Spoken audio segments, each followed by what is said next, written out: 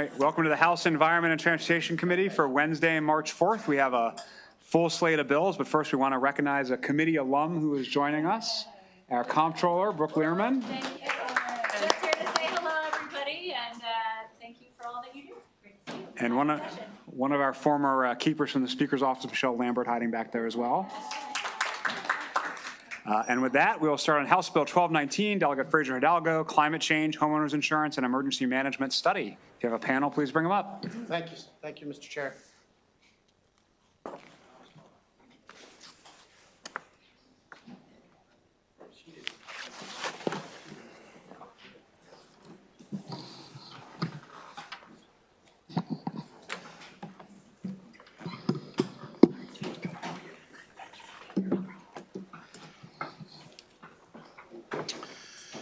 Madam Chair, Madam Vice Chair, members of the committee, and visiting, I guess, from Judiciary, thank you for being here. I'm here to introduce House Bill 1219. So I was on this committee for a number of years, 9 years, and then I went over to Economic Matters. While I was over at Economic Matters, I was tasked with working on a lot of property and casualty insurance. And while working on property and casualty insurance, my eyes were very much opened to some very scary conditions that are happening. And most of you already know some of these, but essentially House Bill 1219, the Climate Change, Homeowners Insurance, and Emergency Management Study. I'll just kind of start from some pieces and we can go through it. But in 2025, as all of you know, Western Maryland was hit hard by flash flooding. It was $33.7 million worth of damage, and FEMA did nothing. FEMA didn't do anything to help, and that is unconscionable. What's more is FEMA has not done anything to help in a lot of states. For whatever reason, the White House has chosen to not help, particularly in a lot of the blue states, costing in many cases billions and billions and billions of dollars. Not to mention the fact that people need help in those states. They have furthermore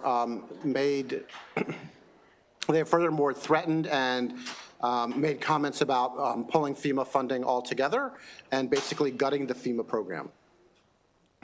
With that said, where that is very disconcerting is that as they withdraw and don't help, then that leaves it up to the states, locally to the states surrounding the state that might be hit hard by a disaster, and the local jurisdictions to all pitch in with little to no federal help. And if it continues to go the way the Trump administration is pushing it, there will be no help. And where does that hurt Maryland? That puts Maryland in a situation where Maryland doesn't have the resources at hand that it needs immediately. So what do we have to do? It's better to have a plan and not need it than to need a plan and not have it. So what the first part of this bill does is it puts together a working group with a lot of folks involved, from emergency services to MIA, to figure out, okay, if this continues this way, what are we going to do? What is Maryland going to do? Because we are just one big storm away from a catastrophe, or one big pipe break over by the Potomac River, at the Potomac River, and the list goes on and on. We are one storm away from complete disaster, and if we are not going to get any help from FEMA, from the feds, we need our own plan. So that's the first part of the bill. The second part of the bill says something similar. What contributes to these disasters, as many of you know, is the acceleration of climate change. We are seeing hailstorms, we are seeing heat waves, we are seeing torrential downpours. As many of you know, just a couple of years ago, there was a renter in Rockville who was trapped in his basement during a torrential downpour and drowned in his own basement. We could talk about Ellicott City having a 100-year storm twice in 18 months, where people were killed, an entire community was washed away. So we have to start thinking about how we build and how we rebuild. So from an insurance perspective, we also have great concerns that insurance companies, as in other states, may end up leaving Maryland if we don't get this right. So the second part of this bill puts a work group together to figure out what can we do better on the insurance side, and how can we work with the climate change piece of this, work with the torrential downpours, work with the hailstorms to try to figure out how to shore up our insurance markets. And a recent example of this is a couple of years ago in my community, which I've lived in for 18 years, we had our first real hailstorm. Never really had a hailstorm before. And in that process, there was hail damage done to a lot of my neighbors. And what ended up happening is we were descended upon by roofers that were more than happy to come and put a new roof on the house. And some of those folks needed a new roof. Some of those folks, like me, probably didn't need a new roof, so I didn't take them up on it. I didn't take them up on it for several reasons. One is I didn't feel like there was that much damage to my roof. But number two is I didn't have an alternative. So just one little example is that what many of my neighbors did is they got brand new roofs that ranged in price from $25,000 to $30,000 or $35,000 for a brand new roof. Well, the roof was damaged, so I get it. They're entitled to have their roof. If their roof was legitimately damaged in the storm and they're insured, they have a right to have their roof replaced. But what is really, really concerning to me is that in all those cases, the neighbors replaced an asphalt shingled roof with an asphalt shingled roof. The same exact roof that just got damaged. So I started having some conversations with MIA thinking, well, like, how do we make this work? Because as soon as they clear the driveway, we could get another hailstorm, and there goes the insurance markets with another $35,000 charge to put a new roof on. So we started brainstorming about some ideas about how we can kind of shore up the insurance markets a little bit to help protect the insurance markets and the homeowner going forward. Some ideas were thrown around about, well, you know, maybe they could provide discounts if you put on a hail-resistant roof. And then we start looking at what happened in California with all the fires. So there's an opportunity here to rebuild in a better way.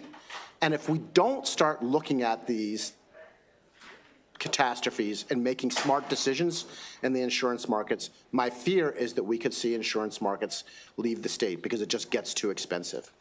So those are the two big pieces of the study bill. The first part that I mentioned about FEMA, which we must do, and this part, which I think we have to do as well because they're kind of intertwined and interconnected.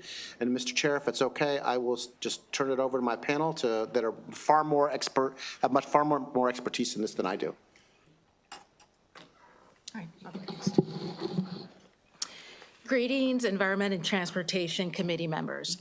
Thank you for the opportunity to speak today on House Bill 1219. My name is Preeti Emmerich, Local Emergency Manager from Anne Arundel County and MACO EM Affiliate President.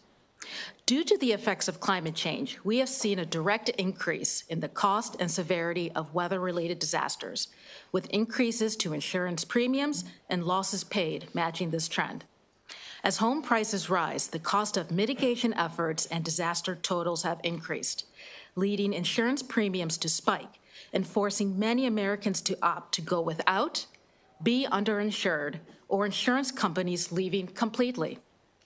Reduced or no coverage shifts disaster recovery costs directly to local governments, leaving Maryland on the hook to cover the cost and residents struggling to return to normal.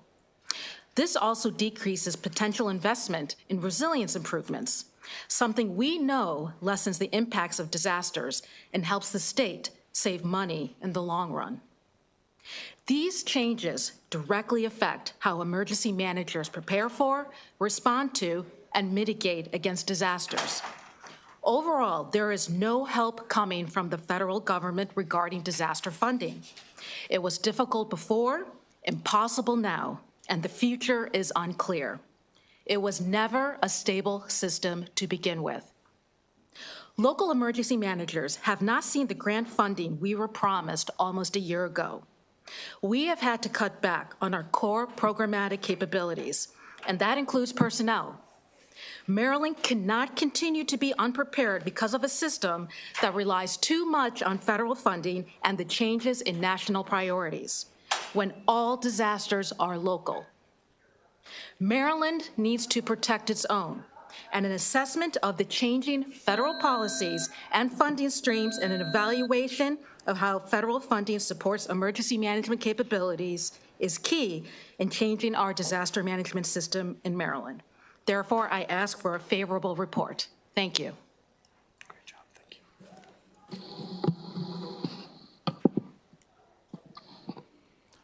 Good afternoon. Thank you for the opportunity to come before you today. My name is Bob Ryan, and I'm here representing the Emergency Management Officials Department of the Maryland Municipal League. I'm here to testify with strong support for all of the reasons you've already heard for this bill. I think this study will help us have a plan for the future. And again, the EMOD group from MML strongly supports this. Thank you. All right. Good afternoon, Mr. Chair, Madam Vice Chair, and members of the committee. Charlotte Fleckenstein with MACO testifying in strong support of House Bill 1219, particularly as it pertains to emergency and disaster preparedness. As you've heard, this is a top priority of county emergency managers who right now are on the front lines of emergency management, handling everything from prevention to long-term recovery efforts. However, the unpredictability of federal funding and reimbursement timelines makes it incredibly difficult for local emergency managers to maintain the system and standards that are necessary to keep our communities safe.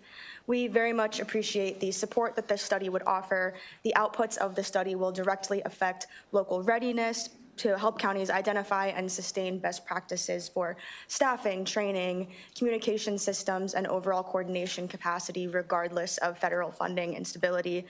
This is a practical and positive step forward, and we urge a favorable report. Thank you. Good afternoon, Mr. Chair, members of the committee. For the record, Jamie Sexton here on behalf of the Maryland Insurance Administration, here in strong support of House Bill 1219. We really thank Delegate Fraser Hidalgo for his forward-thinking approach in this legislation. As he alluded to, our homeowners insurance market here in the state has been the source of a lot of interest lately. I think many of you have had outreaches from your constituents. Many of those have probably made their way over to my team. If they haven't, nice plug to please send those over to us so we can help. About rising costs of premiums for homeowners insurance in our state.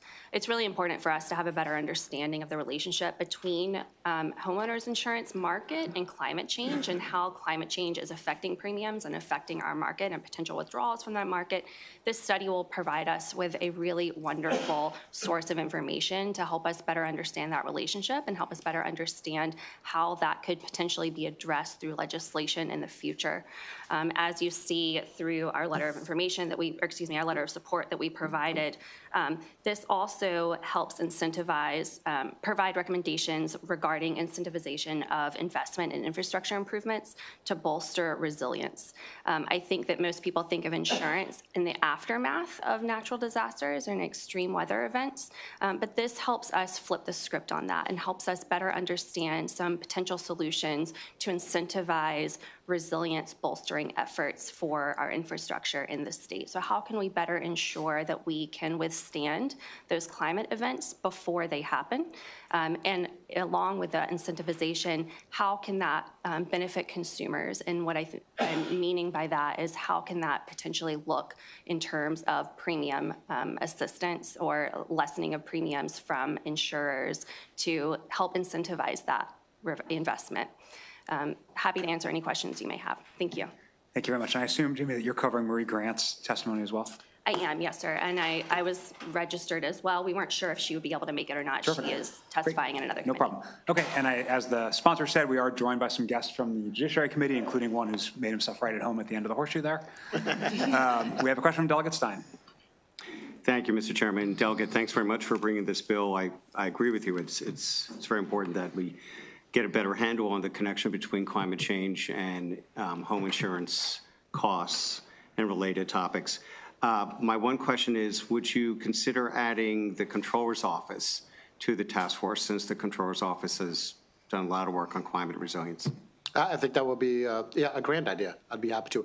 I do want to stress that there are a couple of amendments going around. I know that the Senate version of the bill has already drafted an amendment that we've reviewed. Some of it has to do with funding that unfortunately, I know, Mr. Chair, comes out of CEF to fund the University of Maryland to do this, and also a pushback on the reporting date because they felt like this is such an important big issue, they could not do it in the 6-month turnaround. I wanted to have them do it in time for next session, should there be the necessity for legislation, but they pushed back and like, this is a really big issue that we need to be able to dig in on. So those are, the pushback of the report date and the funding for it.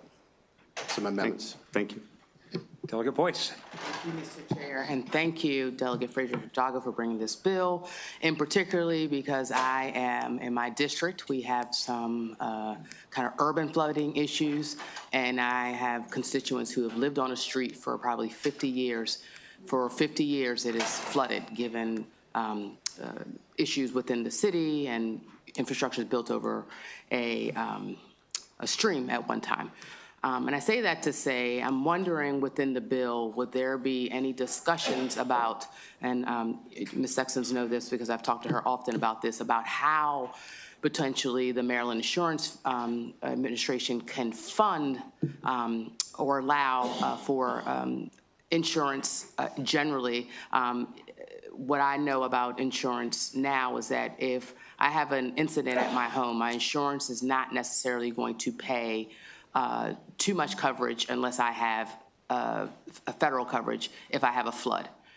Or if, God forbid, I don't know that I'm in an urban flooding zone because now it rained 4 inches in an hour and it all comes downhill. And so I'm just wondering, I see that there, in the bill, it talks about inspections of structural enhancements. It talks about potential modifications to the insurance article to better ensure insurers adequately adjust for policyholders who, and then make these investments. But I'm worried about the people who are already kind of caught in these issues and whether or not there can be a discussion about how we generally in the state fund, because the other issue that happens is that if you, in a situation where you're constantly in, for instance, like a flood zone, after a while you lose your insurance. And so the next incident, you don't have anything to protect against because you can't just get up and move for some people, and you can't control the weather. And so I'm wondering about discussions about how we generally are willing to even take up what FEMA would usually, sometimes you have to buy that additional flooding, would it be available for folks to just buy within Maryland? Yeah, so I'll take up the first part of it, which is, I think that is a very, very good point. In a lot of cases, the flooding comes from this torrential downpour, but it's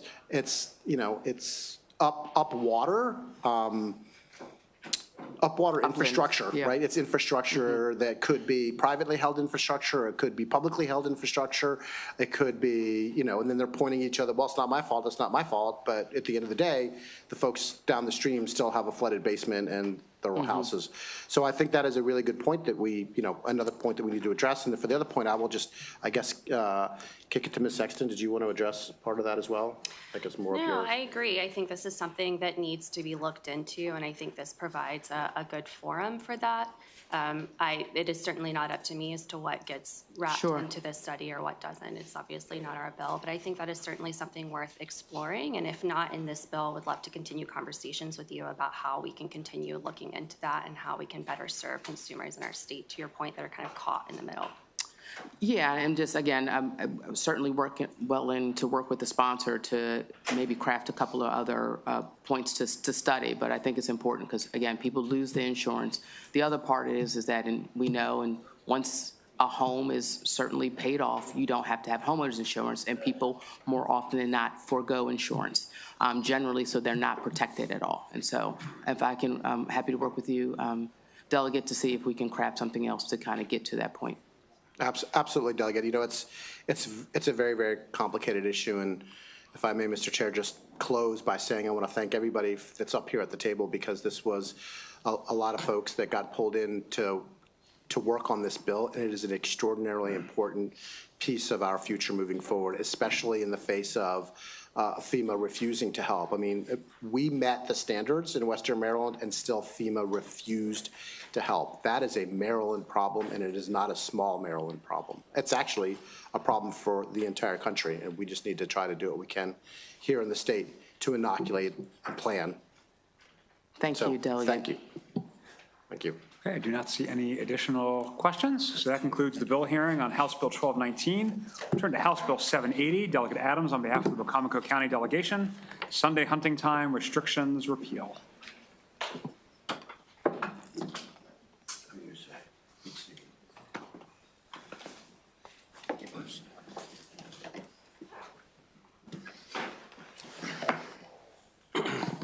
Good afternoon, Chair, Vice Chair, committee members. For the record, Delegate Chris Adams, happy to present House Bill 780 titled Wacomico County Sunday Hunting Time Restrictions Repeal. Mr. Chairman, the bill has been amended by 753-329/1. Purpose of the amendment is to make the bill apply only to private property. So I'll substitute lengthy testimony on a subject that the committee surely knows plenty about by simply saying that this is a local courtesy bill.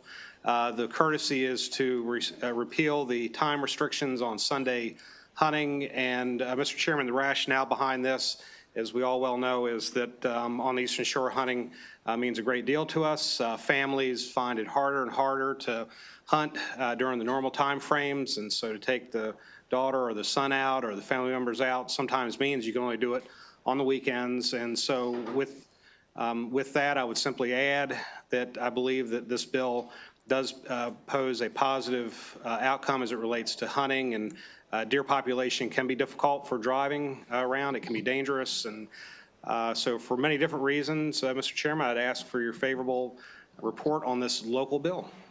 Thank you. Good afternoon, Mr. Chairman, members of the committee. For the record, Bruce Bariano, I'm here on behalf of the County Executive of Wacomico County in support of this legislation with the amendment that Delegate Adams just indicated. You may recall I appeared several days ago in full support by the County Executive for Delegate Boyce's comprehensive bill. And we are not, I just want to make the point, we're not trying to be at variance with that Delegate Boyce with the amendment as this only would apply to private property and just changing, as Delegate Adams indicated, the time frames. So with that, we'd ask for a favorable report with the amendments consistent with the larger bill that I know you have before your committee. Thank you. Thank you. Delegate Boyce. Oh, thank you, Mr. Chair. And thank you, Delegate Adams. You missed the long hearing on Friday. Wish you were here to be with us all night long to talk about Sunday hunting. I was here in heart and spirit. I was here. Bless you, bless you.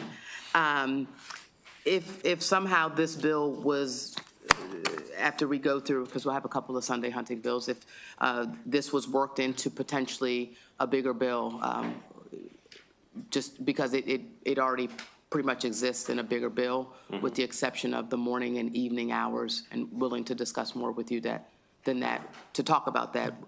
Would you be willing to accept this as it is in a bigger bill, or do you you're looking to have this as a local courtesy standalone? So when I get up from this table here and move out the back door, this bill is your bill, not my bill.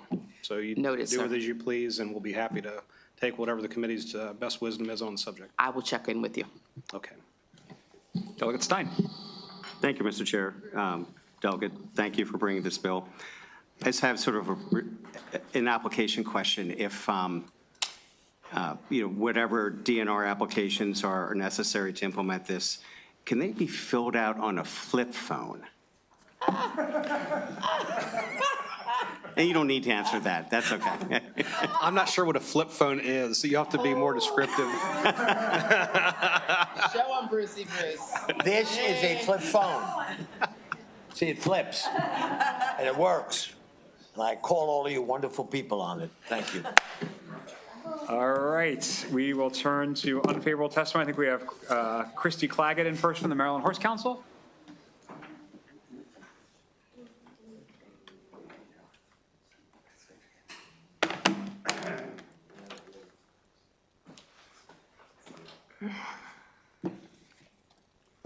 Good afternoon, committee. We're here again.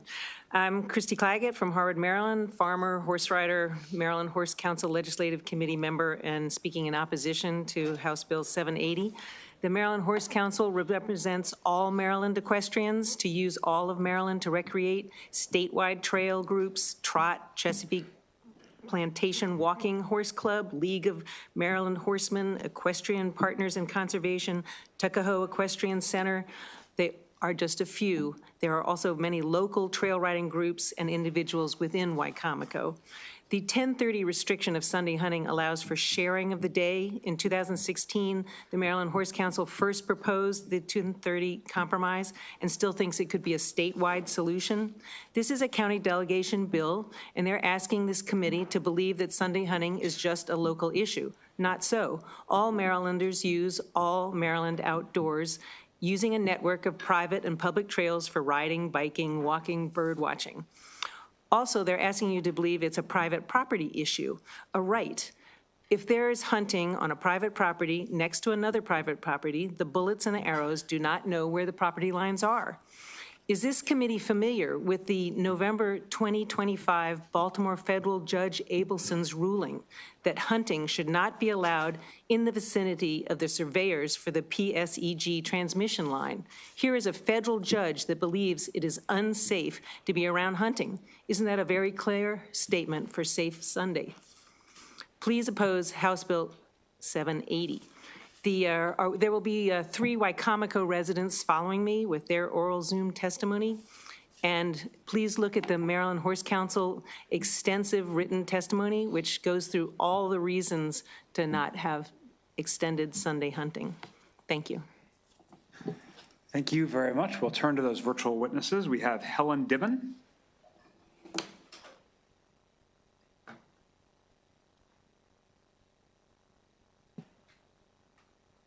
Helen Dibben. Hello. Hello. Can you hear me? Helen Dibben, please go ahead. Hello, can you hear me? We can hear you, yes. Okay. All right. I own 11 acres in Wicomico County and ride my horses on state forest trails in Wicomico and Worcester counties as often as possible. These trails are also well used by hikers, dog and child walkers, and trail runners. This year, the hunting season for game birds and mammals stretched from September 1st through May 23rd.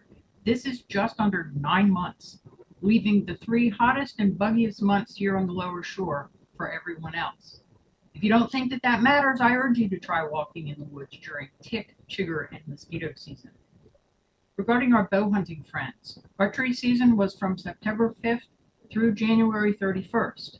With a few short breaks, that was 112 days, including 15 Sundays. 5 of these Sundays already designated all-day hunting. So that leaves 10 Sundays that hunting hours end at 10:30 a.m.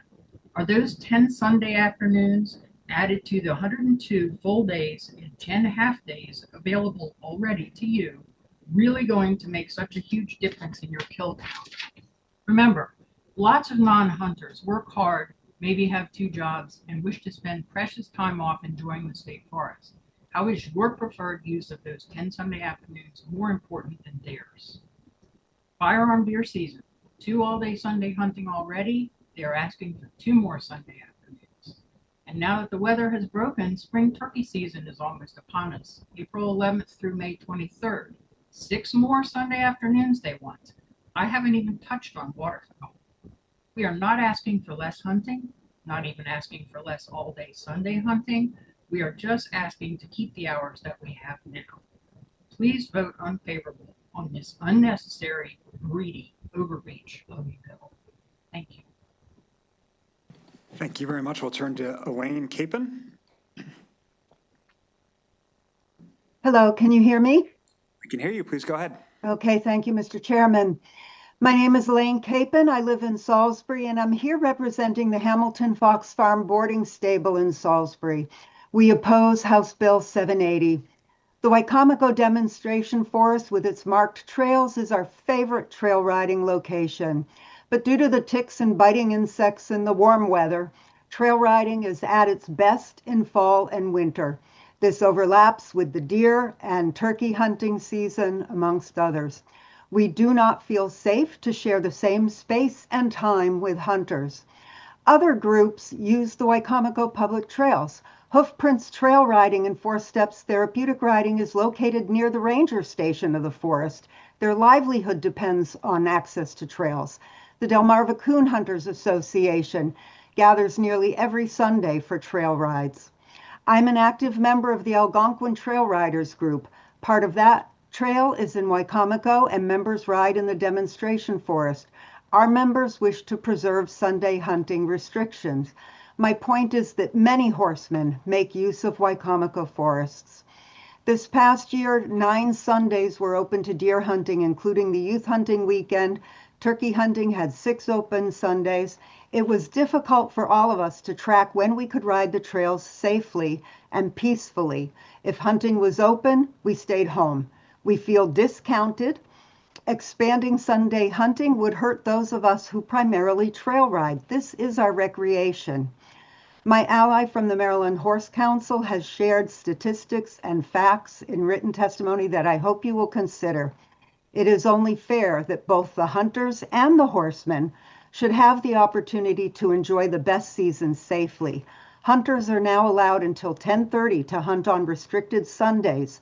One partial day for equestrians is not a lot to ask. We deserve our 5 or 6 hours per week. Thank you. Thank you very much. We'll turn to Christina Jensen.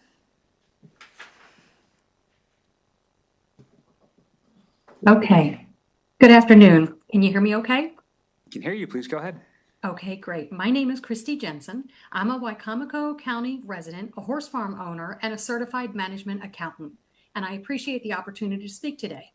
I'm here to address the safety and compatibility of our multi-use trails. I've analyzed the fiscal logic behind this bill and believe it overlooks a diminishing return. If you create a high conflict environment where neither hunters nor non-hunters can enjoy the land, you won't see growth. You'll see frustration caused by your decision and a decline in participation from both groups. This conflict is twofold. First, of course, are the safety risks. Gunshots, archery equipment, or even a person in camouflage emerging from the forest can trigger a horse's flight response. And I've experienced this firsthand. A hunter on a bicycle came out of the brush and got between me and another rider. The horses bolted through the woods, and while we escaped with only minor injuries, it could have been much worse or even fatal. The second point is mutual interference. This isn't just about my safety and the safety of other horse riders. It's about the hunter's success. The noise and movement of hikers and equestrians inherently scare off game. Expecting a successful harvest in the immediate presence of trail users sets both groups up for failure. To be clear, I'm not anti-hunting. I maintain a respectful relationship with local hunters and value hunting as a vital tool for wildlife management. My own property borders 95 acres of state hunting land, so I live the reality of this issue every day. I do believe we can coexist in the same space, but we cannot safely coexist at the same time. I'm asking you to preserve one day a week on Sunday where the public can use our trail systems with the assurance of safety and peace of mind. Please allow hikers and riders this designated time to enjoy Wicomico County's natural beauty without the risk of conflict. Thank you for your time and consideration. Thanks to all 4 of you. Are there any questions for the people witnesses? Delegate Anderson. Ma'am, you went through, thank you, Mr. Chair. You went through a list of everything that's going on. I gather most of what you were talking about were hobbies. There's no business structure nobody's making a living or feeding their family from trail rides or fox hunts or. That's actually incorrect. The woman testified that she, the Hamilton Fox Farm, depends on the riding for their clients. And the Hoofprints Trail Riding in right at the edge of the Wicomico Forest depends on trail riding for their livelihood. Okay. Do you feel that hobby riding should override personal property rights? Personal property rights to hunt, you mean? to hunt on Yeah, your personal property? On my own property, I pay taxes in the state of Maryland, because in the state of Maryland, you don't own anything, you just pay taxes for a right to stay there. So, Well, I think you have the right to be safe on your own property, and if there's hunting next door, there is a problem with the weapons. So But it's, wouldn't that be- one private property versus another private property's rights. yeah, but wouldn't that be a negligence case on the person that was impeding on your rights?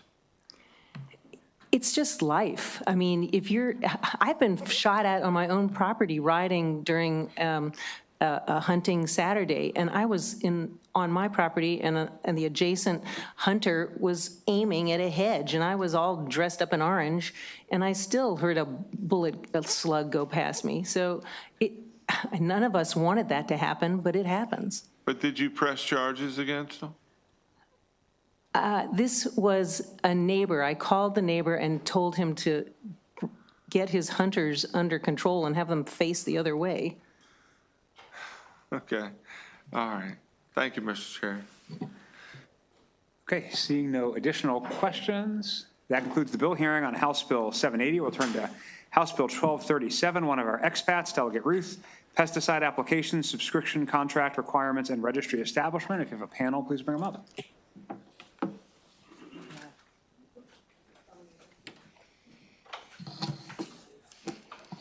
Thank you, Mr. Chair and members of the committee. For the record, I'm Delegate Sheila Ruth, and I am a member of the great ENT diaspora of 2026. On a note of personal privilege, I just wanted to say I miss you all greatly. I'm here today presenting House Bill 1237, sorry, 1237.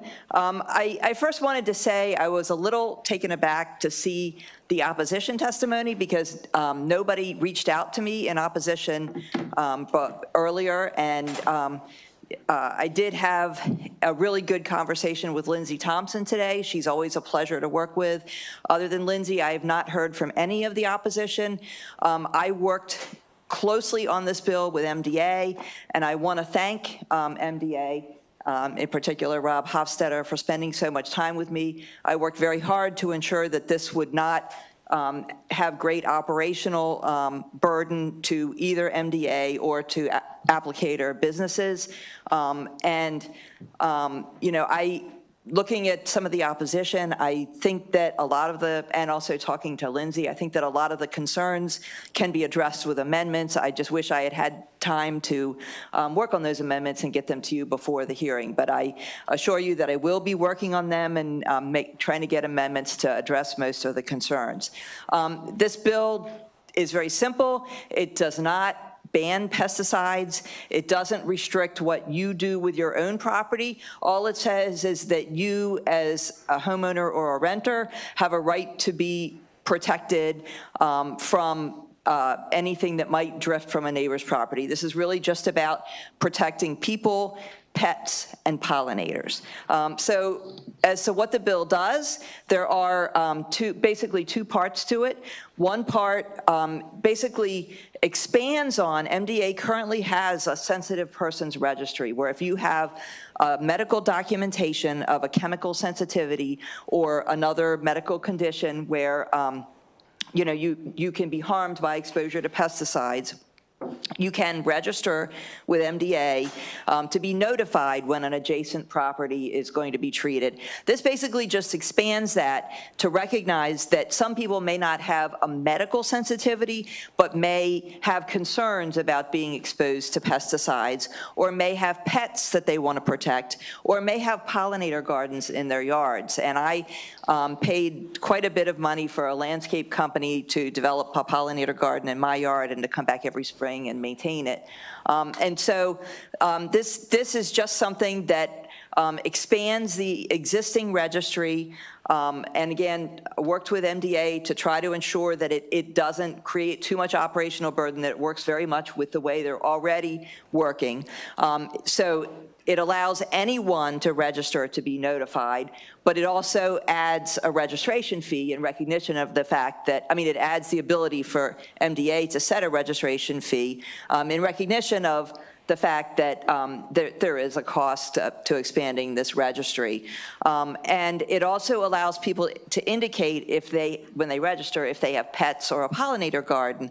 Then the applicator, when they are going to make an application, they have to check the registry, and if the property that they are treating has an adjacent property that's registered, then they just have to notify that person that they're going to be treating the property next door. And they also just have to exercise a little extra care to keep an eye out for any pets or pollinator gardens and try to avoid drift going into that yard. So it's a pretty simple, it shouldn't add a lot of burden. This is really only intended for residential areas. It's really only single-family homes, essentially. It doesn't address multifamily. It's not intended for parks or golf courses. There is an amendment in the bill folder that DNR requested that clarifies that this is not for intended for any lands managed by DNR. The bill also says it's not intended for agricultural lands. I'm certainly open to amendments to say it's not intended for golf courses or parks, local parks, or anything along those lines. The other part of this bill affects subscription services. In recognition of the fact that often subscription services, and this is where you may have a pest that you want somebody to come out once a quarter and treat. And I think what happens sometimes with subscription services is they're set it and forget it. So you sign up and then maybe, and most of the pest applicators are great, and I know MDA has education programs, and I think sure most of them are doing a good job, but this just wants to make sure that there's not like an automatic treatment if it's not necessary. So it just says if somebody has a subscription service, that the applicator has to take a look and see if there's other things that could be done to reduce the pests, like cutting branches next to the house or cutting the weeds going up against, or filling a hole in the foundation that can help address the pests without without having to use pesticides or being able to minimize pesticide use, and that they have to make a good faith effort to communicate with the homeowner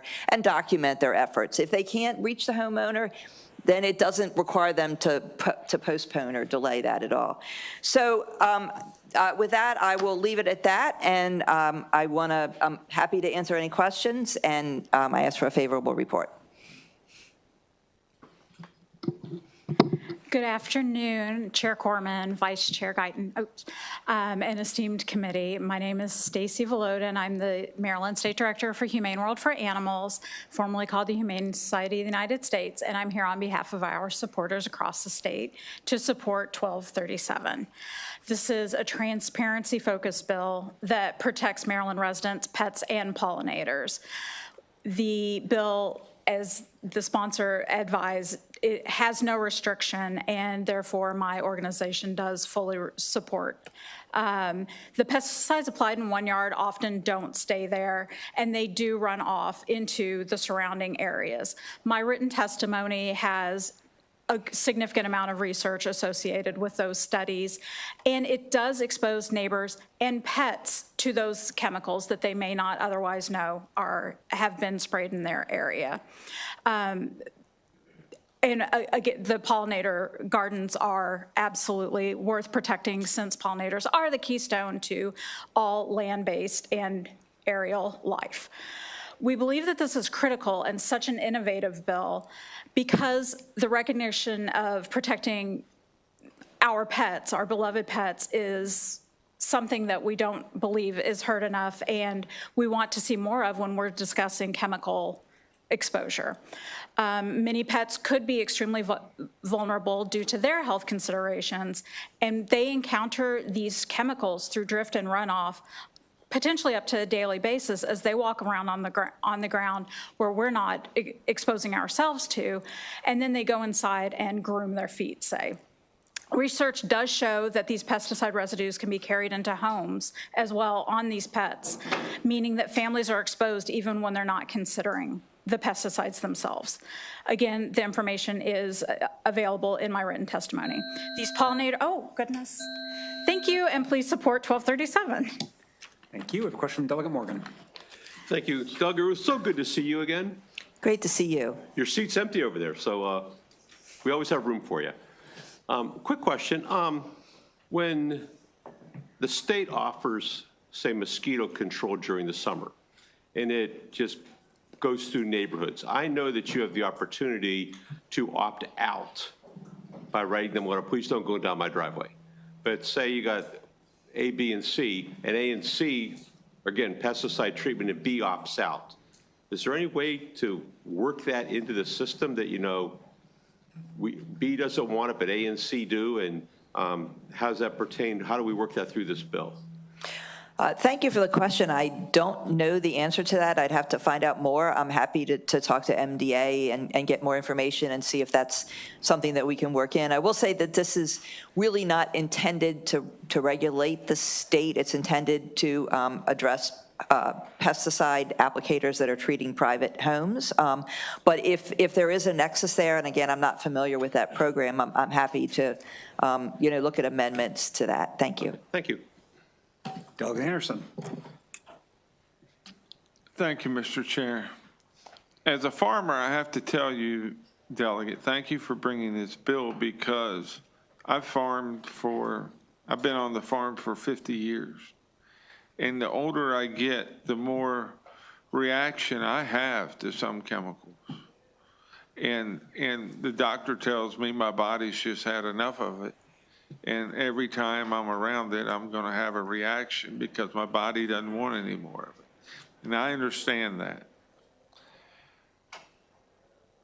Is this only going to be for the things you mentioned, pets, human health, human concerns? Because I can foresee property owners just wanting to be a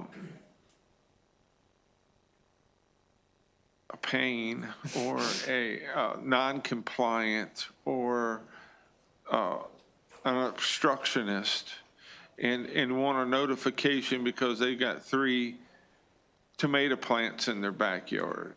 And if that's the case, I would have a hard time supporting it. But if it's limited to human health and they are pets or horses or whatever they consider their additional loved ones, I would be in favor of that. My next question would be the reporting.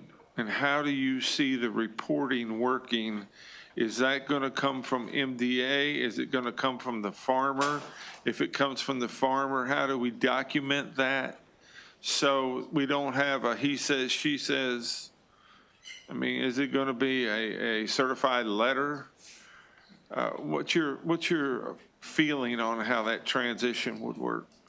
Thank you for the question, Delegate Anderson. And, I'm really, first of all, let me say I'm sorry about your chemical sensitivity. I know that's a really hard thing. First of all, I wanted to clarify that this does not impact agriculture at all, and the bill specifically says it does not include agriculture, even if there is a house on the agricultural land, because this is not intended to impact agriculture. It's only intended for single-family residential neighborhoods, like the suburban neighborhood I live in, where houses maybe have a 1/4 acre, and so that's the first answer to your question. It doesn't, in terms of whether it's only people, pets, and pollinators, as I said, it really doesn't, it doesn't have anything to do with tomato plants per se. It allows anyone to sign up to be notified, and that's all it is, just a notification. And we have also, through one of the amendments I submitted at the request of MDA, is to allow notification by email as well. So a pesticide applicator can just, email the people who are on the registry that are, living next door and say, we're going to be out there tomorrow treating your neighbor. Also related to that, one of the issues that Lindsay Thompson brought up to me is that some people, as you said, are obstructionist, and that she wanted to make sure that this doesn't provide an avenue for people to like try to stop their neighbor from, getting treatment. And that is not the intent of this bill at all. The intent of this bill is you have an absolute right to treat your own property, but we just want to make sure people have the ability to A, protect themselves, bring their pets inside, be away from the house, and B, to try to ensure that the applicator is exercising care to make sure there's no drift. So there's no direct requirement for anything that would impact people who have like tomato plants in their backyard. And Lindsay is going to be sending me some suggested amendments. If there is an amendment that can clarify that this, and I think in one draft of the bill, I had actually said that the notification has to say you don't have a right to stop your neighbor's treatment. You just have a right to protect your own property. And your second question, I've forgotten already. Sorry. Here's my next question, one more real quick, Mr. Chair. Is it for occupants? Are they a property owner or both? It's for whoever lives on the property. Okay. Yes. Thank you. Delegate Odom. Thank you, Mr. Chair, and thank you, Delegate Ruth, for the bill that you're proposing. I had a question, and I want to get clarity. It is written for the owner occupant where the subscription for service is being provided. Okay. I don't think it says owner occupant, Delegate, but it just says, and I can check the language, and I'm happy to make any adjustments necessary to the language. But basically, the way it would work is if you want to sign up for the registry, then you submit in that sign up your address, and you submit. So I live at 1018, and I would submit like 1020 and 1016 as adjacent properties. So then the applicator, if an applicator is coming to treat 1020, they would search for 1020 Colwood Road, and then they could see, oh, somebody at 1018 asked to be notified. So it should be a fairly simple search. They don't even have to call up Google Maps because it's all in the data there. Okay. Now, more specific to the question I wanted to get to you was, would it help in the case, for example, okay, I've subscribed to, pest treatment for mosquitoes. I'm sorry, I couldn't hear you. I'm saying I have prescribed in the past for pest treatment in my home, and as you led off in your presentation, sometimes these subscriptions just, you hold them for a long period of time.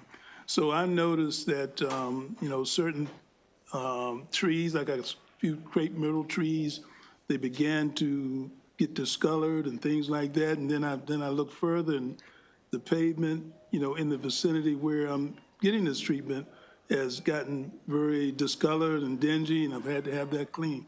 So the question would be, would this bill help in any way to, educate me as someone that is about to subscribe to this sort of treatment, some of those sort of outcomes that could take place?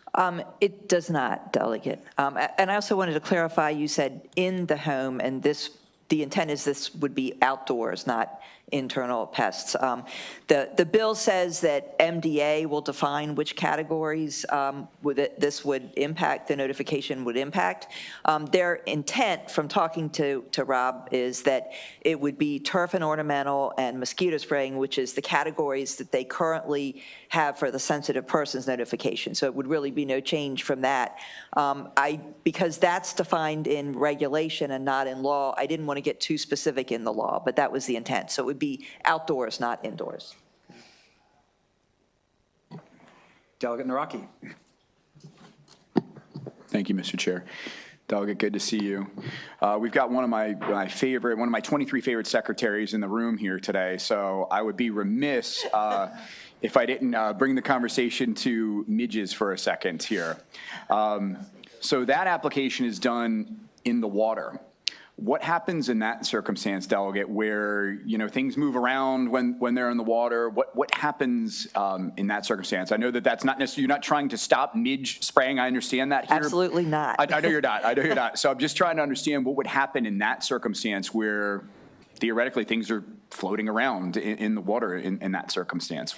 How would your bill apply to that? Sure, thank you. That's a good question. And I am well aware of the midge problem in East Baltimore County, and I certainly would not want to stop any treatment of that. The bill is really intended only to be residential neighborhoods, residential yards. And as I mentioned, I'm going to be probably submitting amendments that would clarify it's not intended for parks or golf courses. Certainly, if there's some way we can clarify that as well, I'm happy to do that. Okay, maybe if we have one of my favorite secretaries up here, maybe I can ask him that question as well if he's on a panel. So thank you. Thank you. Unfortunately, he's here for a different bill, so when we get to that bill, let's stay on topic. I don't see any additional questions. I think we have favorable amendment testimony from Drew Schmidt-Perkins.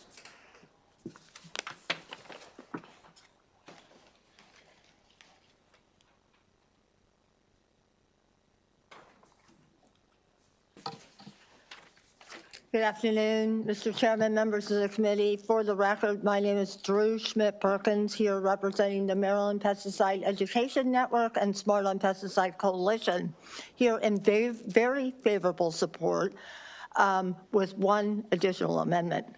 Picture this, it's a lovely day. You finally have a few minutes to go out in your yard and just start pruning and weeding and figuring out what's growing, what's not growing. Your dog joins you outside. You notice the kids nearby playing on their swing set, and suddenly the truck pulls up to your neighbor's house. And you, in rapid, wild scramble, yell at the kids to get inside, try to convince the dog to come in with you. My dog's stubborn, doesn't like to come inside. And you run around the house, closing up all your windows, and you leave the bees and the birds outside to fend for themselves. So notification does two things, and this is why this bill is so important. One, it lets us all plan. Neighbors plan, have an alternative plan for your kid. Don't have your dog outside.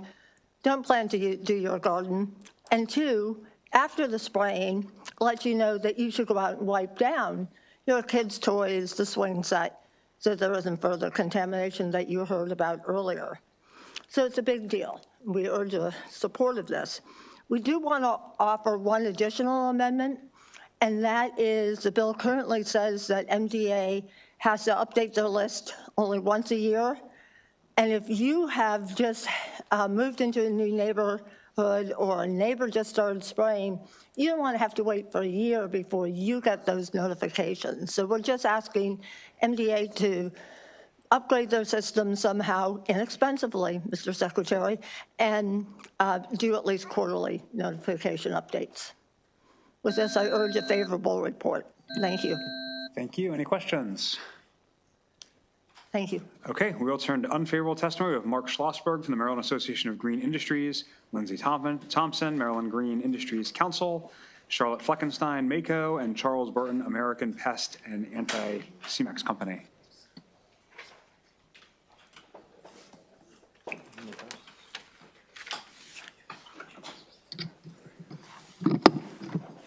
All right, hello again, Mr. Chair, committee members. Charlotte Fleckenstein with Mako, testifying in opposition to House Bill 1237.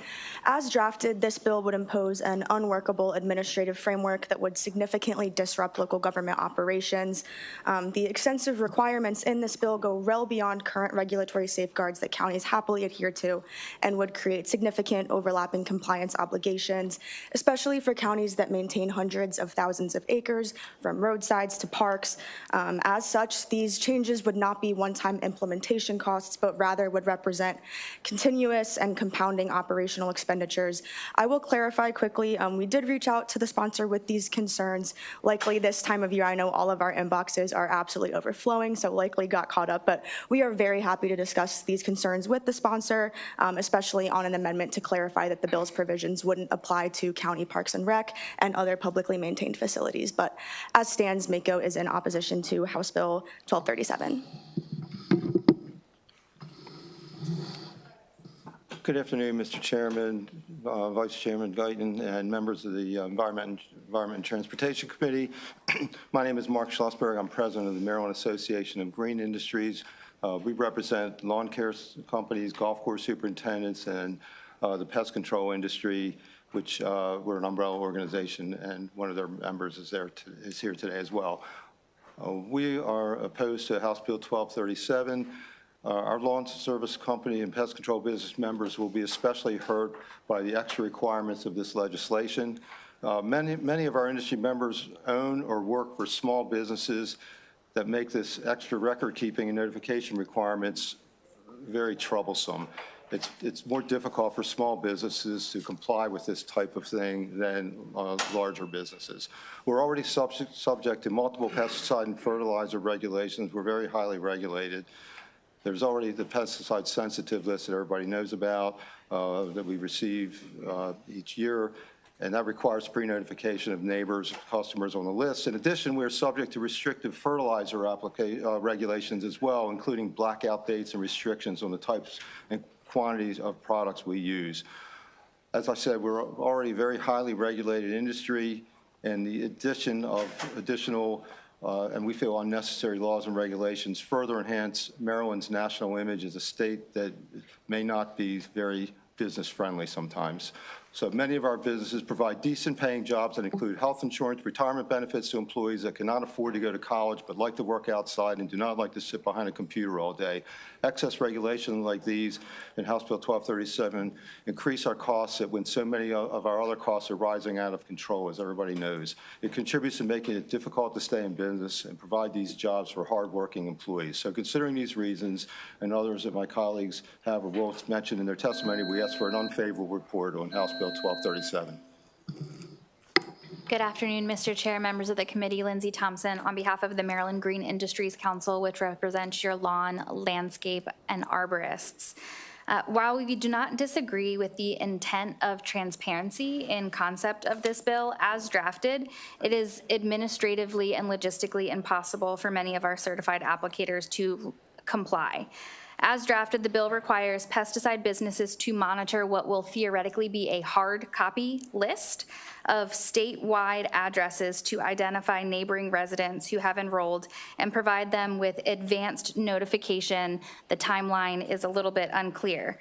There's no way to estimate the number of residents that would register for this list if you take away that human health aspect of it. And so for companies that perform dozens or even hundreds of treatments per day, this creates a significant operational burden. The bill also raises important privacy concerns, as it would require, upon request, disclosure of what pesticide is being used on that property, as well as the label and safety information be distributed to those who request it. The bill goes beyond just a registry and requires applicators to consult with their subscription customers on other means of control and utilize certain least toxic pesticides if possible, and also document all of this. These applicators are trained, certified to utilize pesticides safely without this additional statutory burden. And finally, it's unclear what the penalty for violation of this statute would be. If the list is distributed annually in January and someone registers in March and they are not notified, what would the repercussions of that potentially be? Additionally, with the record and data keeping, we have concerns that this could potentially impact their certified pesticide applicator's license, but again, are unclear of what the penalties are under the bill. Thank you. Hi, Chair Corman, members of the committee, thank you for allowing me to speak today. My name is Charles Barton. I'm here on behalf of the Maryland State Pest Control Association in opposition to House Bill 1237. We absolutely support awareness and environmental protection. However, Maryland has always had a strong and effective regulatory system in place. Pesticides are tightly controlled by the EPA and the Maryland Department of Agriculture. Our technicians follow strict product labels, undergo routine MDA inspections, complete annual recertification training, and Maryland already operates a sensitive individuals registry. House Bill 1237 would create a second registry, and anyone can join.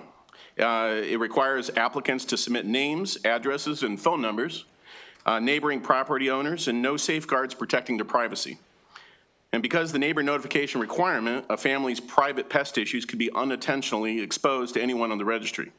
The bill also leaves several key items undefined, including what counts as an adjacent, what is the least toxic effective option, what qualifies as a subscription contract.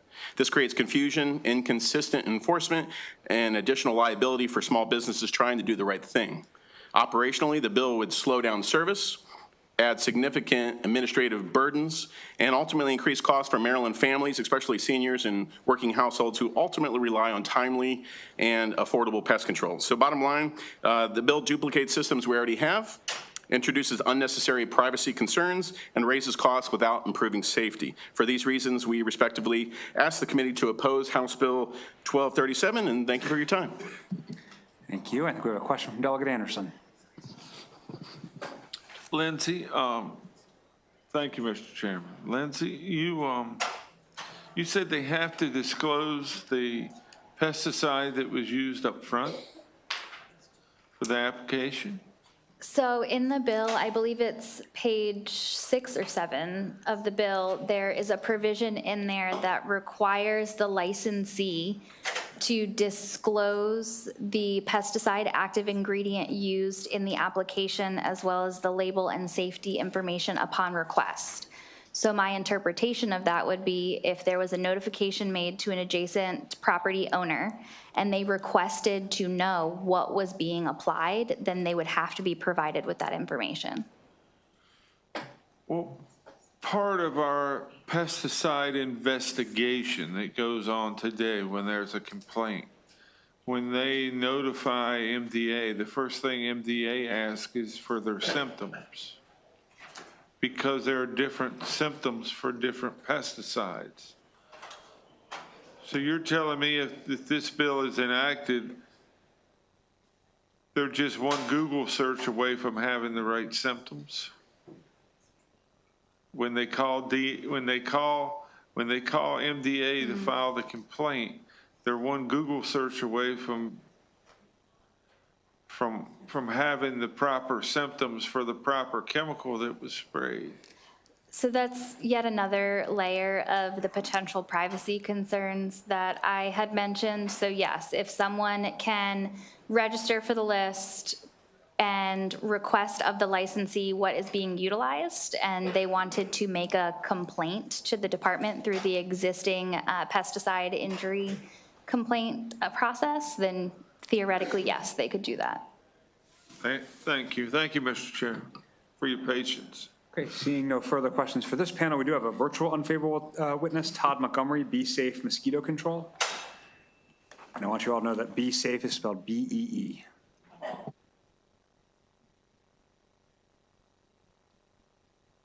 Please go ahead, sir.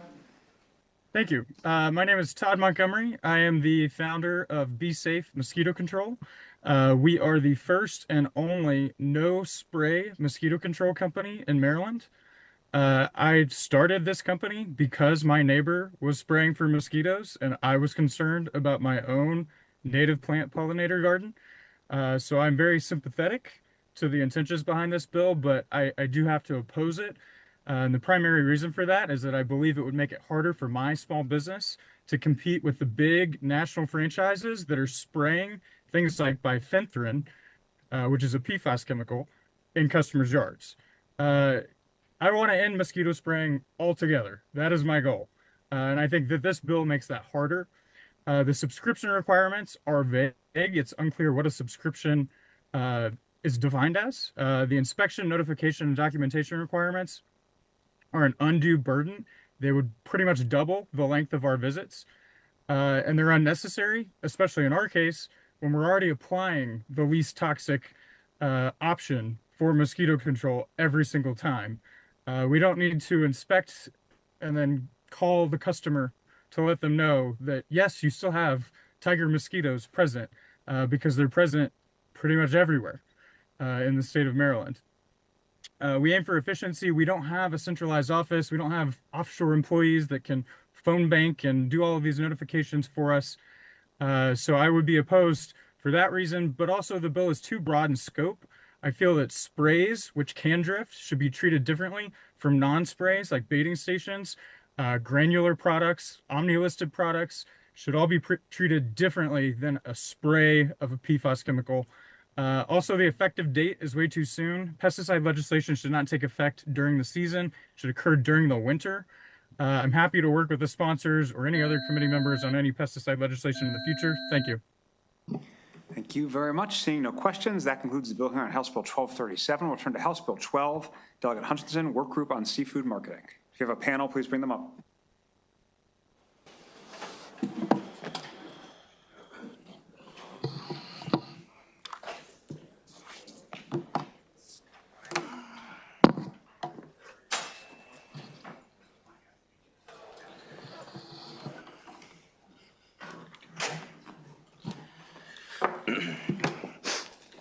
Good afternoon, Mr. Chair, Madam Chair, members of the committee. I'm Delegate Tom Hutchinson, District 37B on the beautiful Eastern Shore.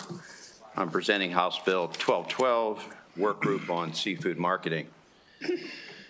So some of the best seafood in the world is harvested in the state of Maryland, from the Chesapeake Bay to the coastal bays to the Atlantic Ocean. An abundance of blue crabs, wild oysters, striped bass, clams, perch, flounder, spot, croaker, sea trout, and bluefish are harvested. And now added to that list is the abundant supply of the invasive blue catfish. So each year, the Maryland seafood industry contributes over $600 million to the state's economy. Year after year, day after day, in the heat of the summer or the bitter cold of the winter, our seafood is harvested by some of the hardest working men and women I've ever met. That's our Maryland watermen.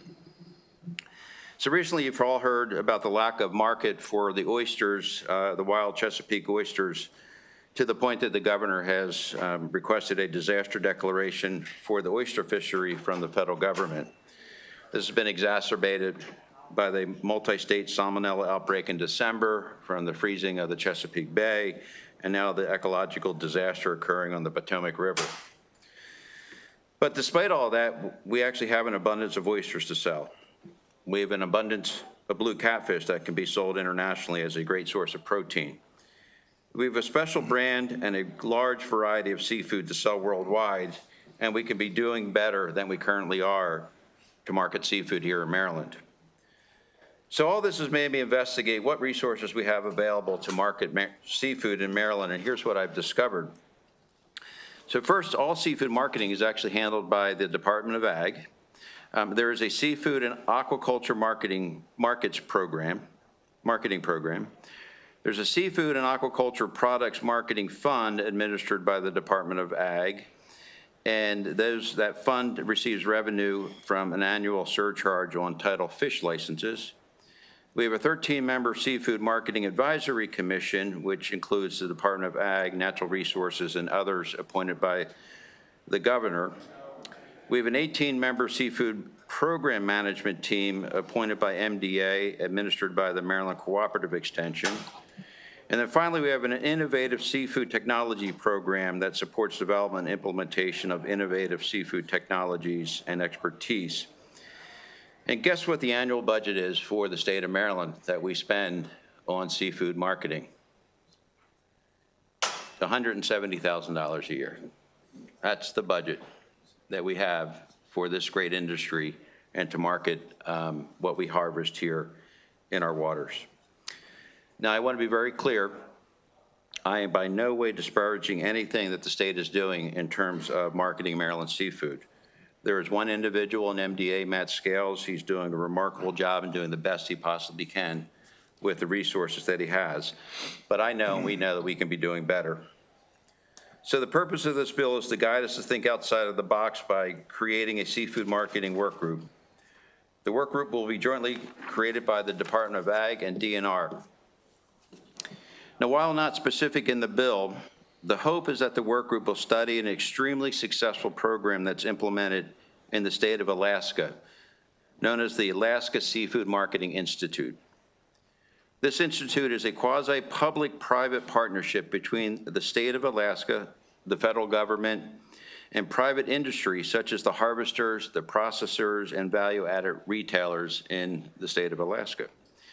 So just to give you some comparison, $170,000 here in Maryland, Since the formation of the Marketing Institute, the state of Maryland and the Seafood Marketing Institute raises over $20 million a year to market seafood for the state of Alaska.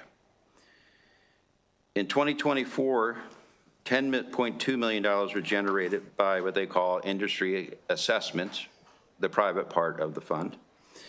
$6.6 million was raised through the federal government through USDA. And the state of Alaska contributes $5 million to the fund on an annual basis. And that fluctuates depending upon how their budgets work each year.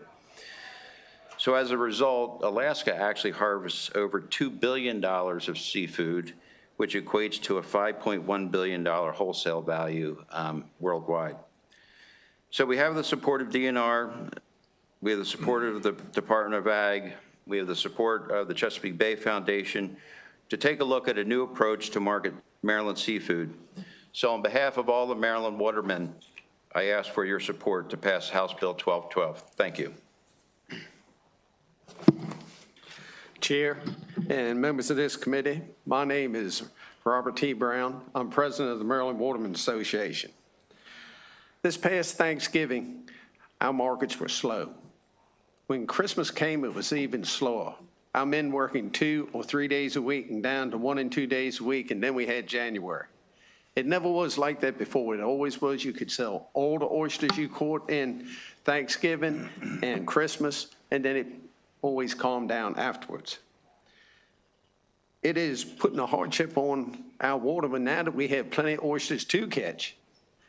We've been blessed by the bounty of the Mother Nature, which she has put in the bay for us, and now we have no market. I'm asking that this bill be passed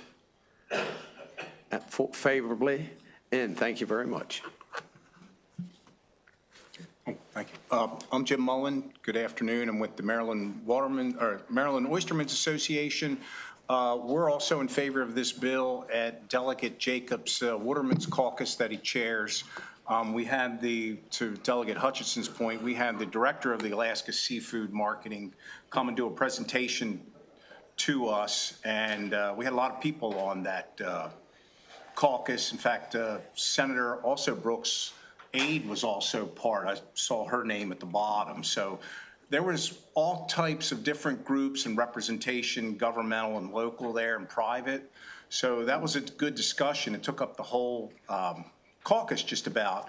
But at the end of the day, I think this is a good thing moving forward. And we also talked about having Governor Moore shoot some either commercials or YouTube eating Maryland oysters and seafood.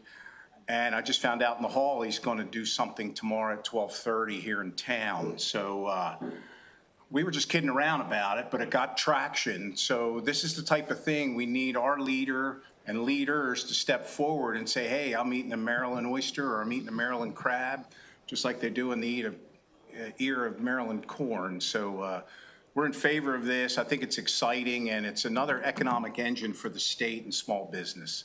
Thank you.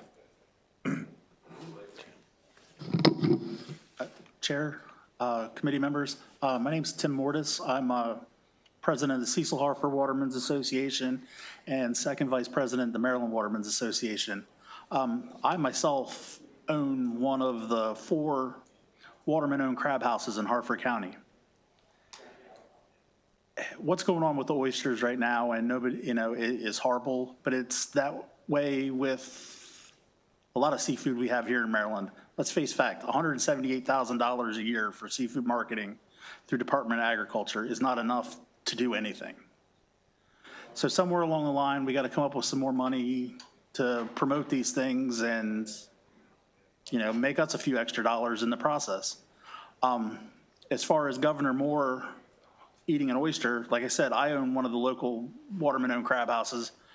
Myself and others, come on by. We'll get the news there. Come to our crab houses, eat an oyster. We'll get it put on TV.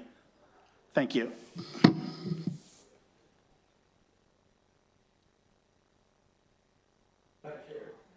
Madam.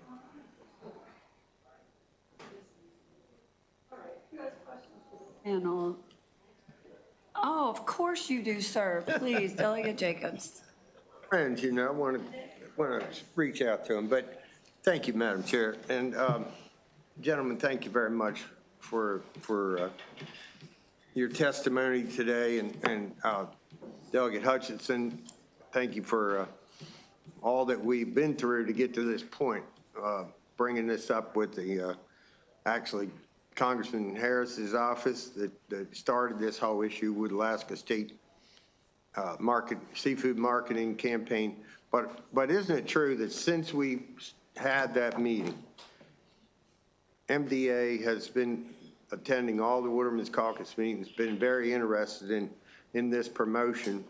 I know that they're strapped with $170,000 budget at this time, but isn't it true that they've really been out and been very aggressive in trying to do all they can do from the time that meeting we had with Atlantic Seafood Marketing? They've really stepped up and really trying to do all that they can do, even though they're jingling around in their pocket trying to find a couple pennies or something. So thank you for asking that. And I've been really touched by the Department of Ag's, Secretary Addick's interest in this, support of it. I saw Secretary Kurtz, DNR, over in the Senate building this afternoon, and we talked about it, and there's certainly their support of it. You know, getting the Chesapeake Bay Foundation on board and wanting to work with this, I think is meaningful. And it's just nice and heartwarming to see that we have to find a different way. $170,000 isn't sufficient to be able to market this and to think of the implications of what it could do to our economy if we can continue to grow the seafood business here. I think Maryland, the Chesapeake Bay, produces some of the best seafood in the world, and we have to come up with a very consistent brand. I'll give you one example of the power of the Alaska Seafood Marketing Institute, but they have it that any piece of salmon that is served in the White House must be Alaska Seafood branded salmon. So that's the same thing I'd like to see here for Maryland seafood and the brand and the worldwide recognition of what we have here. Thank you. Thank you. Any other questions? Yes, Delegate Anderson. Thank you, Madam Chair. Being from Somerset County, you know this is near and dear to my heart. But, and thank you for the bill. Mr. Brown, talking to my watermen, I get the sense that really this is a rare instance when watermen up and down the bay are trying to come to a consensus the better their livelihood. Could you speak on that? Because usually one side doesn't want this and they want to keep them at the Tangier Sound, let them stay up Talbot County, and you know, you hear all this conflict, but in this situation, I'm not hearing that, and I wonder what you're hearing.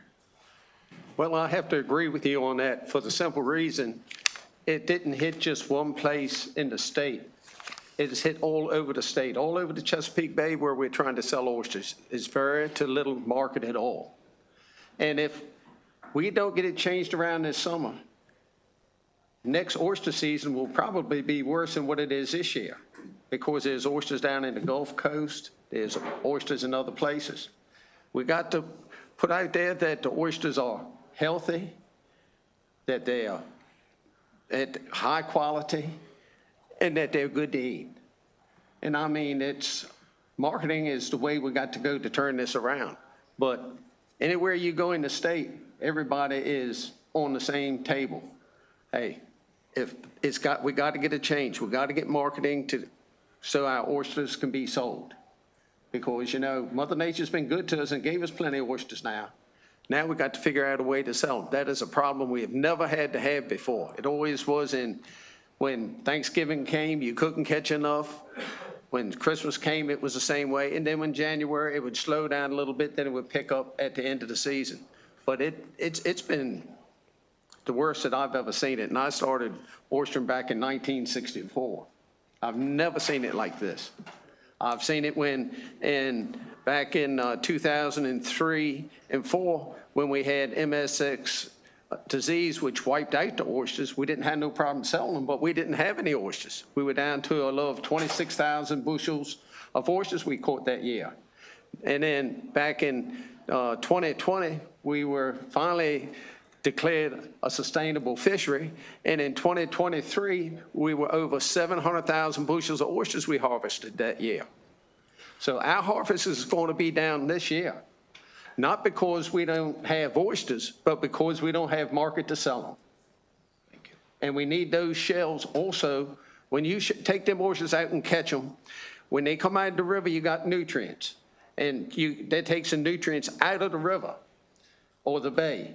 So when you take the nutrients out, we have some things that we're working on where you get nutrient credits for to really help plant stuff. So that's another thing that can help us. But to get the nutrients out of the water, you've got to catch the oyster.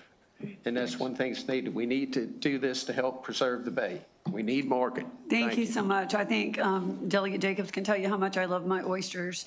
And I want to make sure that you guys can be around to still keep bringing them to us. So thank you. Any other questions on this bill?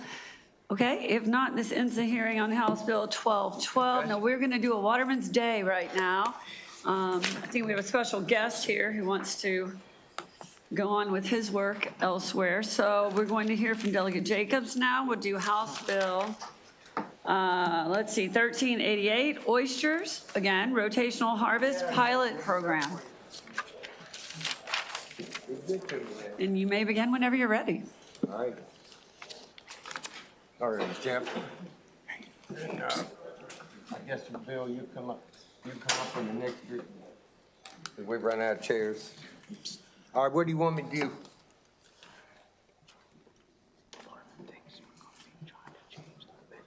Yeah. What do you want me to do first?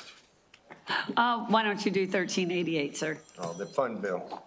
All right.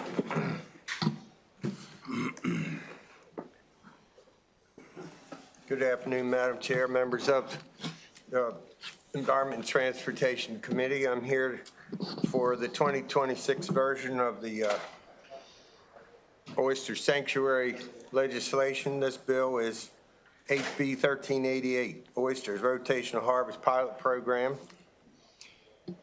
And I want to, I have a group of people here today that have been involved in oyster restoration as well. So please ask any questions you have on your mind, when we get to the end of my testimony. This legislation is for the purpose of establishing a 5-year harvest pilot program for oysters in 4 areas of the Chesapeake Bay to open to the rotational harvest of oysters as specified and implemented by the Department of Natural Resources. Before opening an area for oyster harvesting under this pilot program, the department will survey, investigate the area to collect certain baseline data, and after closing the area, to continue to monitor the area to collect additional data. The 4 areas of the bay are known as the lower chop tank rotational area. Got to repeat it one here. Herring Bay rotational area, lower Chester River rotational area, and the lower chop tank. All right, I said that. Maryland has 51 designated oyster sanctuaries established under the 2010 Oyster Restoration Program, covering 253,007 acres of the Chesapeake Bay. The 5 big key restoration areas known as Harris Creek, Little Chop Tank, Tread Avon River, St. Mary's River, and the Minokan River that receive both federal and state funding are not part of this legislation. So let me be clear with that. That's the big 5 that in the big sanctuary network are not part of this legislation. In June of 2009, the plan was to expand the oyster sanctuary network from 8% to 25%. So prior to the 2009 sanctuary move, there were 1,475 acres of bottom habitat. After the 2009 change, it was 9,000 added that year. So in the 2009 plan was intended to last 5 years. So the 46 sanctuaries were supposed to be a 5-year plan. As you know, right now, 2026, that's 16 years later. So there's been no change in any of that program. It has now been 16 years. Nearly all the 46 remaining sanctuaries have had little to no investment by the state to improve them. Nearly all have either stayed virtually in the same condition or have gotten in worse condition by silting over and things of that nature. This legislation is meant to open 4 of the 46 sanctuaries to rotational harvest, with the investment coming from the county oyster committees. And we're not trying to take them out of the sanctuary system. We're just trying to put investment into 4 areas, not changing boundaries, just trying to do some restoration and do some rotational harvesting in 4 of 46 sanctuaries. Some of the funds that are going to be coming to the county oyster committees are coming from the MDOT oyster restoration agreement, additional funds from the oyster surcharge, taxes, and funds raised by the various county oyster committees. The rotation of the bars over the 5-year period is spelled out in the bill, as well as the collection of baseline data before the rotation and continuation of monitoring and collection of additional data after closing. In 2014, I was involved personally with a bipartisan group that put together a similar 5-year pilot program for the Swan Point Bar located in Kent County. The project was very successful in its restoration efforts. Between 2014 and 2021, there were 3 counties involved in this. And the members here from Baltimore County and Kent County always combine their funds. And in this project, it was not only Baltimore County and Kent County, but Queen Anne's County. So there were 3 counties involved in this particular plan that was signed off on by all 3. And over 2014 to 2021, the combination of their funds together and the efforts of the 3 counties planned at $120 million spat on that area. So that was a very significant amount of planning going on into an area that was basically covered over by silt at the time. It was in really foul shape. It was a very successful harvest in the following years, and we have plenty of details on that, the entire project we have documented with us here today. But let me just say this, ladies and gentlemen, because you're going to hear from the opponents about this needs to go to OAC. Well, OAC was in existence in 2009. That's when it started. But OAC was not consulted in this project. This went straight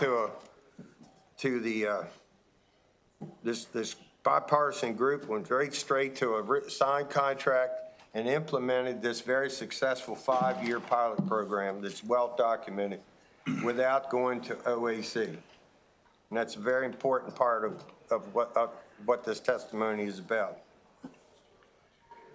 The last 5 years in Maryland, the spat set in the Chesapeake Bay has been very good. In 2023, the spat set was the 5th highest in the past 39 years. So we've been through some highs and lows, but in the last 5 years, we've had an enormous spat set, and we've really missed the ball on investing in what could have been an enormous amount of growth in the oyster business had we been working on some of these bars and cleaning them up, because you're not going to get spat set on oysters that have been salted over. That spat will not attach to a shell that has any amount of silt piled on top of it. So, you know, it's important to invest while the trend is where it is.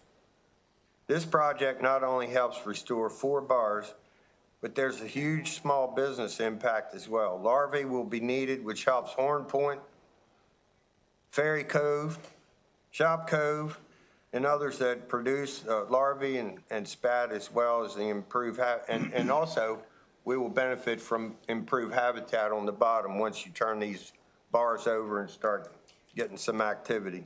Fishing will get better, and the habitat will get better. Everything gets better when you turn that bottom over.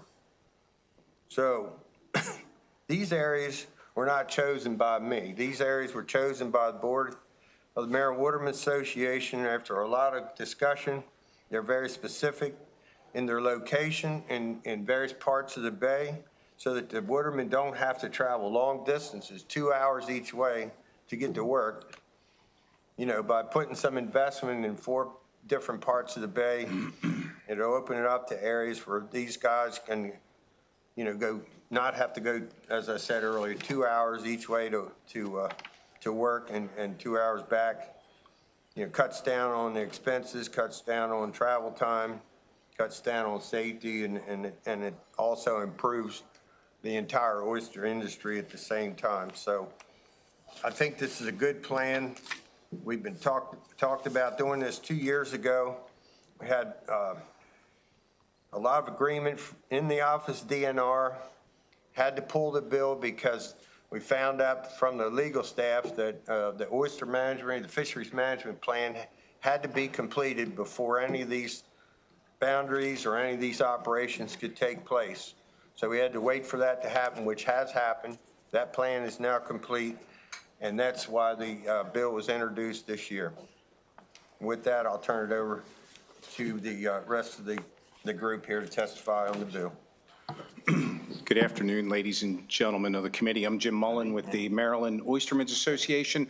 I was involved in the 2014 pilot program that Delegate Jacobs mentioned. And really, at the end of the day, we're just looking to replicate that program from 14 to now. We worked with the Department of Natural Resources with a signed contract to do that exercise. We had foundational principles, we had goals and objectives, we had monitoring. We invested $288,000 into Swan Point to rehabilitate that oyster bar, and in return, we were able to see the ecological benefits because as we kept working that bar and seeding it, it didn't get harvested for 5 years. So the oysters were able to do their magic. We also had a tracker on the boat that made sure we stayed within the boundaries of the Swan Point bar. The Department of Natural Resources members were on the boat the whole time. We would meet periodically and discuss the goals and objectives and the benchmarks to meet moving forward. Everybody signed on to the contract, and at the end of the day, it was a successful opportunity. All we're asking to do, if we have to sign a contract again with this, is just replicate this, and we're more than willing to sit with the department offline to go over what we did in 2014. And in closing, we're not looking to change any boundaries or move anything anywhere else, but this that Delegate Jacobs talked about was a winner in 2014, and it can be a winner in 2026. Thank you. Thank you, Madam Chair and committee members. I'm Jeff Harrison. I'm president of Talbot Waterman Association. The Oyster Management Plan of 2019 acknowledges the use of rotational harvest as a tool to increase oysters in Chesapeake Bay. This bill identifies areas that have had no restoration in them since 2010.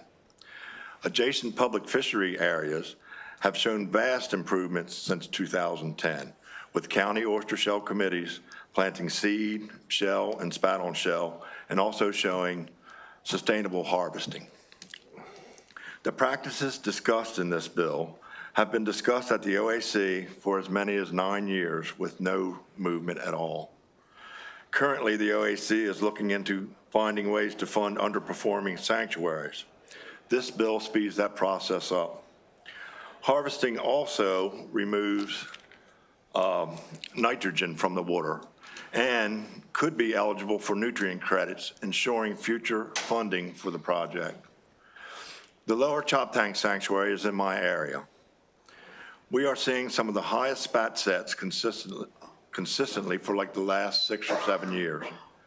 Just a few miles from this sanctuary is Broad Creek, which is one of the best bars in the Chesapeake Bay.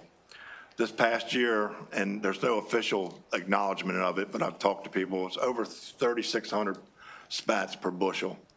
Those aren't quite the record, but it's like a 30-year record. So the sanctuaries that I'm discussing, it had, back in '24, which is the latest available, it was only had 18 spats per bushel. So what we're asking for is a favorable decision on this bill, HB 1388. Thank you. Chair and members of this committee, my name is Robert T. Brown. I'm president of the Maryland Watermen's Association. It's been 17 years of neglect on 46 of these sanctuaries. Many of these sanctuaries now are failing. We want a pilot program to help bring them back. One of the things that we do not want to change none of the lines of the sanctuaries. We wanted to have a permitted use to be able to go in there and help restore a couple of oyster bars in these places. For example, up in the Rock Hole area in the Lower Chester River Sanctuary would be Hickory Thicket and Huntingfield. We'd plant it with seed oysters or spat-on shell because plain shell won't work up there because they don't get very little spats in, so you have to plant oysters up in those areas. And then what that would do is the funds from it will be coming from the county Watermen's Associations. We'll put some into it.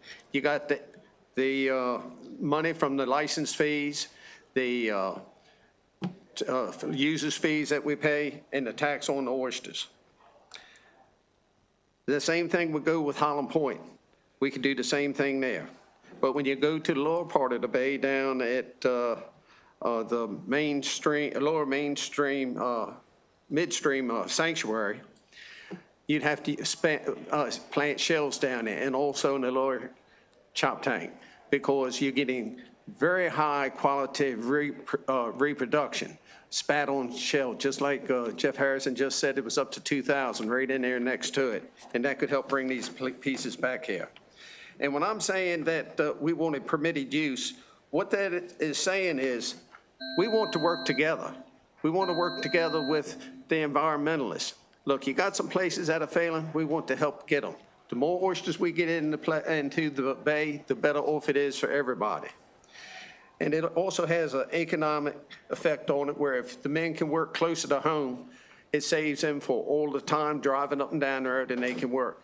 And we need to scatter out across the bay and work because once we scatter instead of having a large portion of our fleet in the lower Somerset County part of the bay, it takes some pressure off that when you have some other places. Thank you so much, Mr. Brown. We really appreciate your testimony. Okay, thank you.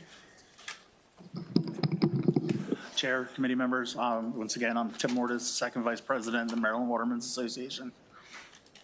And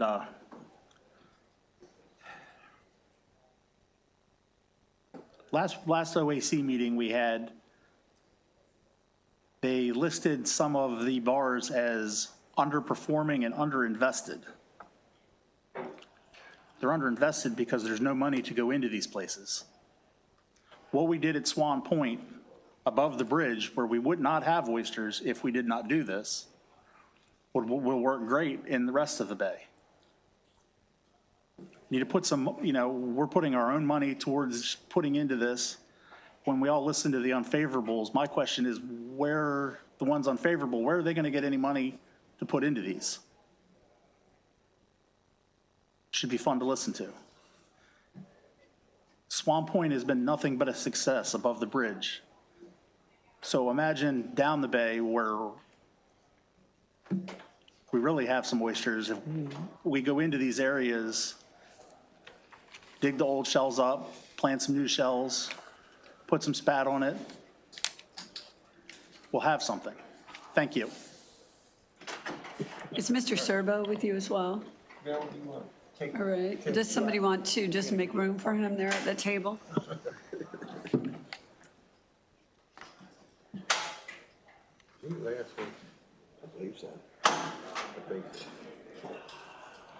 Thank you, and you may begin whenever you're ready.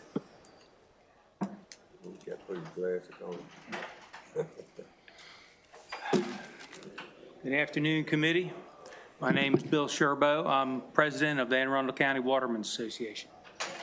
As we talk about HB 1388 this afternoon, we need to step back and look at where we are in the Oyster Sanctuary program. Maryland has pretty much completed its 5 tributary restorations. It has spent close to $100 million to restore around 1,300 acres. A large portion of the money spent was by way of federal funds, NOAA, Army Corps of Engineers and such. Everyone in this room knows that federal funds are not as readily available in today's climate. And the state is pretty close with their own funds today. Moving to expand the sanctuary program in today's financial climate is going to have to be different than we've done for the last 10 years. That's why we're talking about HB 1388. HB 1388 is a progressive and it's affordable. It's small and it's a pilot program crafted in a way as to be modified as we move forward.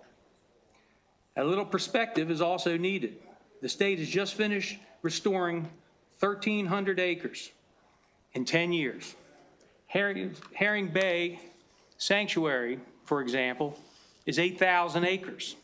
There's plenty of room for progressive ideas and practices. Another thing to remember is the fact that oysters are thriving on their own. Because of record spat sets and adaptation to disease, oyster stocks are increasing and commercial harvests are up.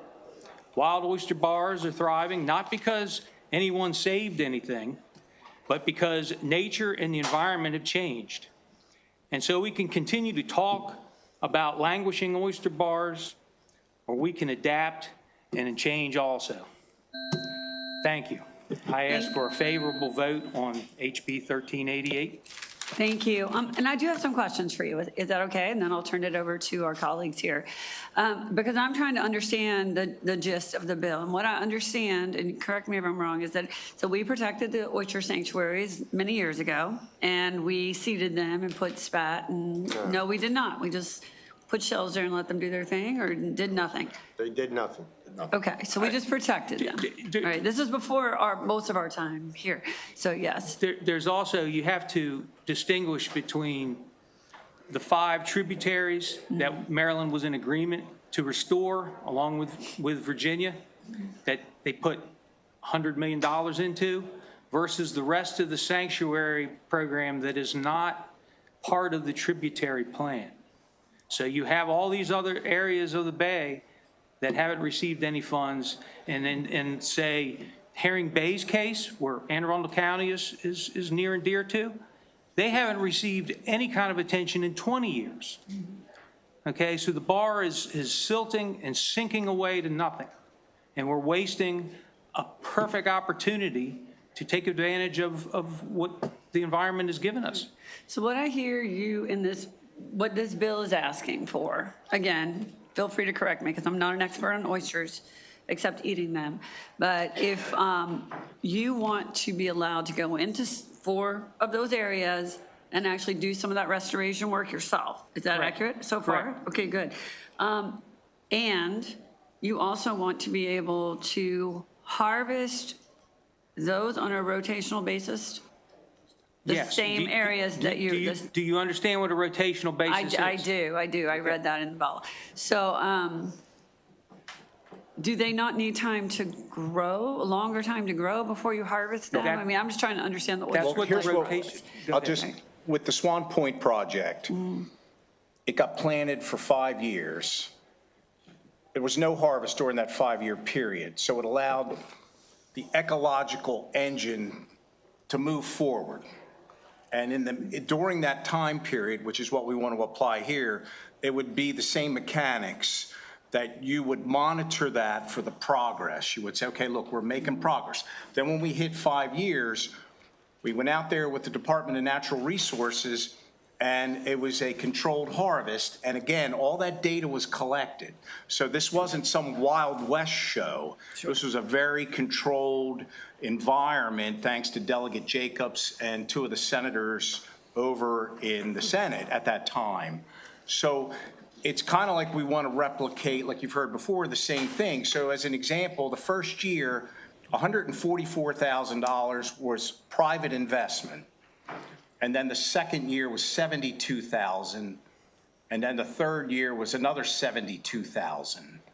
So at the end of the day, almost $300,000 was invested in that 5-year time period. Okay.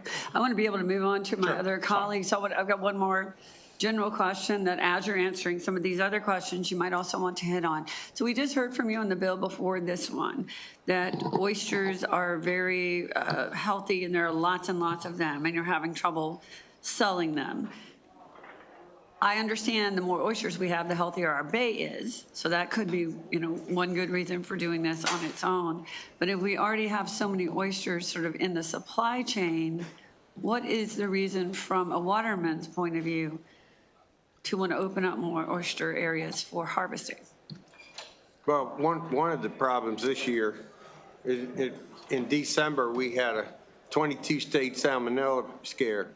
And I think that had a lot to do with the holiday season when the market really was challenged, when it really became tough to sell them at a time that it should not have. And I think a lot of that came from the 22-state salmonella scare. And then obviously we had the freeze up. And then obviously we've had the Potomac, which is now putting another scare element or concern element on there. So it's been an anomaly this year of events. It's like Murphy's Law on steroids. Okay. Thank you for explaining that. Can I add something to that? You asked if we already have so many oysters, why do we need more, basically? Half the year I crab for a living. Oyster bars are good for crabbing. Oyster bars are good for fishing. Oyster bars are good. Okay, and basically what we're getting to is if the state doesn't have the money to do it, we want to do it because we're wasting time. Okay, oyster bars are good. All right, Delegate Anderson. Anderson. Yes, thank you, Madam Chair.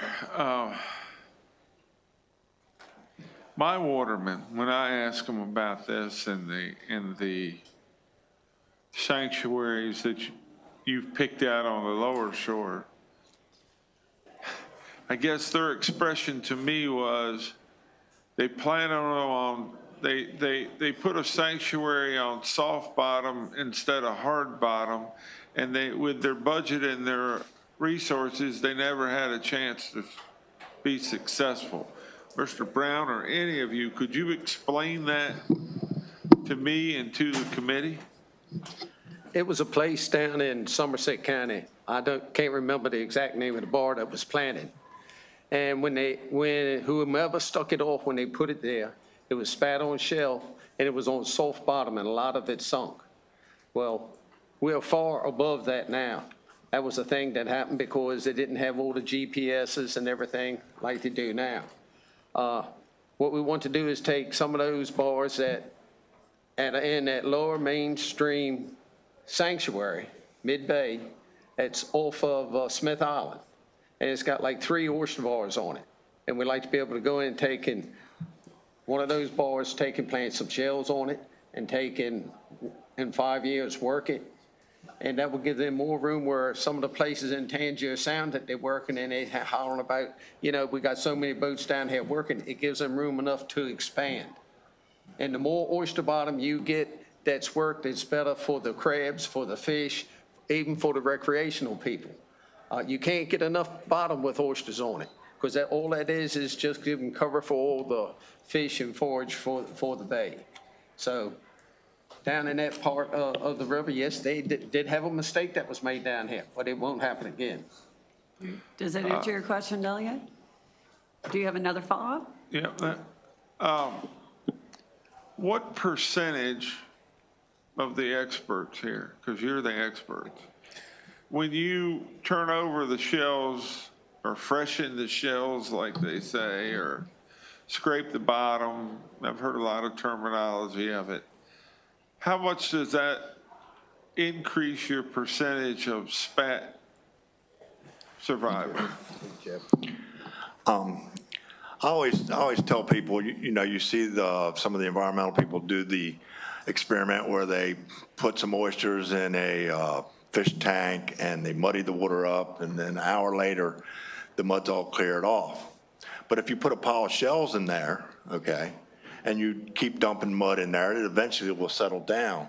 Well, what happens is it covers up the shell, and that's basically what's going on in these sanctuaries.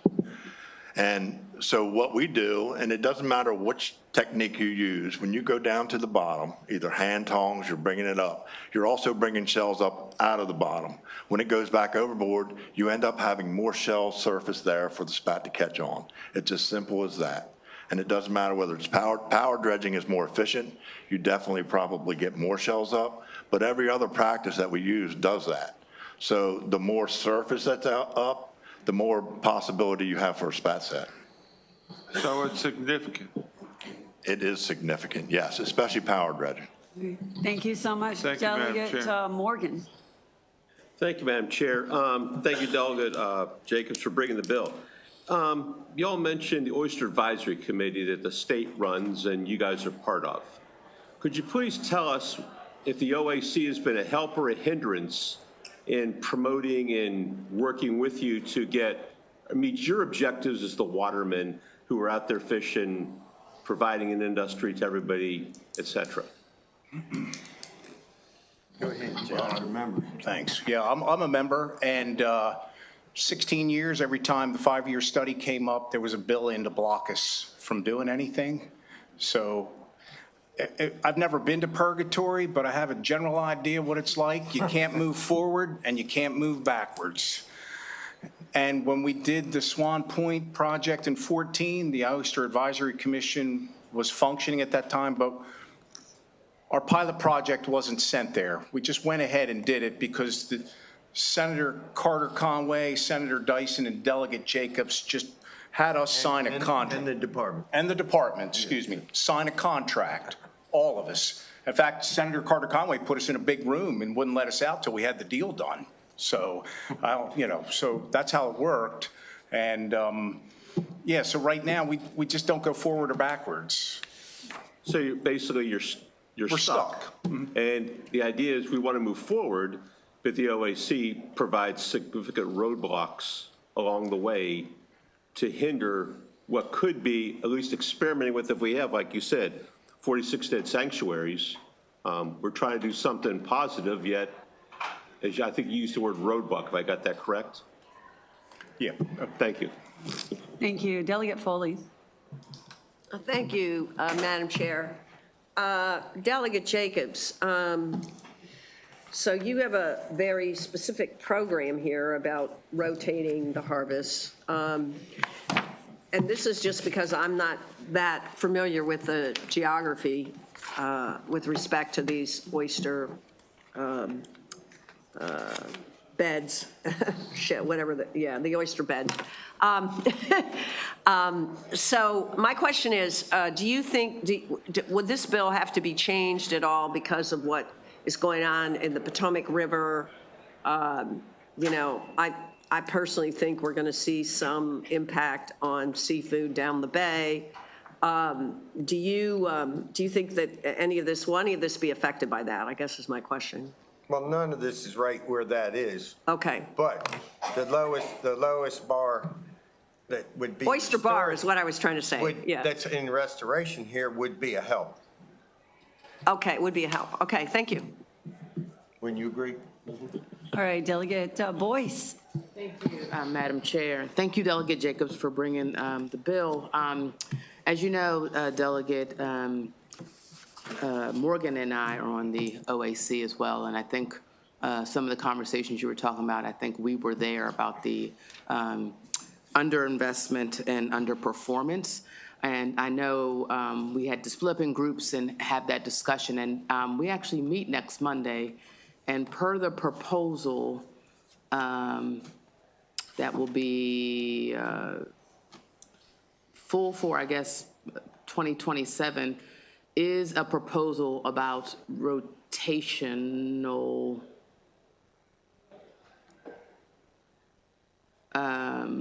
a couple of rotations of a couple of rivers, Upper Chester River, Miles and Y, Upper Choptank River, Hooper Strait, Wacomico River West, and the Patuxent River. Did you know about this? Well, it's amazing how the agendas change when the legislation hits the old streets of Annapolis. And, you know, they meet, as you know, they meet once every 2 months. And they kind of spin around in circles. I'm not sure a whole lot gets accomplished, but, you know, I think that the introduction of this legislation may have had something to do with the agenda. Oh, okay. Or, okay, maybe, but I don't know how we're going to make the meeting next week. It's in person only, and I think we'll have to, yeah, we'll find a way to get there. But I just wanted to bring that to your attention and just ask you what you thought about those particular selections of proposed rotations. Amazing, isn't it? Okay, thank you. Thank you, Delia Boyce. Not seeing any other questions for this panel. We do have another panel of unfavorable witnesses. Oh, So if you I can't believe it. So if you want to make room for them, Benjamin Ford from Shore Rivers, Douglas Lagoon, Allison Colden, Chesapeake Bay Foundation, Kathleen Graham, Advocates for Herring Bay. I think we might be filling up the table. If you want to go ahead and get close and then rotate out, then we also have Catherine Charbonneau, Department of Natural Resources, and Lydia McPherson, Maryland Department of Natural Resources as well. So as you testify, just make room for someone else if you don't mind. And you may begin. You called me first, so I guess I'm going to go first. My name's Doug Lagum. I got involved with the oysters originally back around 2005 or 6 when I was at a dinner with former Governor Ehrlich, and I asked him how he was doing on the bay, and he said, great, we're going to bring in a species of Asian oysters. So those of you who know me know I don't tend to mince words with people. And I said, what's wrong with the oysters you got? So he said, they're going to go extinct. So the reason that they didn't go extinct isn't, and reasonable people can disagree, because the oystermen scraped the bottom and got rid of all the shell. In real life, that doesn't work. Also, rotational harvest is where you have 3 bars and you have 3 bars and you plant the bars, and after you have market oysters on the first bar, you harvest them. And then you go to the second bar and you replant the first bar and so on. This is just invading a sanctuary, which, again, the oystermen say it's not working, but the way sanctuaries work is you plant the oysters and you get some natural growth of spat, and the spat spread to other areas. So what they're doing used to be called put and take, where you put the oysters out, you harvest them all, you scrape them clean, you put new oysters back. That was proved by a Republican governor not to work, and it was proved not to work in general. So we want to keep the sanctuary. We want to invest in it if necessary. And this isn't rotational harvest. And again, reasonable people can disagree. The oystermen don't like the sanctuary. Certainly. Thank you so much for your testimony. Okay, thank you. Appreciate it. Do you want me to move and give somebody else a seat? Whoever'd like to continue may. We'll go ahead. For the record, Lydia McPherson, Legislative Director here at the Department of Natural Resources. I think our written testimony does go into a lot of technical detail about some of the concerns we have with the specific locations outlined in this bill.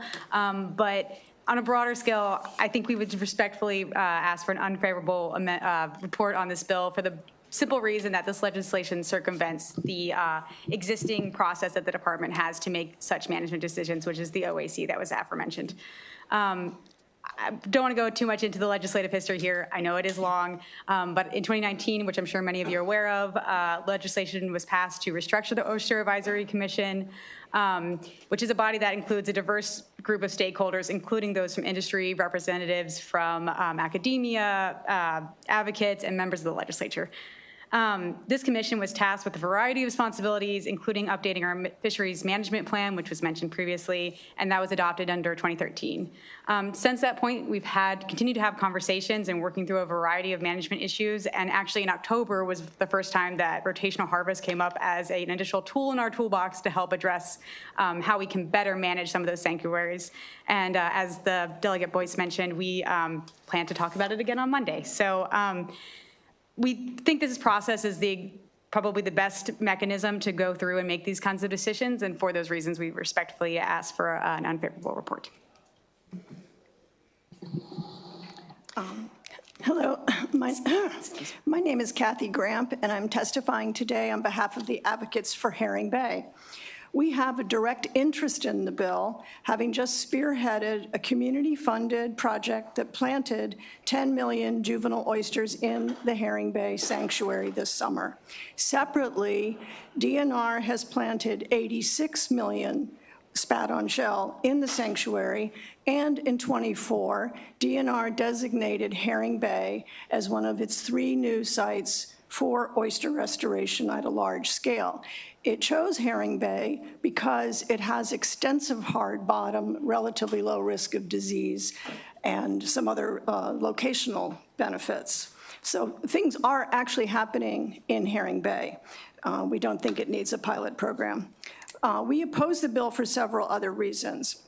First, it would derail the large-scale restoration in Herring Bay, and that matters to Maryland because it is slated to be one of the state's largest restoration projects, large enough that it could provide roughly half of the oyster habitat needed to meet Maryland's goal under the Chesapeake Bay Agreement. So what this bill is doing is it is taking Holland Point, which is the crown jewel of oyster bottom in Herring Bay. As the watermen know, it accounted for roughly 2/3 of the seed plantings that DNR did from 1960 to 2020.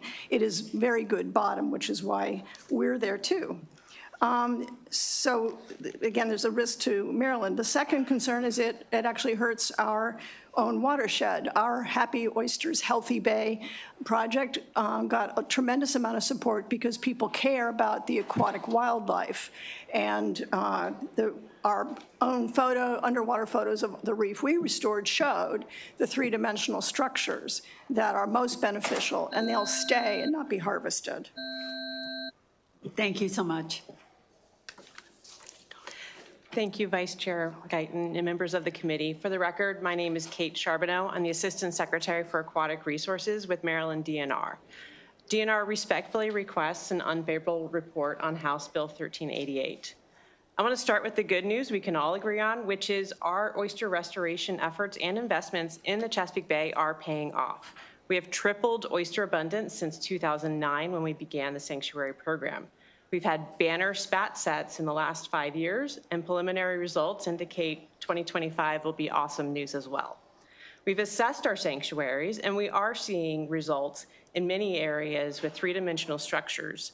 And we have invested in many of our smaller sanctuary plantings, many of which are going to be planned for this summer in addition to some past plantings. Watermen are also seeing the benefits of these restoration efforts and their investments. Average dockside value has increased by 300%, and up until, unfortunately, this past year, they've been seeing an average of more than 18 million annually from 475,000 bushels of oysters harvested. Prior to restoration, that harvest was only 116,000 bushels a year. We are committed in Maryland to keeping up this great work. It's reflected in our new Bay Agreement goal of an additional 1,000 acres of restored oyster bottom, which will occur not only in sanctuaries, but also in our public fishery areas. Last fall, the department asked the OAC to create a set of recommended management strategies that we can take in these smaller sanctuaries that we know could use more investment, and using the consensus process. We want to make sure everyone benefits from the oyster resource coming back. That includes those who appreciate oysters for their habitat and clean water benefits, and for the watermen whose livelihood depends on a sustainable resource. We acknowledge the consensus process can be a slow one, but it's also one which is fair and accessible to all members. We have every expectation that our OAC facilitator, Dr. Scott Kanaki, can successfully guide the OAC through this evaluation. Thank you.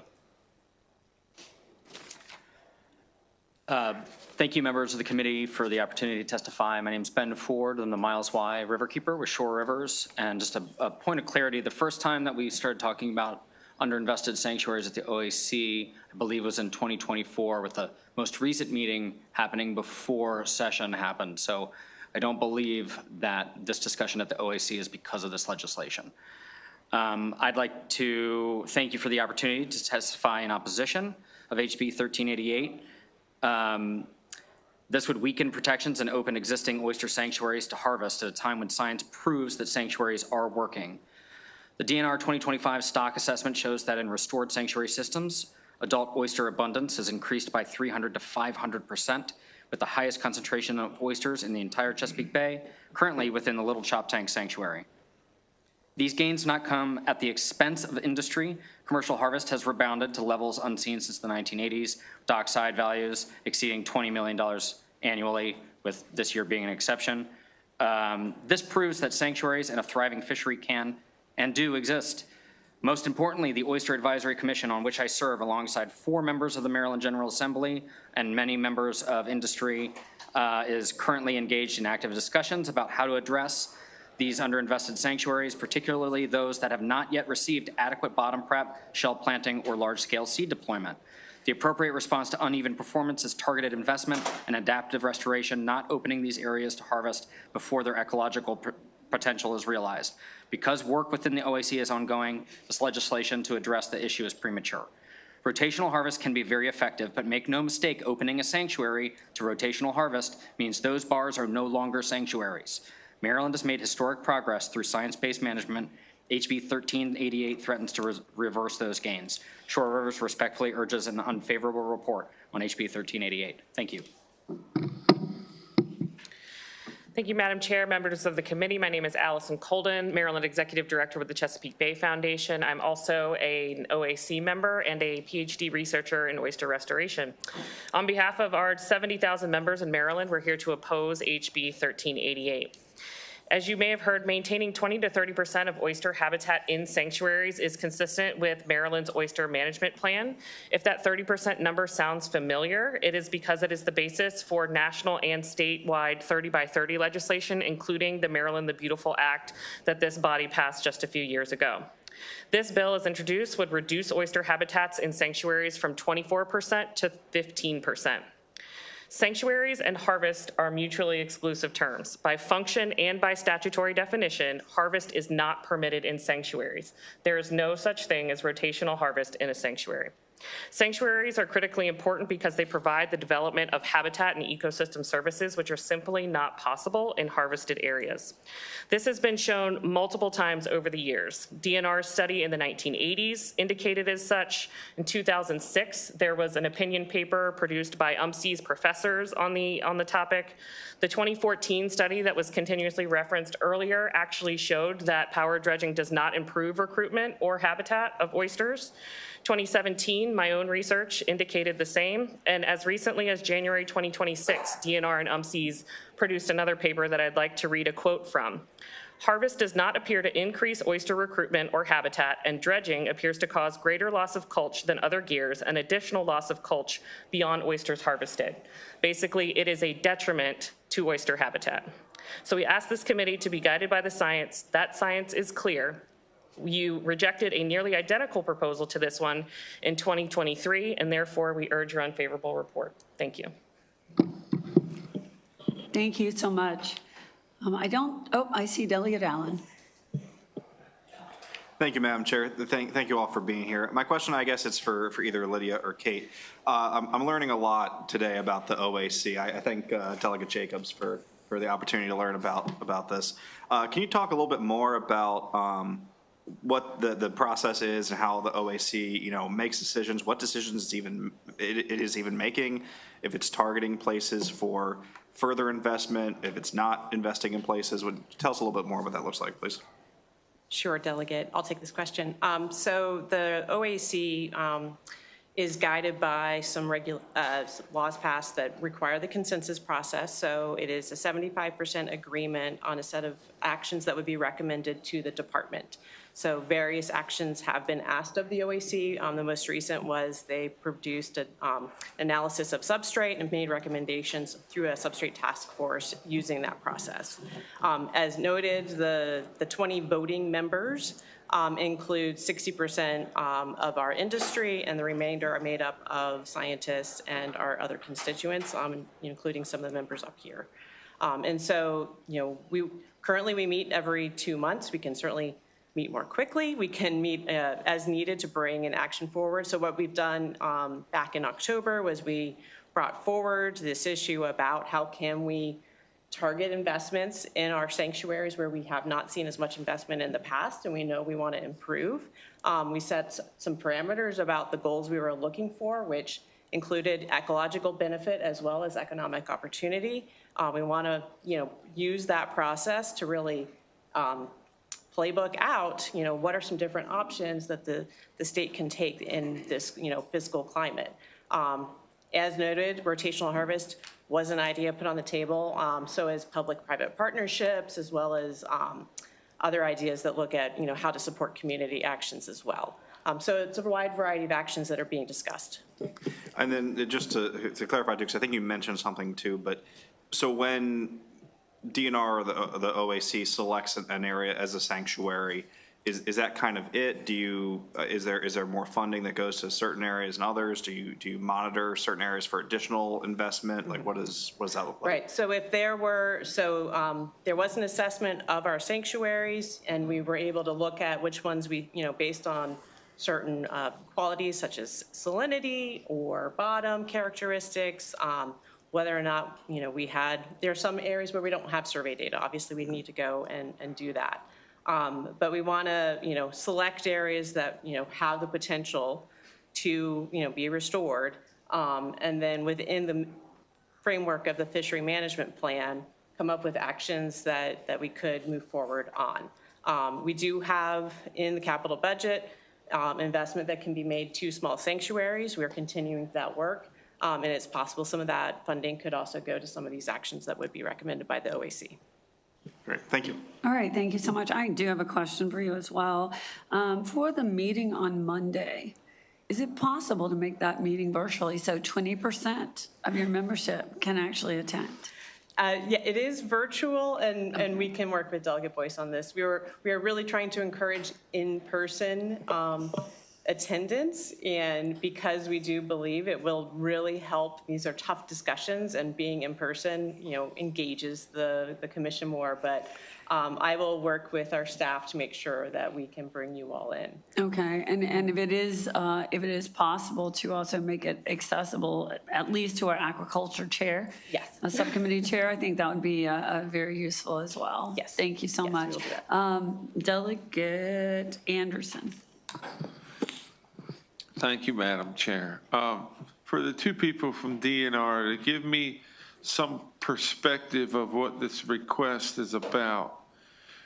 Of the 46 sanctuaries that Delegate Jacobs talked about, what percentage of land mass would these 4 be?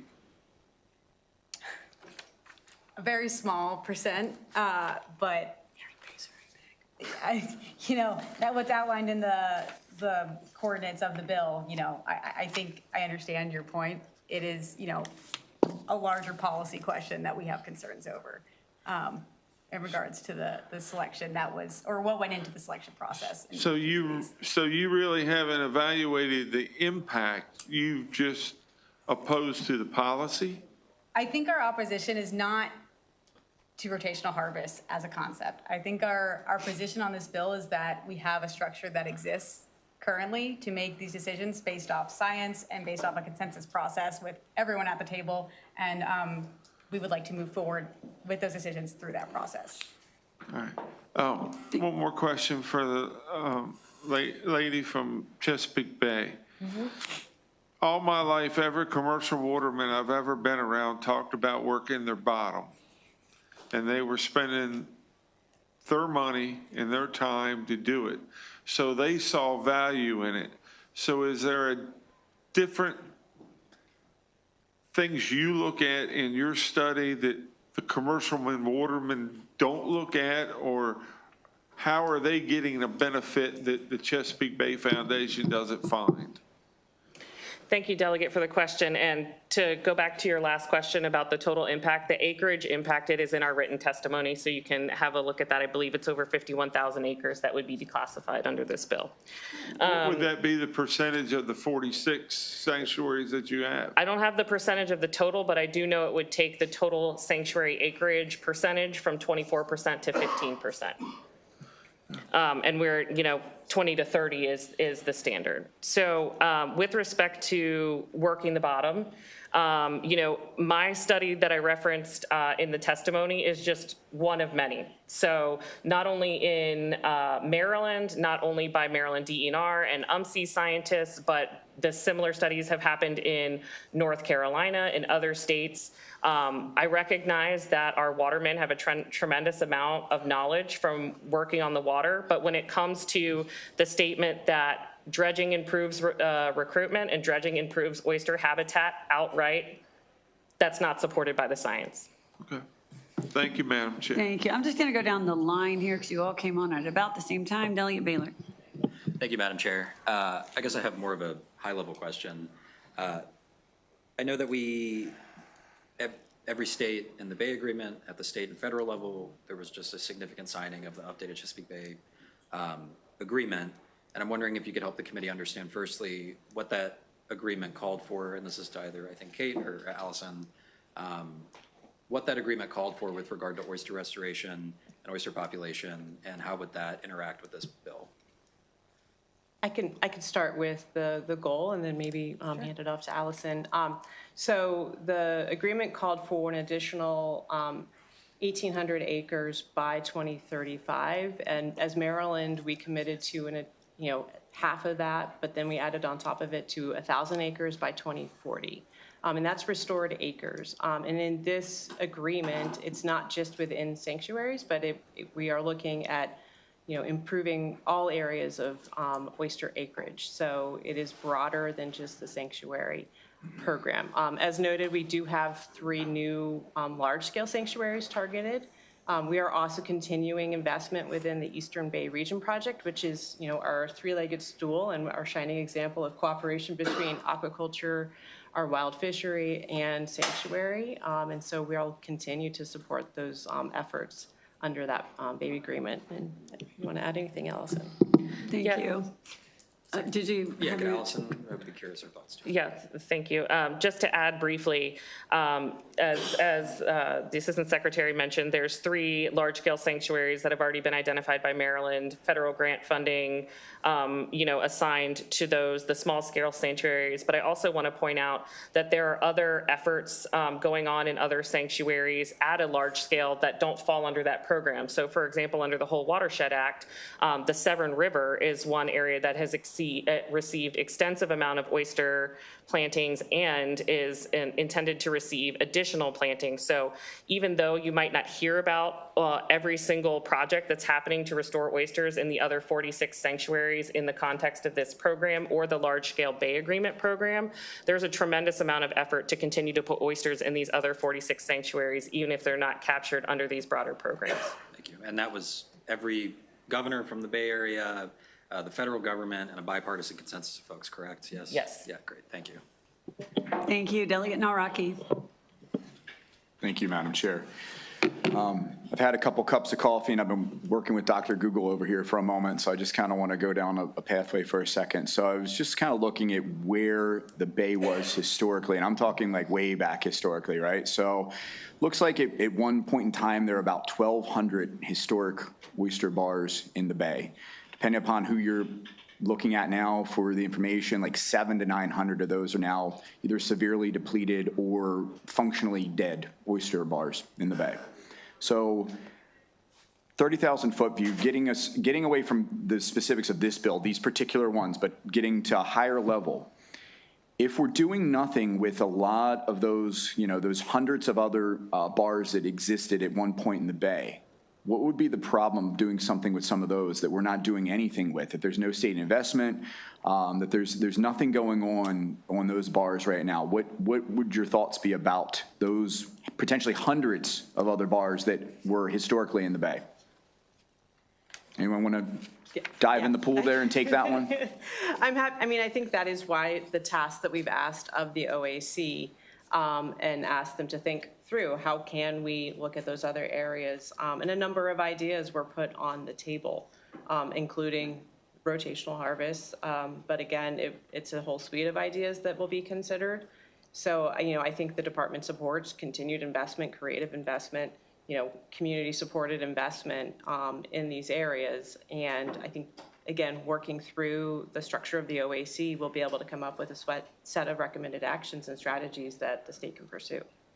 Okay, so Madam, may I have a follow-up? Thank you. So what's the timeline for that? Because, obviously these guys need, they need work, they need to be able to do, and also to Madam Chair's point, right? Oysters are good for the bay just in general, right? So what, are we talking a couple years? Are we talking decades? How long are we talking to be able to actually, allow these folks to have some additional places to go out and harvest? Right. So I think with the work with the OAC, that is going to be a topic of conversation. We do have a facilitator appointed, Dr. Scott Kanaki, and so that is we need to work out what does that time frame look like to get the OAC through these conversations, and we might be accelerating meetings and doing more meetings in order to address this in a timely manner. Thank you. I'm not hearing a timeline there, though. I'm not hearing Right. I heard nothing there. I heard a lot of around, but not an actual timeline there. Right. I think it's obvious, Delegate, that we have a lot of eyes now on the Oyster Advisory Council we didn't know existed. A lot of us before today. So you'll report back to this committee and possibly let some of these meetings be open to. I think a briefing by this group might be terrific as well at some point. But we do want follow-up for those questions. I think they're important to a lot of our members. Absolutely. Thank you so much. I'm going to go to. Thank you, Madam Vice Chair. And I want to thank you very much for asking that question about the virtual meeting, because it was made very clear until you mentioned it that this was a mandatory in-person attendance meeting on a night that I already know that my Vice Chair already has some subcommittee meetings scheduled for. So since we can talk about this voting process, it takes 75% of the vote to pass something, correct? Yes, it's a 75% consistent. So while the advocates could have 60%, and as I think they pointed out earlier, it can get blocked anytime along the way. So even if the 60% is totally in favor, as long as you guys can vote no, we stop. True or false? If you don't reach the 75, there's a set criteria of voting members, right? And if they don't reach that 75%, then the recommendation does not move forward. And so far from what I just heard from the advocates, 2009, 2013, 14 is about the last time anything got passed because of the blocking process. Well, there was the substrate task force, and that went through a consensus process, and a number of actions were agreed upon through that consensus process, and that report was published last year, I believe. Okay, well, I think Delegate Boyson are just brand new to the OAC the last 2 years.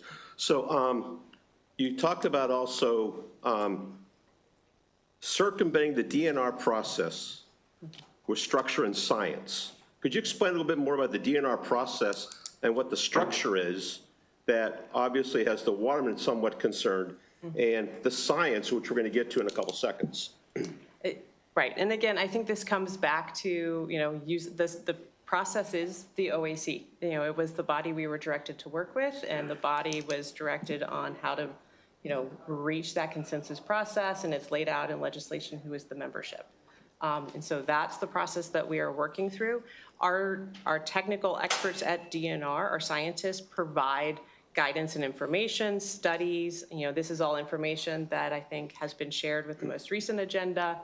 So whatever information the OAC needs and desires, we are providing that information for their consideration, and so that they can take that all into consideration when they are making their decisions. Yes, you constantly depend upon the science. Now, we remember a couple years ago, the Potomac River was probably a lousy place to oyster, yet that was the science. Yet nature's reality has the Potomac produces some of the highest spat set in the last few years. Is that correct? I know the spats, don't know the exact most recent spat set locations and where they were the highest, but I know that we are doing very well on our spat set surveys. Yes. Thank you. Yeah, we're doing well. We're going to invite the governor down to Tall Timbers to have some fresh raw Potomac oysters also along the way here. And Delegate Morgan, you're going to invite us as well, correct? One more question. Yeah.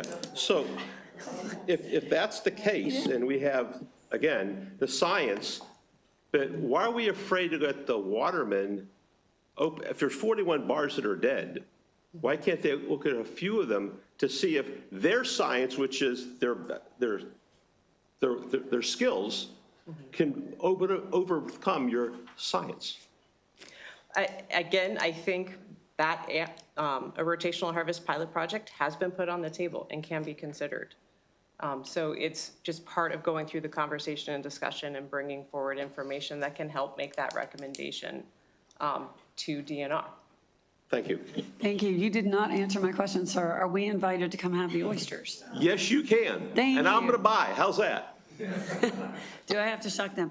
Thank you so much. I see no more questions for this. Oh, Delia, I do want to let you folks know you're going to be really excited. Our next bill is also an oyster bill, also by Delegate Jacobs. So you may certainly have your second or third bite at the apple here, but most of them are going to stick around. All right. One clarification. One of my watermen expressed to me that the oysters that come from Horn Point that are planted are one and done, kind of like me.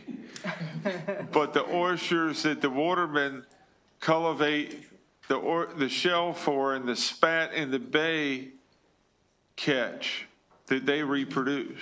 But the oysters from Horn Point won't. Do you mind if I answer, Delegate? No, I don't care who answers it. I just didn't understand it. Yeah, absolutely. So there are two, let's call them strains of oysters that serve different purposes in the bay. Horn Point does produce both types, but for two very different purposes. So in terms of oysters that are produced for restoration going into sanctuaries, those are diploid. 2 sets of chromosomes, they reproduce just normally. That's the normal state of oysters, and they do reproduce every year as long as the environmental conditions are right. They also produce triploids, meaning 3 sets of chromosomes, which do not reproduce. Those oysters are sterile. And the goal of producing a sterile oyster is it takes the energy that it would be putting into reproduction and instead puts it into faster growth. So they produce those oysters for the aquaculture industry because the aquaculture industry would like an oyster that grows faster and gets to harvest market size faster. So those are being purchased and put on private lease grounds at the discretion of the aquaculture, the oyster farmer. But in terms of what's going on restoration grounds, those are diploid reproducing oysters. Thank you for clarifying that. And the hearing on this bill, we will move on to House Bill 1400. Also, Delegate Jacobs. Also about aquaculture, penalties, suspension or revocation of permit or registration card. What's that indication?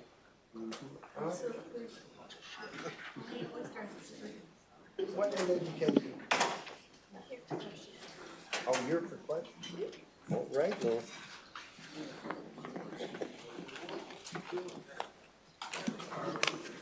Whenever you're ready, Delegate. Oh, yes, yes. Good afternoon, Madam Vice Chair and the members of our esteemed Committee of Environment and Transportation. I think this bill will be a little quicker, a little less contentious. So House Bill 1400 is shellfish aquaculture penalty suspension or revocation of permit or registration card.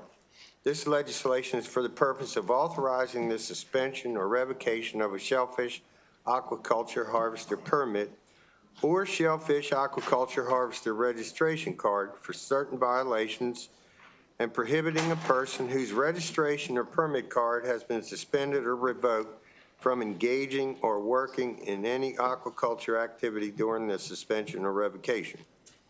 If you remember last year, we had a bill, it took me 6 years to get passed, that dealt with lifetime revocation in the public bottom fishery. And then we passed, a new law that gave the first offense a 5-year suspension instead of a lifetime revocation. So this legislation, as I go forward, really puts this in parity with that public suspension and revocation scheme that's in place now. So in the public commercial fishery, one must possess a valid tidal fish license, that's a TFL, with an oyster surcharge. In the aquaculture oyster fishery, one who enters the business must obtain a harvester permit and a harvester registration card, both issued by the Department of Natural Resources.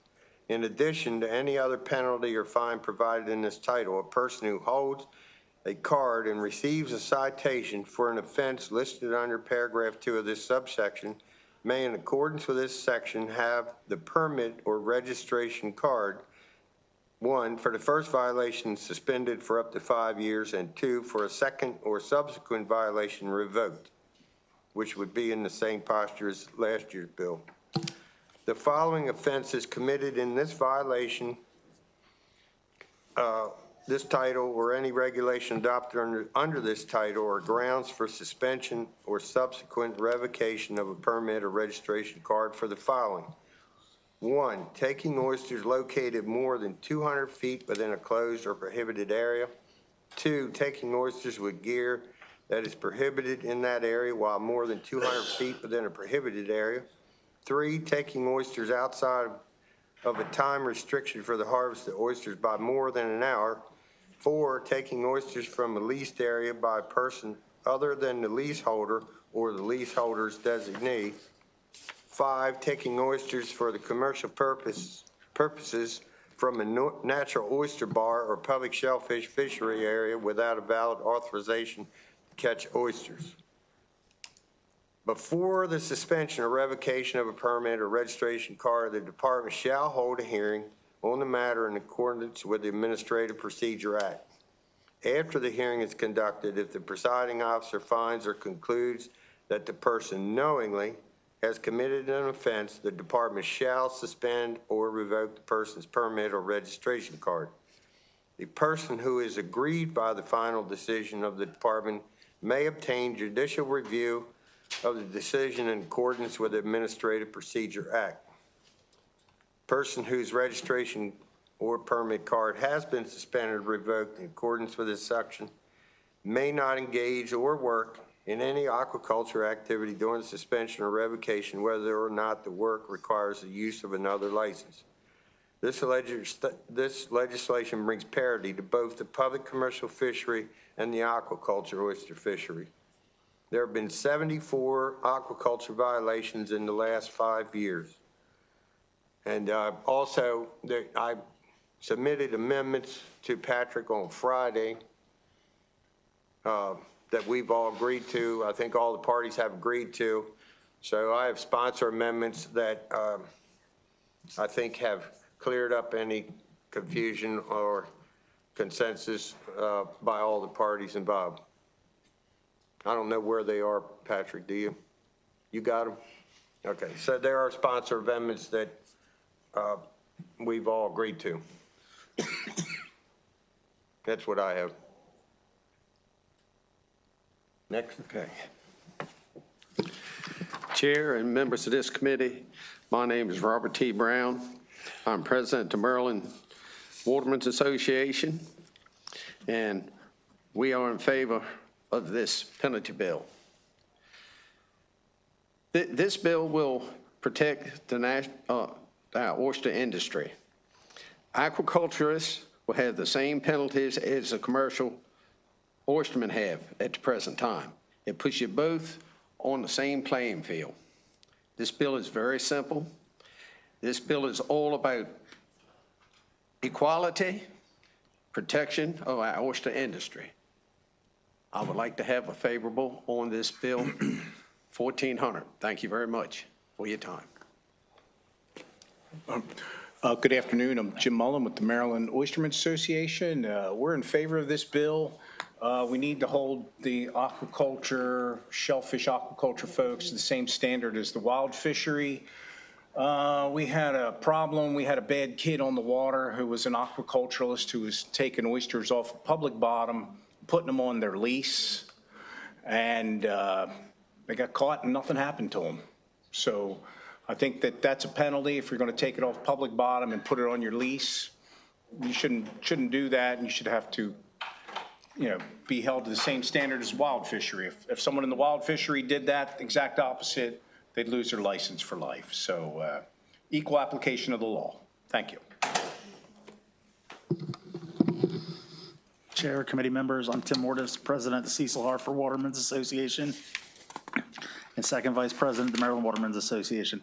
As mentioned, this is all about making everything equal. When I get on my boat tomorrow morning and go to work, it would be nice to see, the guys in the aquaculture held to the same standards as those of us in the public fishery.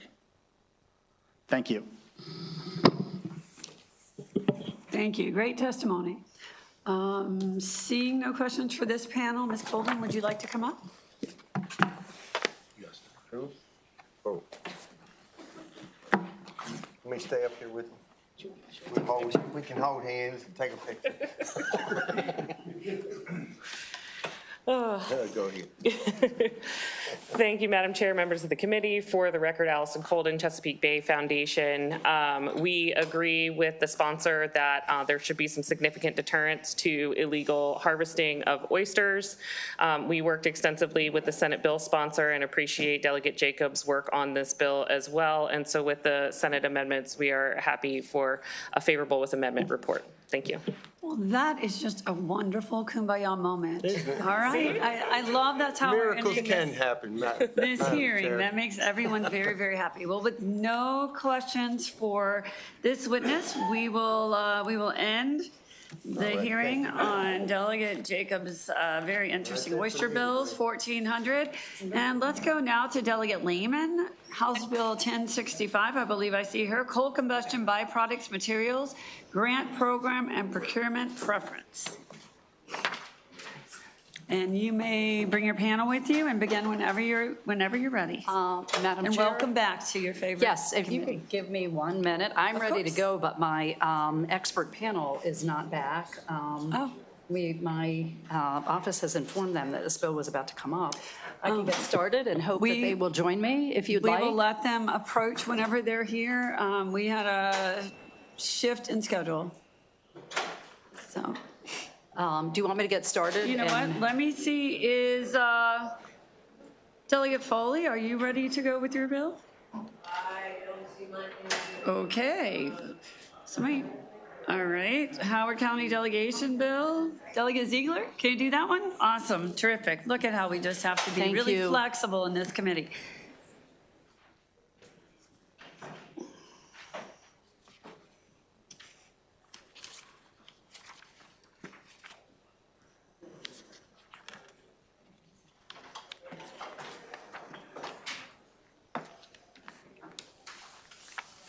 I was hoping to find the chair that makes you look like a giant, but I'm not sure I have the right one. Good afternoon, Madam Chair, members of the committee. For the record, I'm Delegate Natalie Ziegler and also Chair of the Howard County Delegation, here with House Bill 1116, Illegal Dumping Surveillance System Pilot Program. So the thing I like the most about this bill is how it came about, which is that my interns came up with a Shark Tank competition to figure out what we could do about illegal dumping in Howard County, which is a huge problem.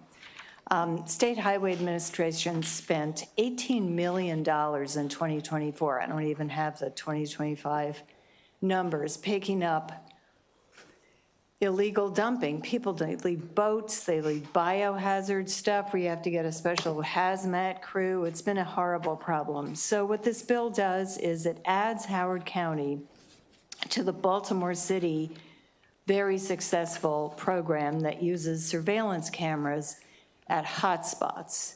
And we worked with State Highway Administration. They will be choosing the hotspots, and the Howard County Police Department has the cameras, and they are happy to issue the citations. So it's our hope that we can recoup some of the money that we're spending doing this, and importantly, keep some of the trash that gets mowed and then, cut up into tiny pieces and ends up down the drains, in the waterways, and ultimately in the bay. We're hoping to at least cut down on this problem. So with that, I ask for a favorable report. Thank you very much. Questions? Excuse me, seeing no questions, we'll end this hearing, and it looks like Delegate Lehman is still waiting for her folks. So we'll go on to Delegate Jeff Long. Is his aide here? Wonderful, wonderful. And that bill is House Bill 1196, Environment, Mobile Home Parks, Water Quality Testing. And then we'll go right to Delegate Lehman and then Delegate Folk. Okay. And you may begin when you're ready. Thank you for joining us. Of course, I'm just waiting for the panel to head on up. We do have some water samples for you all to see today, so. We brought you some art. Yes. Cool. Good afternoon, Madam Chair and members of the Environment and Transportation Committee.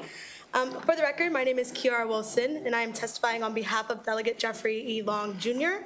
To present House Bill 1196.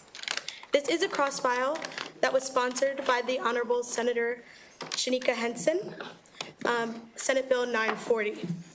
Today in front of us, you are seeing several water samples from communities and pictures of the damage the contamination does to infrastructure. House Bill 1196 establishes a mobile home parks water quality testing program within MDE and requires the development of a statewide action plan to address the secondary maximum containment levels, which include elevated iron, sediment, discoloration, odor, and taste issues that may not immediately trigger a primary violation. But without a doubt, this does affect health, safety, quality of life, and property integrity. Maryland is home to more than 437 mobile home communities that are concentrated in southern counties, the Northeast, and Eastern Shore. While residents may own their homes, they do not own the land beneath them, and they pay for these services that are supplied by small treatment systems that is typically produced from wells and groundwater, yet maintained by private owners. You will hear directly from residents living in mobile home communities across Maryland who experienced days without water. Residents reported foul-smelling and discolored water, yet they were still charged for these waters that were, one, questionable in quality and at times disrupted on several occasions. Residents do include veterans, individuals with disabilities, immigrants, and working families living at or below the median income level. They deserve to be protected, and some have even expressed fear of retaliation if they formally complain. Some have asked that their names not be shared, yet the pattern has been consistent and this concern is real. And yet the current regulatory structure does not adequately address these concerns. Existing law regulates primary maximum containment levels tied directly to acute health risk. However, there is no comprehensive enforcement structure addressing these. House Bill 1196 closes that gap. The bill requires the Department of the Environment to establish and implement the program no later than January 1st, 2027. And it phases the testing so that 100% of the parks are covered by 2031. Importantly, this bill prioritizes parks where residents have requested this testing and where complaints have been already filed. That means this program is directly responsive to the voice of constituents who have already sounded the alarm. The prioritization is intentional and rooted in environmental justice. Maryland cannot be the next Flint, Michigan. We must be intentional to bring forth a real solution to an ongoing issue that has been unresolved for nearly 5 years. Second, this bill strengthens transparency and accountability. If a water quality issue is identified, the department must notify park owners, local health departments, and residents within strict timelines. Park owners must notify residents within 5 days, post notices for at least 120 days, and provide translation where necessary, and certify that the water quality and drinking water is in compliance. Third, House Bill 1196 requires remediation.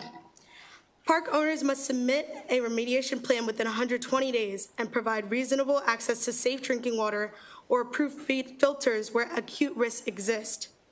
On behalf of Delegate Long and on behalf of the residents who have come forward today and reached out simply asking for help, I respectfully ask a favorable report on House Bill 1196. And I will turn it over to the expert matters. Thank you. My name is Frederick Tutman. I've been the riverkeeper on the Patuxent for 22 years, and throughout all of that time, I've been getting complaints from residents in mobile home parks about smell, taste, appearance, even health ill effects from stomach cramps from consuming water that mobile home residents are forced to pay for. In Lothian, Maryland, which is in Anne Arundel, most of these water and sewage processing plants are antiques that go back to the 1960s.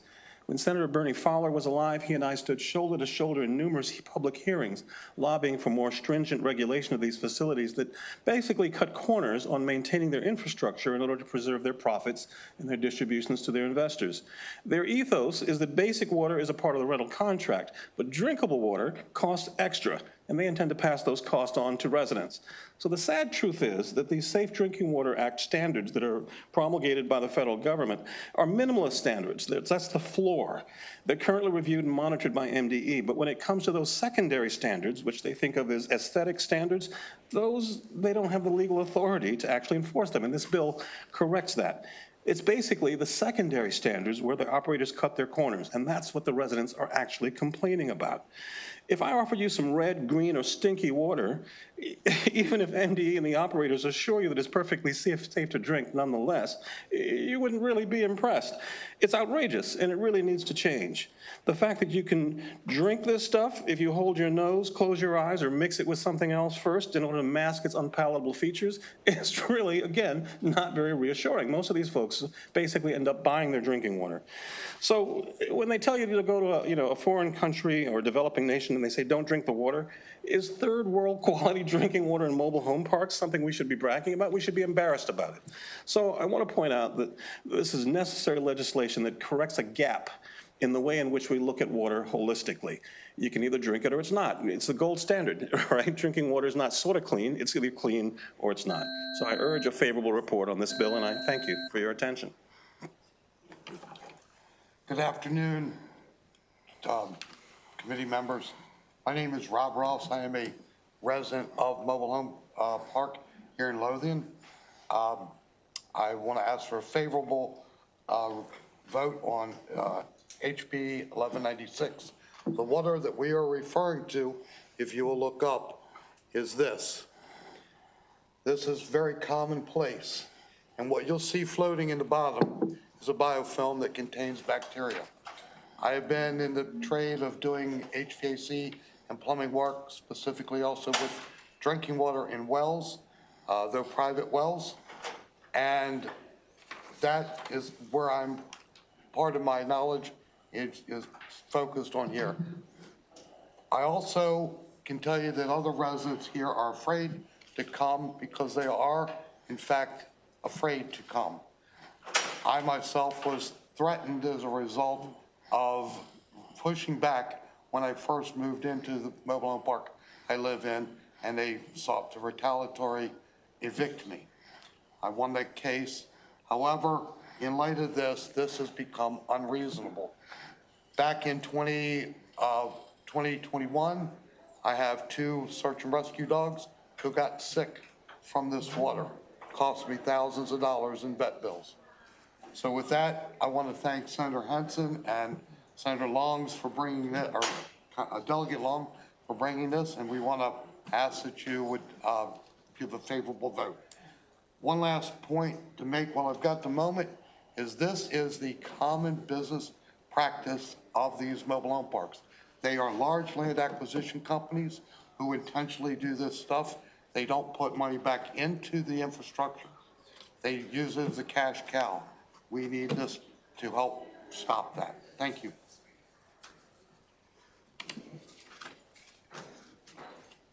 Thank you for being here. Thank you for sharing your testimony.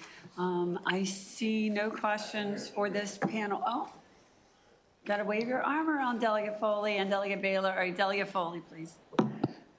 Thank you, Madam Chair. So I guess I don't know enough about this, and that's why I'm asking these questions. So why would this not already be covered under our requirements for example, well water testing or, water system testing? Do mobile home parks have their own water system? Is that what this is? Yes, mobile home parks have their own, well, at least the ones we're talking about in Lothian, and many across the state have their own wells and processing systems. They are water providers that are regulated by the states, not by the counties. From what I understand, the counties actually regulate single-family dwellings and well water. I live in a house that has a well. Right. So the MDE is basically enforcing what they have the power to enforce, which follows the primary, quote, primary standards promulgated by the Safe Drinking Water Act, which covers certain contaminants but ignores others. Historically, MDE has treated these secondary standards as aesthetic, like it can stain your laundry or doesn't look good or doesn't smell good. But in reality, it's unpalatable. People buy bottled water. People can at least afford it, frankly. Might bathe in well water comes out of their tap or out of their shower head. But what they drink, they have to buy because this stuff is, on given days. I mean, granted, it fluctuates. Some days better than others. But as a whole, it's unpalatable. Okay, thank you for that. Delegate Baylor. Thank you. And I don't really have a question, and I don't pontificate that often, but nice to see you all. I just wanted to say my grandmother actually lives in Maryland Manor down off Sands Road. Yes. And everything that they have described is completely accurate. Just 2 weekends ago, I was helping her haul in 3 cases of water because the water there is undrinkable and it's unsustainable. So I just wanted to say thank you for helping with the bill. Thank you to Delegate Long. Thank you to Senator Henson. I know Burl is here from her office because it is a true problem across the board. So thank you all. Thank you. All right, seeing no one else, and I'm looking around one more time. That ends the hearing for House Bill 1196. And we will move on to the hearing on House Bill 1065. Delegate Lehman, Coal Combustion Byproduct Materials Grant Program and Procurement. Thank you, Madam Chair. I have my panel. Wonderful, thank you. And thank you for your flexibility, everyone, today. We're moving around pieces on a chessboard up here. Okay, yes, I have Dean Nauyux, Mary Ellen Levine, and Betsy Nicholas with me. And I believe I have a virtual witness, Jason Litton, professor from Frostburg University. There he is. Okay, thank you. And thank you for being flexible. Yes. So good afternoon, Madam Chair and distinguished members of the Environment and Transportation Committee. For the record, I'm Delegate Linda Foley. I'm Delegate Mary Lehman. And I am here requesting your support of House Bill 1065. So the purpose of this bill is to establish the Coal Combustion Byproduct Grant Program in MDE and create procurement priorities for eligible grantees that use Maryland-sourced coal combustion byproducts, which are better known as coal ash. So the legislation addresses a pressing environmental challenge by taking contaminated coal ash out of industry landfills in Maryland and creating economic opportunities in communities that have been impacted by coal-fired power generation and the tons of coal ash left behind. There's an estimated 50 million tons of coal ash in the ground in Maryland. Of that, about 20 million tons is recoverable. You'll hear more on that from Professor Litton. So for some of the key details of the bill, HB 1065 directs the Maryland Department of Environment to create this grant program for manufacturers of cement, concrete, and construction materials, and it gives priority to companies that use Maryland-sourced coal ash. A regulation issued by the U.S. Environmental Protection Agency back in 2015 actually formally recognized the beneficial reuse of what's called encapsulated coal ash in building materials, including cement and concrete. Coal ash is very commonly used in roads, in bridges, dams, and buildings that are made of concrete. The bill directs MDE to identify federal and other funding sources for this program. So a couple of highlights. First, the bill directly advances Maryland's climate and greenhouse gas reduction commitments by targeting one of the most carbon-intensive sectors in our economy, and that is cement and concrete. Cement production is a well-known source of industrial greenhouse gas emissions, and the bill requires that eligible manufacturers demonstrate measurable greenhouse gas emission reduction benefits through the use of state-sourced coal ash.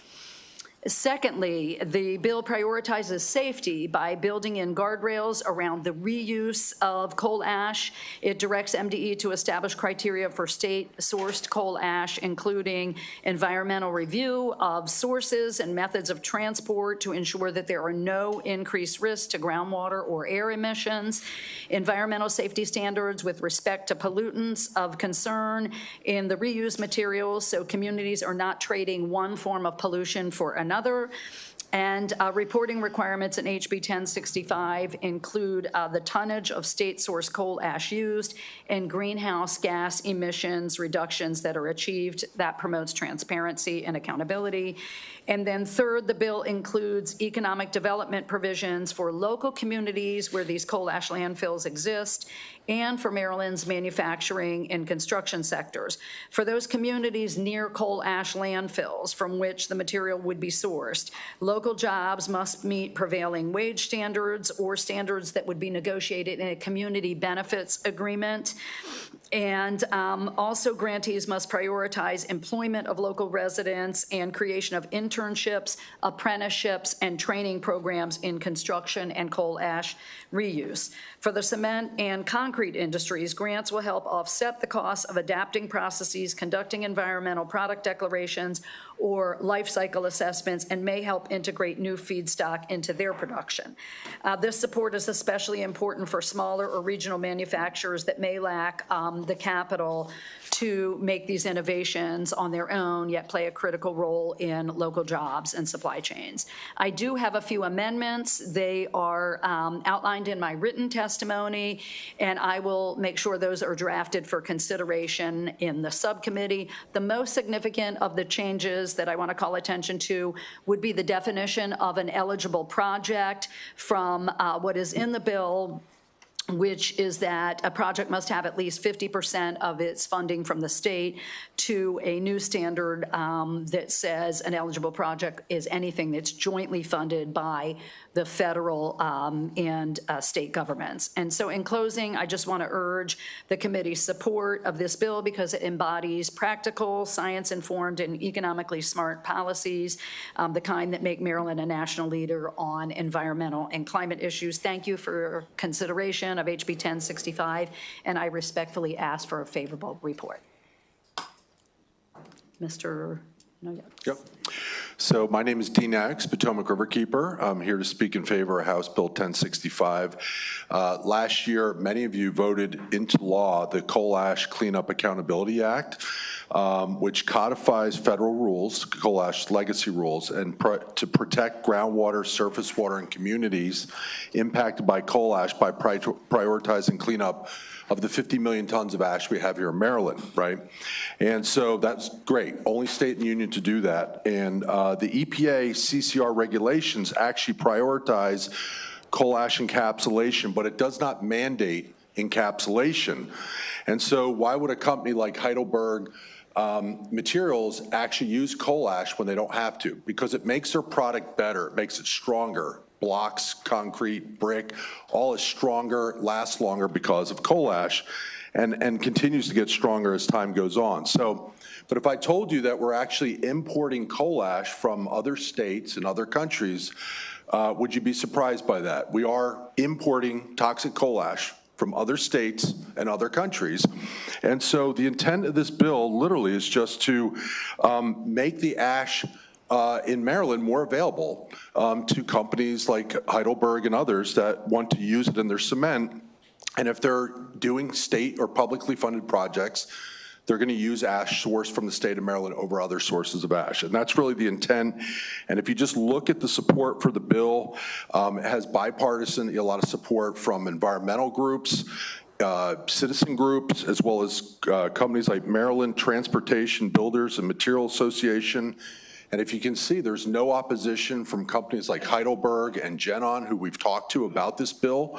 And so I just, want to point that out, that this is really a really good bill that moves the needle on cleaning up coal ash in communities in the state of Maryland, and I hope that you'll support it.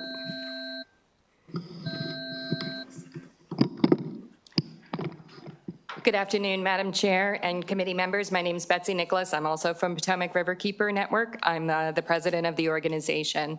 And I wanted to we're talking about some pretty wonky stuff here, coal ash and coal combustion residuals. So I wanted to kind of give you a little bit of the bigger picture of what we're trying to do here and why this bill is important. The communities that had coal-fired power plants have been disfavored in a number of ways for a long time. The coal combustion is primarily shut down in Maryland, but these communities are still dealing with the pollution from that, with unlined landfills that are seeping into the groundwater and surface water. That's why water people here are interested in this issue. We want to get the toxic coal ash away from the water sources. The best way to do that, and really the only permanent solution for that, is what's called encapsulation. And so that's using it in things like cement as well as bricks and ceramics. And so it is chemically bonded and then won't release what are otherwise toxic metals and chemicals into water or anything else. You can actually break it all the way down into little tiny bits of dust, and it will not break those chemical bonds. So we want to get toxic stuff away from the water. We have industry wanting this stuff so much that they are importing it from other places, yet we have it causing problems here in Maryland. So this fixes that imbalance by providing light incentives for companies to use Maryland's coal ash, because it will take more time and money for them to dig it up in these places where it's causing the contamination. So this fixes it and makes it so that it's basically kind of a net neutral for them, but it's a win-win for everyone in Maryland by removing the contamination, saving on greenhouse gas emission, and having local jobs. So thank you. Good afternoon, Chairwoman and members of the committee. My name is Mary Ellen Levine, and I'm here to support HB 1065. I'm a longtime resident of Bethesda, Maryland, and a volunteer for Potomac Riverkeeper Network. I retired from the U.S. Environmental Protection Agency in 2024, having served as a lawyer in EPA's Office of General Counsel for 36 years, where, among other things, I worked on Clean Water Act regulations for coal-fired power plants, including coal ash. Coal ash contains many contaminants that harm human health and our environment. As you know, it contains heavy metals, including arsenic, mercury, lead, and selenium. These pollutants are bioaccumulative, meaning that they are taken up by the organisms that ingest them, including humans who eat fish. Large-scale spills like the one in Kingston, Tennessee, have resulted in massive fish kills. That one happened when a dike ruptured. The Dan River, North Carolina spill was caused by a failure of a 48-inch stormwater pipe under the pond. Those of us who live near the Potomac Interceptor know that pipes break. Unfortunately, coal ash has been mismanaged, including here in Maryland. Power plants, Potomac Riverkeeper had to bring a lawsuit against a plant that illegally spread its coal ash on its site, thereby illegally running off into nearby water bodies. And despite there being plenty of coal ash in Maryland, we import it from other states and other countries. For this reason, I strongly support HB 1065, which will incentivize the use of Maryland's legacy coal ash waste. The law will help get the coal ash out of the ponds and the piles, thus protecting our waters, and also saving on greenhouse gas emissions that are expended when you manufacture cement. It will benefit the people who live near these sites, including those around the Brandywine plant in PG County and the Faulkner plant in Charles County. I hear I'm out of time. It's my first time testifying, so sorry about that. But it will help the companies reduce their liability, and it will be a responsible way for Maryland to deal with this problem of legacy coal ash waste. Thank you. You did very well for your first time. We're going to go now to virtual favorable testimony by Jason Litton, if you're here from Frostburg State University. Yes, hello. Terrific. I can't see you. Can you turn your camera on, please? It is disabled by the host, it said. Oh. Well, we will see what we can do about that. There we go. Perfect. Thank you so much. You may start whenever you're ready. All right, thank you. Good afternoon. My name's Jason Litton. I'm a staff member at Frostburg State University and director of the Western Maryland Regional GIS Center here. For several years, our center has worked with the Maryland DNR Power Plant Research Program to identify and map coal ash disposal sites across Maryland. Through that work, we've compiled a statewide inventory documenting the locations, types, estimated quantities of coal ash deposits. Our research has identified more than 60 coal ash disposal sites statewide. Many of these disposal sites are small structural fills or mixed landfills that likely would not be practical to recover. However, Maryland also has several large monofill ash landfills where coal ash was placed in concentrated volumes specifically for disposal. Two examples include the Faulkner Fly Ash Landfill in Charles County and the Brandywine Fly Ash Landfill in Prince George's County. Two of Maryland's largest monofill sites alone contain roughly 15 million tons of coal ash. These large deposits are the types of sites that industry typically evaluates for potential recovery and beneficial reuse because the material is concentrated and relatively accessible. So while not every coal ash deposit in Maryland is recoverable, the research clearly shows that Maryland does have significant quantities of coal ash stored in large, concentrated disposal sites. As Maryland continues addressing legacy coal ash disposal sites, policies such as those proposed in HB 1065 could help encourage the evaluation of whether suitable material from those sites can be safely and responsibly reused. Thanks for the opportunity to speak to you all today. Thank you so much. Delegate Lehman, you have one more oral virtual favorable with amendments. Would you like to hear her or would you like to answer questions now? We could take questions now. I wasn't even aware that I had another virtual witness, actually, so whatever is your pleasure. We'll begin with questions from Delegate Lewis. Thank you, Madam Chair. Good to see you, Delegate Lehman. Good to see you as well. And can I just say, I really appreciate the creative, thoughtful approach you take to legislating. This is a really clever bill. It's also one of the few environmental bills I actually understand in this committee. But in all seriousness, really clever. I have a couple of questions. First, and thank you to your witnesses who were great, who helped me understand the issue. They gave me the idea for the bill, Delegate Lewis, so I have to acknowledge that. Thank you. Yes, well done, well done.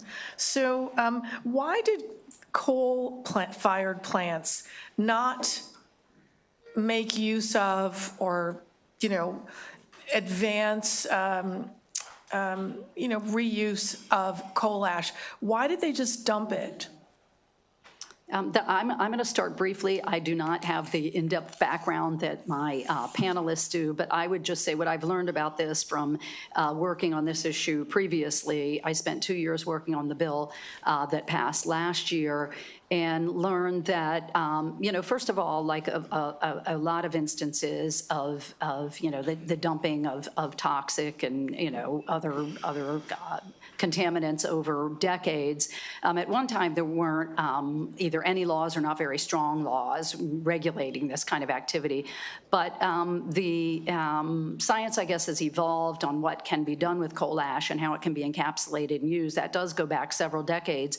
But there was a point in time where it was believed to be a good source of fill. So there are parts of Anne Arundel County, for example, where coal ash was used as fill to level out soil for development. So there are significant amounts amounts of coal ash that were used in parts of Crofton underneath shopping centers. Eventually, there was the realization that was not a good idea because that would not stay in place. It wouldn't stay stationary. It would shift over time and get into groundwater. I think it's been since the 1970s that there was a recognition that it could be used in building products. But if I could briefly let one or more of my panelists address that, I'd be happy to. Yeah, maybe just one panelist. Well, I can give you an excellent example of this in an area you're familiar with. So restaurants that serve oysters have oyster shells, but they don't then take the oyster shells and make oyster reefs with them. Fortunately, we have set up a system where they're collected and put and moved there. And so it's essentially the same thing here. The companies that are generating it are energy companies. And so they are not making the products with it that are needed.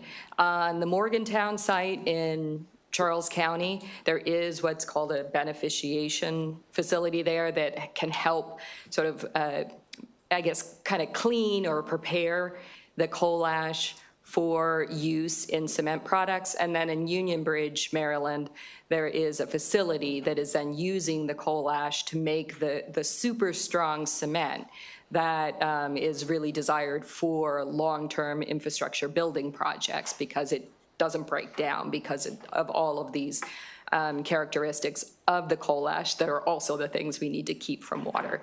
But there's also the simplest answer, which is it's cheaper. To just throw it away. So that is really incredible. Thank you all for that helpful explanation. The coal ash that we're talking about, Delegate, it is contained now. It's not just used as fill under an asphalt parking lot. It's in some sort of, when you say contained, what do you mean? Yeah, you heard in the testimony, it is and it's not. It's been dumped over decades in various places, sometimes right beside these coal-fired power plants, but sometimes further, downstream in just random places.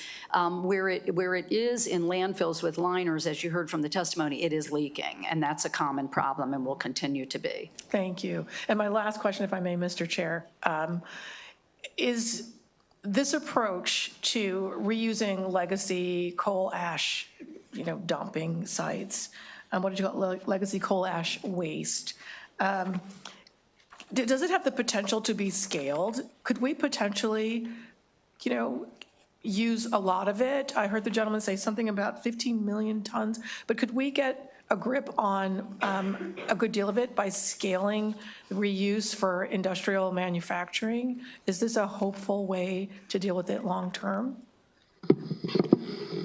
Yeah, I mean, it's like, if you look at South Carolina, or more importantly, North Carolina, Duke Energy is recycling tons of coal ash. There was laws passed in Virginia that required Dominion to clean up 28 million tons, but recycle or encapsulate 7 million tons. And so that's what we're trying to do here, is just incentivize cleaning up these sites. And I can tell you there's a lot of interest for it. And you'll see in the future, there's announcements about cleaning up and encapsulating more coal ash shortly down the road. So it's just happening, and it's a positive thing. Thank you. Since we're planning to accelerate home construction and housing production, maybe we could, this might be a great time to do this. So I thank you again for the bill. Thank you, panelists. Thank you. Delegate Foley.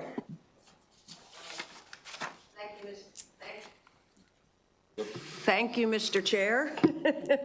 And thank you, Delegate Lehman, for bringing this bill again. Thank you, Delegate Foley, for bringing this bill again. So I'm finding this a little bit ironic. I was looking at the informational testimony from some of our departments, and in particular MDOT, and this discussion about using the coal ash as a byproduct and using it. It's so interesting to me because MDOT's letter says that this bill will not create more supply, but actually create a supply chain issue, which I find ironic that they say that. And I just wondered, and this is with respect to, I guess, concrete and cement. And I just wonder if you would like to respond to that Yes, and I would. and enlighten me as to how both can be true, or maybe they're not. I don't know.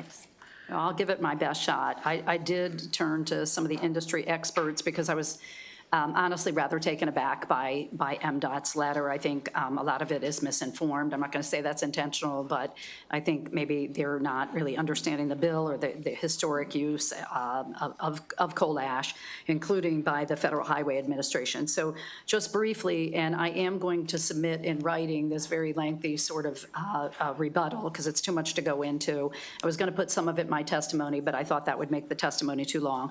But in essence, it's one overarching, has two, I think, main concerns, has a number, but two that are the most important and most significant, where they are concerned that it is requiring each unit of state government to give preference to bids and demonstrate that the use of certain coal ash products sourced in Maryland. Well, there is a phrase, which is at the top of page 8, that uses really important language, which is to the extent practicable. And for eligible projects. And that's important because it recognizes it might not be practicable to source Maryland coal ash in every instance. So that's sort of, I guess, an escape hatch, if you will. And that would, I would say that phrase there would address its many concerns about supply chain issues, about possible litigation, that is in there for that reason specifically. The second issue that was very concerning to me is MDOT's concern that it said its Office of Materials Technology said the Federal Highway Administration is likely to consider the bill's procurement preference requirement as too limiting, which MDOT says could jeopardize Maryland's eligibility to receive federal funding for eligible projects. And this cement industry leader, one of the biggest, if not the biggest in Maryland and in the region, in the Mid-Atlantic region, the response was it's highly unlikely the Federal Highway Administration would consider this procurement preference as too limiting because, first of all, since 1974, the Federal Highway Administration has actually urged state transportation departments to allow the substitution of fly ash, which is a variation on coal ash, for cement in concrete, aiming to improve durability and lower costs. Also, the Federal Highway Administration actually has its own procurement preferences for fly ash in federally funded projects. Again, it doesn't mandate its use, but rather allows its use to be included in provisions in construction projects. So long story short, I just think the agency is misinformed. And finally, it also confuses another product, a form of slag, and there's cement slag, and they're confusing that in the letter, saying it's creating this procurement preference and that there is not any source of that in Maryland. So we did forward this very lengthy written rebuttal to the agency and have not heard back in turn from them saying, okay, you have a point, or we agree or disagree, but I will certainly follow up with MDOT on all of these issues. Okay, thank you for that extensive clarification. Absolutely. Thank you for asking. Delegate Stein. Thank you, Mr. Chair. Delegate, thank you for the bill. Don't know if you've seen MDE's letter, and they are requesting an amendment to authorize MDE to outsource the administration and design of the grant program to a third-party nonprofit intermediary with infrastructure and funding expertise. Anyway, so I guess my question to you, is that an amendment that you would consider? I would be open to having that conversation. I didn't get that feedback until the day, I guess, the testimony was submitted. I was a little taken back by it, and I don't mean that in a bad way. It surprised me a little bit. I guess the agency doesn't think it has the bandwidth to administer the grant program. I would like to ask Mr. Nayuks, I always pronounce his name wrong, to share an idea he had with me when he heard that. I said, well, if that's, what they think would take to administer the program, having a third party do that, as long as it's transparent and there's accountability. But there also is, I think, the potential for DNR maybe to administer the grant program as well, but I have to have that conversation. Yeah, I'll just be really brief. When we spoke to Genon and Heidelberg, Industries, basically they felt that the fee structure was already here from last year's bill, right? So we're not creating a new grants program, new fee structure, that's already in place. And the fee structure from last year's bill basically is to provide stable funding for monitoring and site remediation. And site remediation can include encapsulation, right? So it's in place, and I think it's just a matter of working that out. And I think if, there's DNR and the program that you heard about, the power plant program, I just think it's just a matter of working out how that fee structure is going to look and what it's going to be used for to remediate coal ash. I hope that helps. All right, thank you. Thank you, and I will continue to talk to both agencies. Thank you. Okay, thank you, Delegate, and your panel. I believe we have favorable amendment testimony virtually from Camilla Gray. Yes, I'm here. Please go ahead. Good afternoon, Chairman and members of the committee. My name is Camilla Gray. I'm the president of the Brandywine TV Southern Region Neighborhood Coalition and director of our ECCB. The residents we represent have lived for 40 years in the shadow of a 140-acre coal ash pond that's leaching into our water for over 50 years. And the experts call it a ticking time bomb. We are not a consultant who parachutes in and out. We are your constituents. We have drank the water. We breathe the air. I have watched my community file Title VI complaint while Maryland agencies have failed us and continue to do so. Today, I ask you to support the complementary bills that work together. HB 0902, SB 0425 in 2025 that established the regulatory framework, fees, and oversight to finally address legacy coal ash contamination. HB 1065 creates market incentives and beneficial reuse and mandates that jobs created by cleanup go to communities like Brandywine. With local hiring, prevailing wage, and apprenticeships, one cleans up the past, the other invests in the future. But here is what matters most. We must ensure that the community sits at the table, not just intermediaries as MDE is suggesting. We ask for three things: reserve seats directly for impacted residents and oversight committees, direct funding so communities can hire our own experts, not rely on utilities and agencies to tell us what's safe. 3, accountability hearings in our own communities, not in Annapolis, so you hear from us directly, the affected community. Maryland has a chance to be the national leader, combining strong regulation with real community investment. Don't let the intermediaries speak for us, combining strong regulation with real community investment.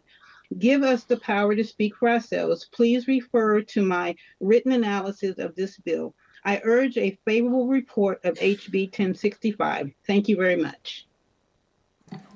Thank you very much. I do not see any. Sorry. I do not see any questions. That concludes the bill hearing on House Bill 1065. We're going to turn to House Bill 1225. Delegate Frazier Hidalgo, weights and measures. I'm trying to get the secretary out of here, Delegate Foley. Is that all right? Okay, thanks. We're going to do HB 1225, Delegate Frazier Hidalgo, weights and measures, electric vehicle charging equipment, registration fees.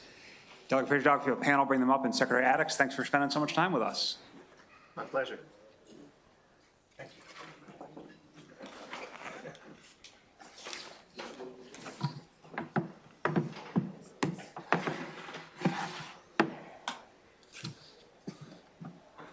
Come on, come on.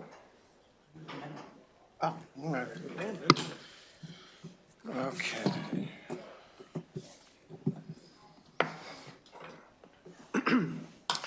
Thank you, Mr. Chair, Madam Vice Chair, esteemed colleagues. I'm here to present House Bill 1225, the weights and measures of electric vehicle charging equipment registration fees. Essentially, this started just because of some work that had been done to try to establish some regulations in charging, when you charge your electric vehicle, to make sure that the end user or the person who is purchasing electrons is treated fairly and they get the exact number of electrons that they're paying for. And the electric vehicle industry is a little bit like the wild, wild west out there.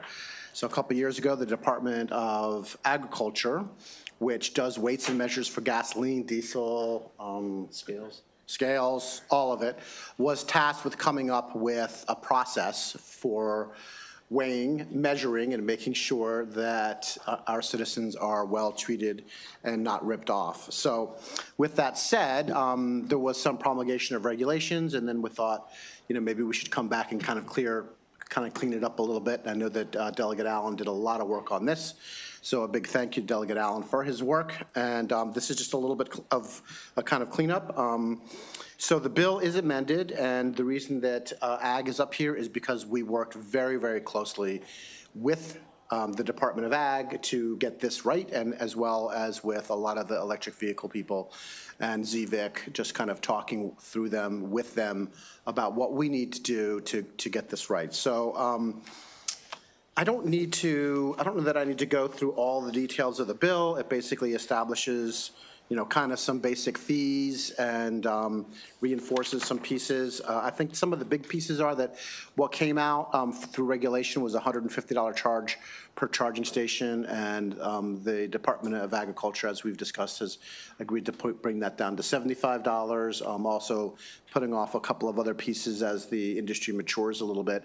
And I think one of the big pieces that was not in this original bill, which is in this amendment, which is, again, great collaboration with Ag, is the idea of the Department of Agriculture promulgating regulations and fines.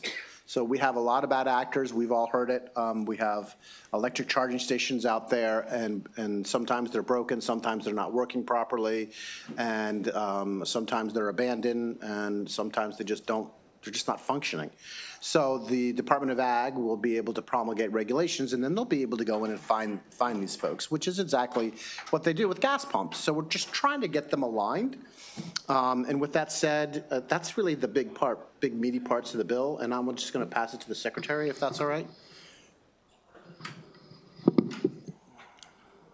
Thank you, Delegate, and to the committee, Mr. Chair, Madam Vice Chair, members of the committee. For the record, Kevin Addick, Secretary at the Maryland Department of Agriculture. Very much wanted to start by saying thank you to the sponsor and to members of this committee and leadership for your leadership, and also for working with us to address concerns that have come up from members of the public and members from the industry. Our goal here is to stand up a program that is self-reliant and is specially funded. As you may know, many of our programs in the Department of Agriculture, specifically our regulatory programs, many of them are special funded. They have no general funds attached to them. And so when standing up a big new program, and one that requires expensive testing equipment and new staff, it could be tricky to figure out how to fund it. So our initial launch of it, when we promulgated the regulations, that fee was based on simple math. Since then, the equation has changed a little bit, and we have a great partnership with the Maryland Energy Administration, where they have worked with us on a MOU. And the MOU will allow for an upfront funding transfer to allow us to purchase the equipment, and the standards that we use to test EVSEs is very expensive. And so that will help us a lot. We are drafting a new MOU, which will allow for some continued funding, which will in turn allow us to lower that fee. So we're excited to have had the partnership. And look, we've been very interested in hearing feedback from the industry and from constituents. We've held a lot of meetings. We've offered to have even more meetings. And for everyone who's taken us up on the offer, we've learned something. And so we've developed what we think is a much stronger program going forward. We are in full support of this bill as amended. We appreciate the ability to create regulations related to fines, because we know that with every carrot, we sometimes need a stick. So thank you for your support of this. Turn it over to Harrison. Thank you. Good afternoon, Chair Corman, Vice Chair, members of the committee. For the record, my name is Harrison Palmer. I'm Chief of Staff at the Department of Agriculture. Here, again, in showing support for the great collaboration with the delegate over several meetings and negotiations back and forth to make sure that we're doing what's best for the industry, for the consumer, and working hand in glove to get this across the finish line. I'd echo everything that Secretary Attic said. And really lean heavily into that this is a rapidly evolving industry that changes far beyond what we can do in statute. And so having some regulatory authority and the confidence and cooperation, both within session and out of session, to hear the concerns, have conversations with constituents, with the companies, and make sure that we are doing what's in the best interest for everyone is going to help us promulgate the best program moving forward. So with that, we're happy to answer any questions. Thank you. Thank you very much. Questions for the sponsor or the department? Okay, we will turn to our other witnesses. We have in-person favorable, well, we have some virtual favorable. Emily Kelly, ChargePoint.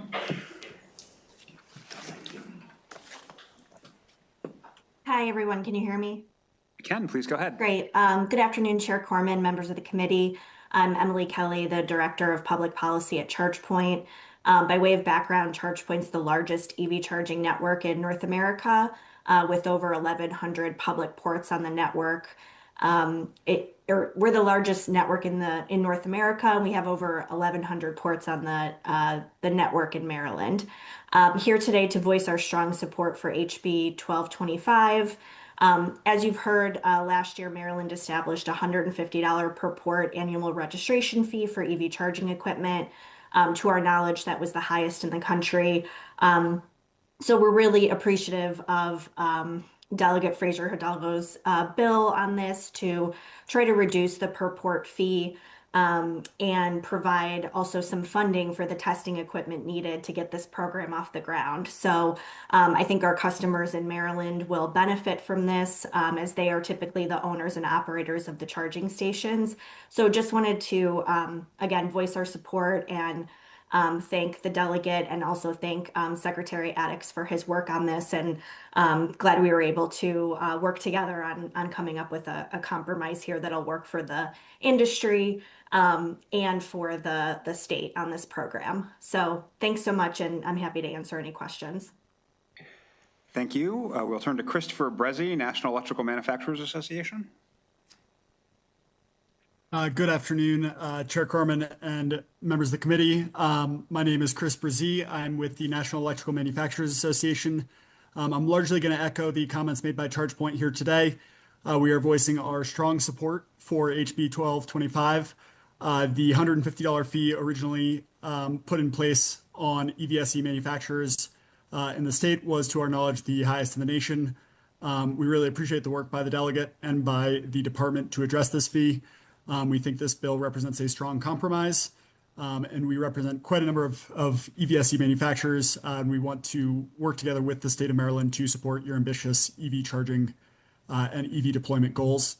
So we think this is a great step forward, and we are happy to support the bill and happy to answer any questions. Thank you.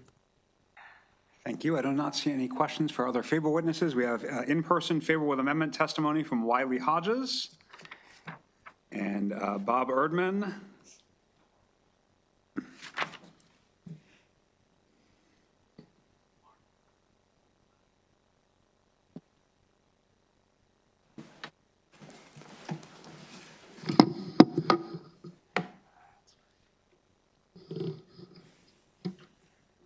Okay. Chairman Corman and members of the committee, my name is Bob Erdman. I'm a member of the Electric Vehicle Association of Greater Washington, D.C., otherwise known as EVADC, an all-volunteer nonprofit that serves Maryland, D.C., and Northern Virginia through EV education and advocacy. Our members have cumulatively driven now more than 10 million electric miles. I've been driving electric for the last 13 years, and I support HB 120 or 1225, but urge you to go further. In my 13 years and more than 100 meetings with EVADC, charger accuracy has never surfaced as a concern for drivers.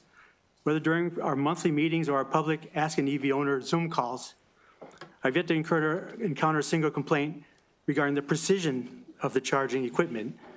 This anecdotal consistency is further supported by the poll results in our written testimony. The primary issue for drivers is reliability, not accuracy. Reliability is, does it work? And often it's not reliable because the chargers are unprofitable. This makes sense because EV charger meters are solid state, factory calibrated and sealed, unlike gasoline pumps that cannot drift or be tampered with. No state has found systemic accuracy problems. But what concerns me most is the program is regressive. A third of Maryland households live in multifamily housing, disproportionately lower in moderate income. They can't charge at home. They depend on chargers installed by property owners for whom EV charging is an amenity, not a profit center. If you add port fees onto the chargers, generating a few $100s a year, the math turns negative. The chargers come out and never go in. So my ask, first delay the accuracy testing for 2 years and then adopt the new fee and funding in HB 1225. Thank you for your time.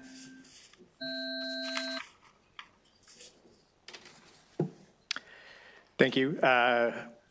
Good afternoon, and thank you to Chair Corman and the committee for considering my testimony. My name is Wiley Hodges, and I'm a member of EVADC, also a member of the Greater Washington Clean Cities Coalition Drive Electric Board. And I'm here as a private citizen and EV driver to support HB 1225 with potential amendments. Now, I've been concerned about the proposed weights and measures charger registration and inspection scheme essentially from its outset. I see the program as a failure on at least 3 fronts. First, I believe it fails to meaningfully advance consumer protection and that we can find no evidence that there is a problem with metering accuracy for EV chargers, which is what this program actually inspects and regulates. Second, I believe it fails to make EV chargers more reliable, which is the problem, since the state can only take chargers out of service and can't compel operators to make them reliable or operable. And finally, as I describe in more detail in my written testimony, the cost of the program is unreasonably high for the operators of essential level 2 charging infrastructure, likely leading to fewer level 2 chargers being available to Maryland's EV drivers. I do believe that HB 1225 addresses this last point by reducing fees, hence my qualified support. But I would urge this committee to ask deeper questions. What are the real problems that EV drivers deal with? Do the proposed policies actually solve them? What do the proposed policies actually cost the operators, who are often small businesses and municipalities? I respectfully urge you to support HB 1225, but also to consider exempting level 2 chargers from the proposed weights and measures program, and only consider their being subject to state licensing and inspection if real specific data demonstrates a compelling case for such a program. Thank you very much for your time and consideration. Thank you very much. We will turn to Robert Orkowski, a virtual witness from Plug.io. Good afternoon. Can you hear me? We can hear you. Please go ahead. Yes. Yeah, my name is Robert Borkowski. I'm owner of Plug.io, a Maryland-based business that specializes in EV charging infrastructure.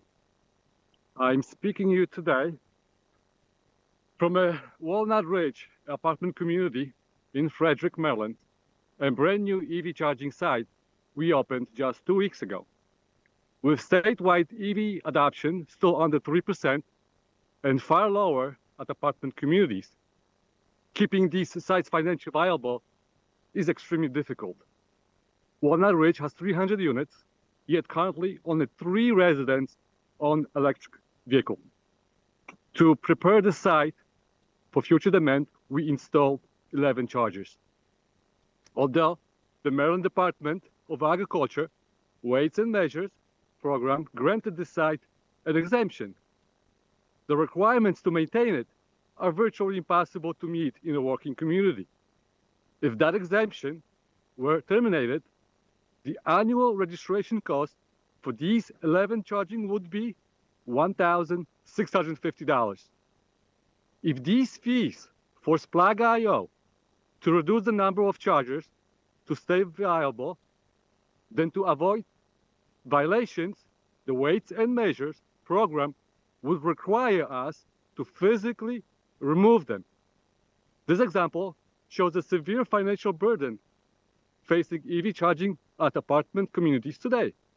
I support House Bill 1225 and urge it to make it better by eliminating the annual EV charging registration fee entirely and by excluding level 2 chargers serving multi-dwelling units. Thank you so much, and I'm looking forward to your questions. Thank you very much. We have additional favorable testimony from Kevin George Miller.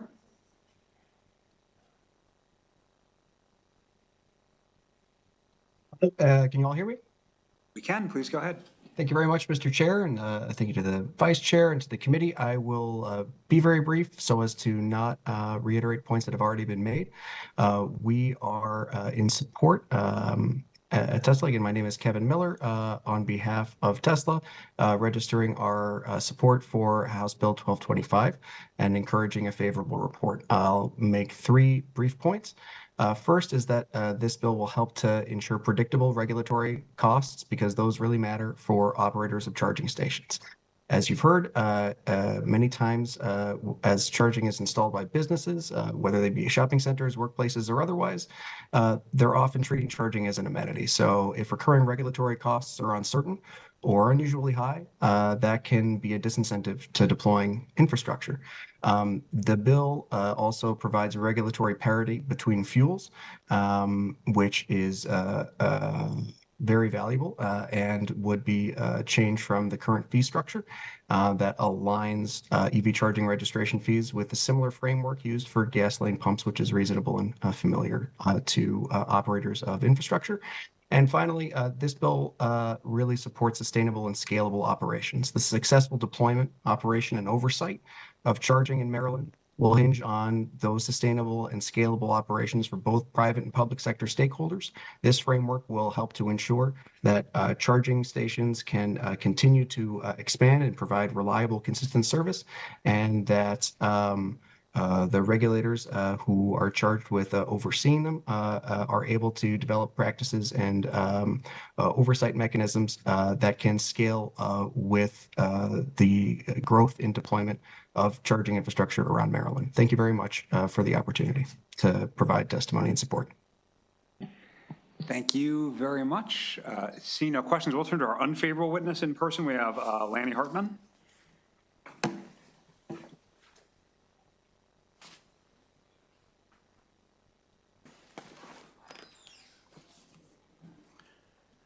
Chair Corbin and members of the committee, my name is Lanny Hartman. I'm an EV driver and editor of Plug-in Sites.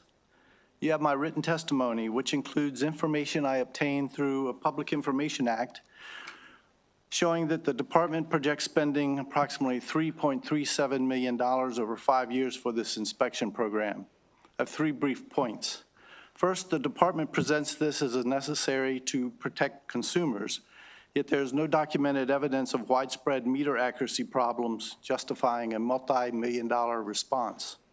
Second, while complaints about out-of-service chargers have been raised in recent legislative discussions and hearings, weights and measures inspectors typically only address broken chargers if encountered during scheduled inspections. The program will not meaningfully improve charger uptime or reliability. Third, the Public Information Act response shows only 22 formal EV charger complaints have been filed. 14 were submitted by me, and those were based on documented time billing rather than energy unit billing. Those were investigated and resolved under existing staffing and budget. Before committing millions in registration fees or CEF funds, I urge the committee to consider whether this spending aligns with documented need.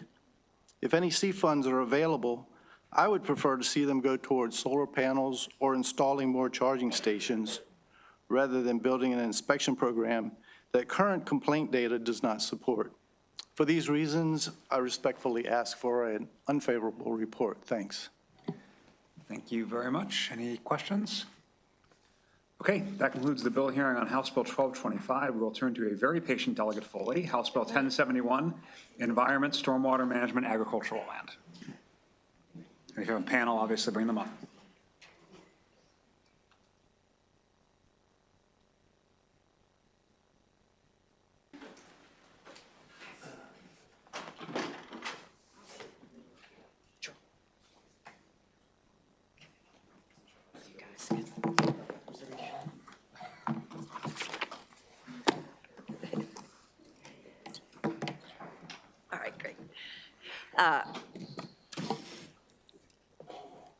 Thank you, Chair Corman, Vice Chair Guyton, and my colleagues on the Environment and Transportation Committee. For the record, I'm Delegate Linda Foley, and I'm presenting HB 1071, Environment, Storm Management, Agricultural Land. I'm presenting this on behalf of the delegations from District 14 and District 15. We've been hearing about this issue from our constituents in Montgomery County's agricultural reserve for a while, and it turns out that it's an issue that has implications beyond that. Maryland's stormwater management framework, originally designed for urban and suburban development, is being a little too strictly and inflexibly applied to working farms, and it's been creating some untenable compliance burdens that threaten the viability of some of these working farms. So I want to say at the outset that I really want to thank the Maryland Department of the Environment and the Maryland Agriculture Department, or Department of Agriculture, for their work on this bill. We have been pushing this issue since the fall when it first arose, and we reached out to the departments and to Montgomery County, and it's only because of the department's willingness to work, the department's plural willingness to work with us on this, that we were able to get where we are today. So just to explain, current guidance applies to urban stormwater management standards for agricultural land uses, and the flexibility for issues like grass parking, for example, which is temporary and seasonal, cropland or pasture used as treatment areas for stormwater calculations, or temporary or rotational agricultural uses is different than what the stormwater management standards are for other areas. So the interpretations, at least in our experience, seem to ignore or at least don't give enough deference to the realities of farming and eliminate innovative site-appropriate solutions. So we began, as I said, in the fall. After we failed to get some progress, we then met with the District 14 delegation and have been meeting with MDA and MDE for several weeks now. The result is this bill, which is heavily amended from the bill that was originally submitted. Again, thanks to the thoughtful amendments by MDE and MDA. One thing that became clear was the status quo was not acceptable to anyone on this issue.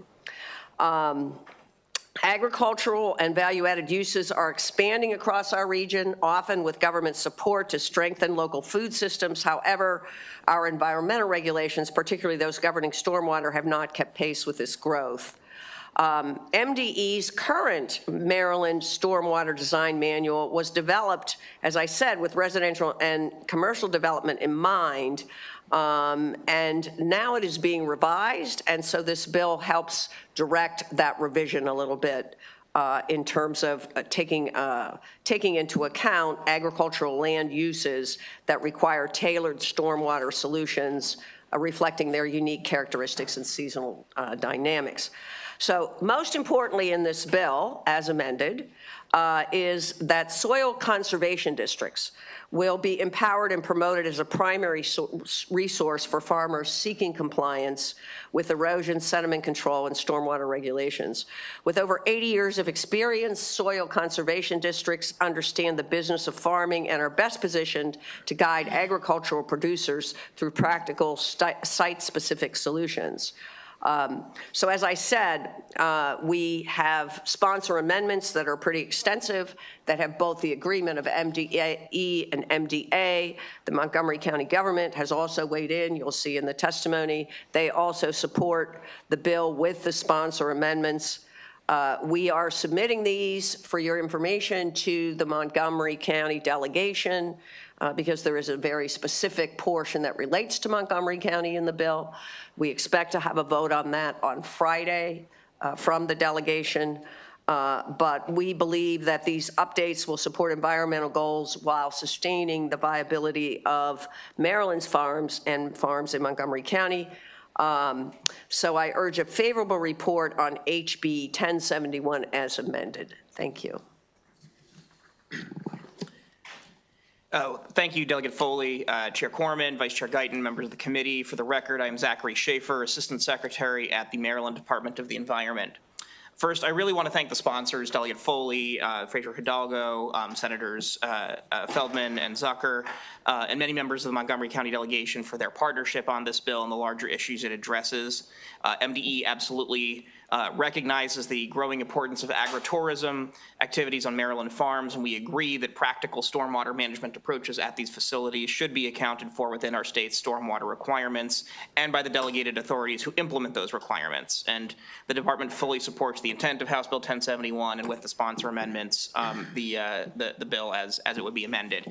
I think the delegate did a fantastic job of summarizing the issues and the work that the departments did with each other and with the delegation to get to the amendments here. So I don't want to add any more time than necessary, other than to say that that we view the responsibility to regulate stormwater management based on the amount of land disturbed and the resulting runoff impacts, which are the factors that determine environmental and public safety risks.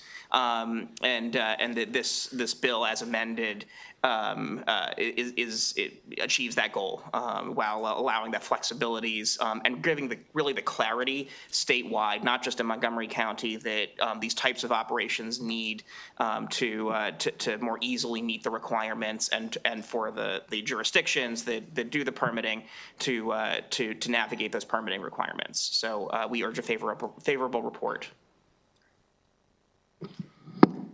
Thank you. Good afternoon, Chair Corman, Vice Chair Guyton, and all members of the committee. I want to reiterate the extreme thanks for the interagency and cooperation and work that the sponsor has done, as well as the work of the District 14 and 15 delegations on putting forward this bill with the goal of brevity. I will say me too to everything that Assistant Secretary Schaefer has said, and concur that Delegate Foley gave a fantastic representation of what this bill does, how it was written, and the very thoughtful amendments that we have worked on cooperatively to put forward. I do want to focus in on a couple of pieces that I think are extremely important in this bill. As we continue to talk about interagency collaboration, when we look at defining agritourism for the purpose of stormwater management, that is a distinct difference in the goal of what stormwater management is put out for. And regulating and representing and understanding that agritourism operations are inherently different than commercial operations for the purposes of stormwater management specifically, but that there are unique opportunities when you're looking at stormwater management on a farm and how you can use some of those pieces strategically to make sure that we are accomplishing the same environmental goals without causing undue burden and harm onto our evolving and growing agricultural community. So with that, I urge a very favorable report with amendments, and I'd like to turn it over to a business owner. Thank you. Thank you, Chairman Corman and Vice Chair Guyton and members of the committee. I'm here to strongly support HB 1071, and I want to try to help put a little bit of a human face on what we're talking about. My wife and I opened Song Dog Farm Distillery in Montgomery County's beautiful agricultural reserve this past October, as Delegate Fraser Hidalgo and Delegate Foley know, because they were there with us on that gorgeous day. Our 11-year path to opening was a complex and an arduous one, but the most challenging issue was stormwater management and navigating a system that treats our farm the same as an urban strip mall. These inappropriate requirements imperil many farm businesses, including ours. After many years of hard work, we thought we were on the cusp of breaking ground on our farm distillery in late '23, until we learned that our small gravel parking lot would prevent our capable soil conservation district from helping us manage our stormwater requirements. Instead, we had to go through an extensive planning process with Montgomery County's Department of Permitting Services, guided by the existing stormwater design manual, which does not address agricultural land. This process added many months to our timeline and cost more than $300,000 in stormwater infrastructure, engineering, permitting, bonds, and forest conservation requirements. We had to build these stormwater management features even though we are surrounded with acres of permeable surfaces and open ground. We lost months of time that we could have been open and generating tax revenue. Treating our open farmland stormwater requirements the same as that of a Starbucks or a Walmart just makes no sense. It doesn't recognize the nature of our farmland and the abundance of permeable surfaces all around. Moreover, it incentivizes us to pave over these areas. That's not what we want to do, and I know that's not what anybody wants to see in Maryland's rolling farmland. We care deeply about our farm and the land and water around it. Our goal is not to circumvent requirements, but to make it more feasible for farmers and farm businesses to practice conservation in a reasonable, affordable, and timely manner. This legislation is a very necessary first step, along with modifying the state's stormwater design manual to consider cropland as a treatment area for stormwater management, and, as Delegate Foley mentioned, allowing occasional parking on grass and other permeable surfaces. Please support HB 1071 to empower our state's soil conservation districts to help guide farmers and farm businesses like ours through common sense stormwater management. Thanks so much for your time. Thank you very much. Are there any questions for the sponsor of her panel, Delegate Baylor? Delegate Foley, in your testimony, did you say rotational harvest? I'm just kidding. I got it. Thank you. Delegate Frazier-Hidalgo. Thank you, Mr. Chair. To David, can you tell me what do you do at Song Dog? What is that? Song Dog Farm Distillery. We make amazing bourbon, rye, and spirits from Montgomery County's grains. And where are you located? We're in Boyd's, Maryland. Thank you so much for asking. Thank you. Okay, we have additional in-person testimony. Don't worry, Mr. Miller, we're going to get to you. We have additional in-person testimony from Ryan Snow, Maryland Farm Bureau.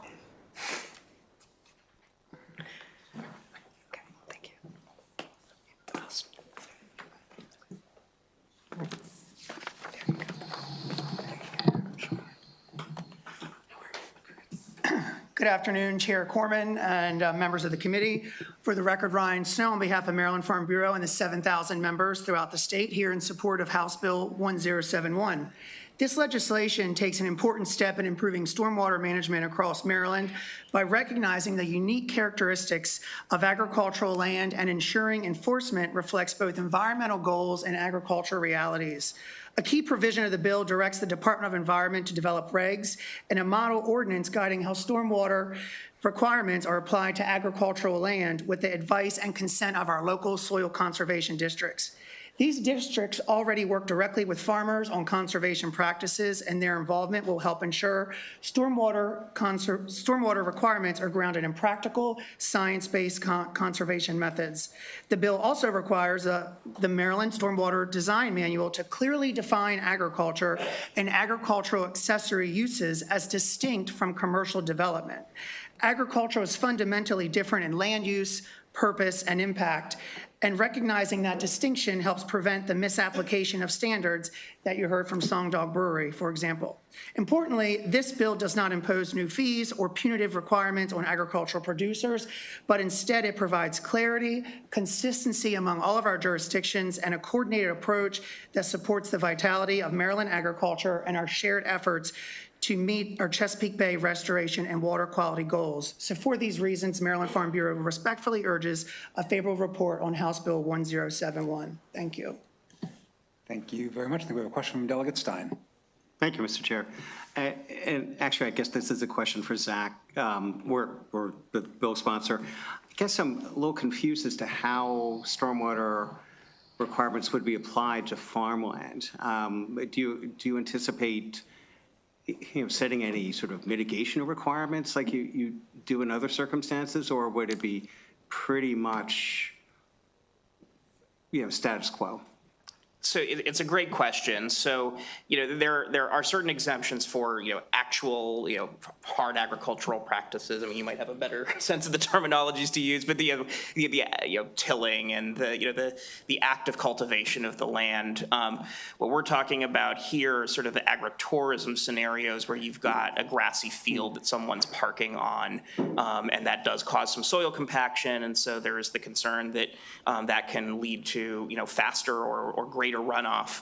And so, but the characteristics of the types of properties that we're talking about allow for certain types of stormwater management practices that aren't available to the Walmart, to the densely urban developed area. So, using stormwater management practices on cropland, on meadowland, on pasture land, and thinking about how to look at the property holistically is what the goal of the amendments and this legislation does. Okay, thank you. Okay, we have additional virtual testimony from Christopher Miller, Lone Oak Farm.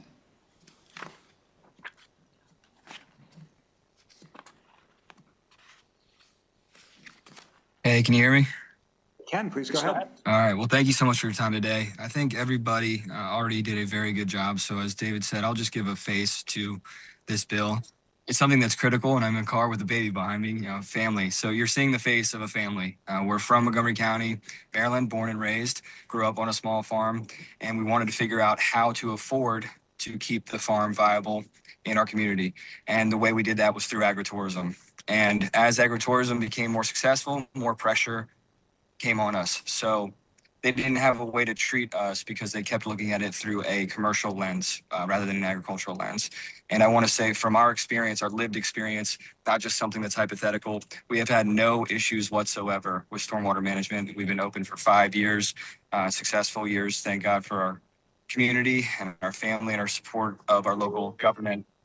But there is no issue at all.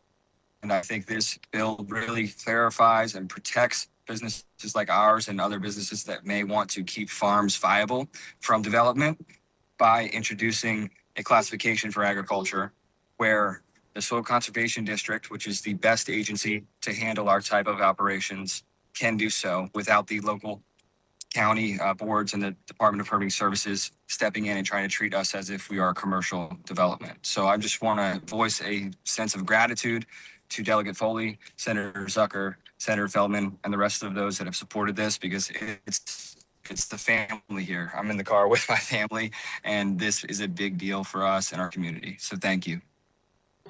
Thank you, and please get back to your family, because that concludes the bill hearing on House Bill 1071. We will turn to House Bill 1199, Delegate Fraser Hidalgo, Maryland Climate Crisis Equity Act. If you have a panel, please bring them up.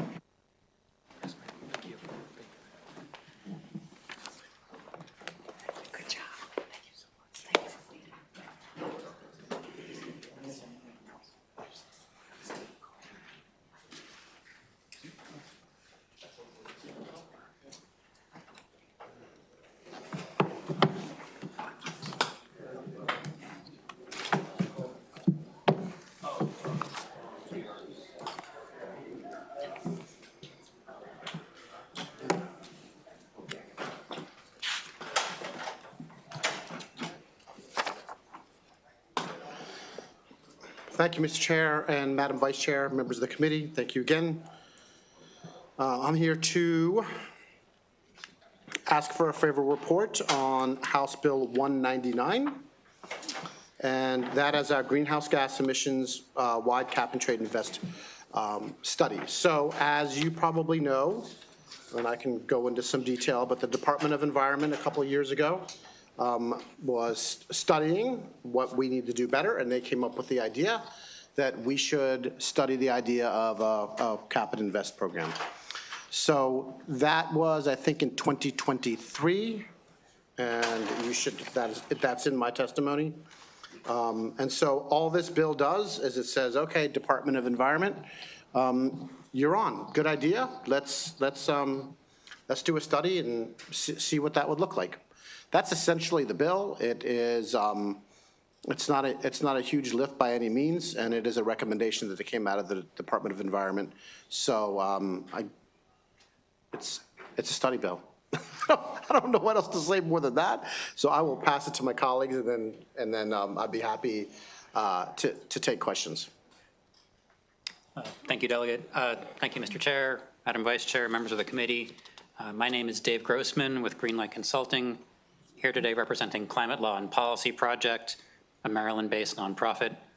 CLPP has been studying and writing about cap and invest for the past couple of years and strongly supports HB 1199. There's an energy affordability crisis, which I'm sure you're all hearing quite a lot about. This is also a critical time for states to be taking the lead on reducing climate pollution. So this is the moment for Maryland to explore a policy option that delivers on both fronts. If you're not familiar with cap and invest, I will very briefly describe how it works. First, it sets a declining cap on emissions, which helps ensure that targets are met. And second, it raises significant revenues through the sale of emissions allowances, which can be invested to support a range of things, including reducing customer bills, reducing emissions, community resilience, workforce development, and more. As the delegate alluded to, the 2023 Climate Pollution Reduction Plan from MDE included a cap and invest program for both of these purposes. As recommended by the Commission on Climate Change, this bill calls for a study to better understand what economy-wide cap and invest for Maryland might look like and what effects it might have on emissions, energy affordability, and the state's economy. Cap and invest would be an impactful policy if implemented, so it's important to start figuring out whether economy-wide cap and invest could be an environmentally and economically helpful approach in Maryland as it has been elsewhere. And if so, how to design such a program effectively and equitably. CLPP urges a favorable report on HB 1199, and I'm happy to answer any questions you may have. Thank you. Good afternoon, Chair Corman, Vice Chair Guyton, members of the committee. For the record, my name is Michelle Dietz. I'm the Director of Government Relations for the Maryland, D.C. chapter of the Nature Conservancy. TNC's approach to climate mitigation policies emphasizes practical implementation, regional coordination, and solutions that balance climate, community, and conservation outcomes. We support HB 1199, offered by Delegate Fraser Hidalgo, directing Maryland's Department of Environment to study and develop a framework for an economy-wide cap and invest program. We are a member of the Greenhouse Gas Mitigation Working Group, so we're very pleased to see this legislation being considered, as it's been recommended in the past 2 years Maryland Commission on Climate Change's annual plan. We believe the study can help us to create a program for achieving net zero emissions, advancing energy affordability, and bringing economic returns back to Maryland. We've seen cap and invest programs yielding positive results, such as the Maryland's participation in RGGI, and this brings back funding to our state to reinvest in climate mitigation and resilience programs. Climate change impacts are affecting Maryland communities. We're seeing more frequent flooding, high tides, record heat. This is all causing significant damage to infrastructure, homes, and natural habitats. Proactive climate investments help to reduce disaster costs, protect public health, and strengthen our long-term economic resilience. HB 1199 will explore and recommend the boundaries for a cap and invest program in Maryland that can move us to achieving a rapid, effective, and equitable transition to a net zero emission economy. Therefore, we urge a favorable report on HB 1199. Thank you. Mr. Chair, Madam Vice Chair, members of the committee, my name is Jamie DeMarco. On behalf of the Chesapeake Climate Action Network, we urge a favorable report. I first want to say it's always a joy to be up here testifying with Delegate Fraser Hidalgo on a bill to address the externalities of climate change. We've been at this a number of years. Many years. As a member of the Maryland Climate Change Commission, we appreciate that the state has created a commission to figure out how to address climate change. A recurring recommendation of that commission at this point is to at least study what cap and invest would look like. So I hope the legislature will take up the recommendation of the commission that you've created. It is important to remember that we are part of a cap and invest, a cap and dividend program right now through RGGI, where in RGGI, we pay into it. 50% of the funds go directly back to ratepayers to lower bills and help people afford energy, and the remainder is used by the state in the CEF. CEF funds come from cap and invest. If we didn't have cap and invest and we didn't have an RPS, we wouldn't have very many CEF funds. So this program is working well in Maryland already to reduce pollution, raise state funds, and provide direct bill assistance. We think it's worth studying what expanding that could look like. Thank you very much, and we urge a favorable report. All right, questions for the sponsors panel? Okay, we do have additional in-person favorable testimony from Alex Pavlak, Future of Energy Initiative. Are you still with us? Doesn't look like it.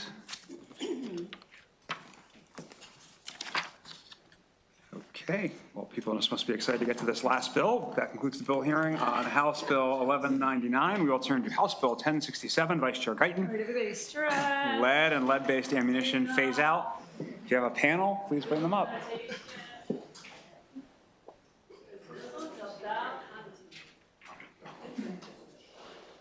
Not really. May my panel approach? Here we go. Well, yes.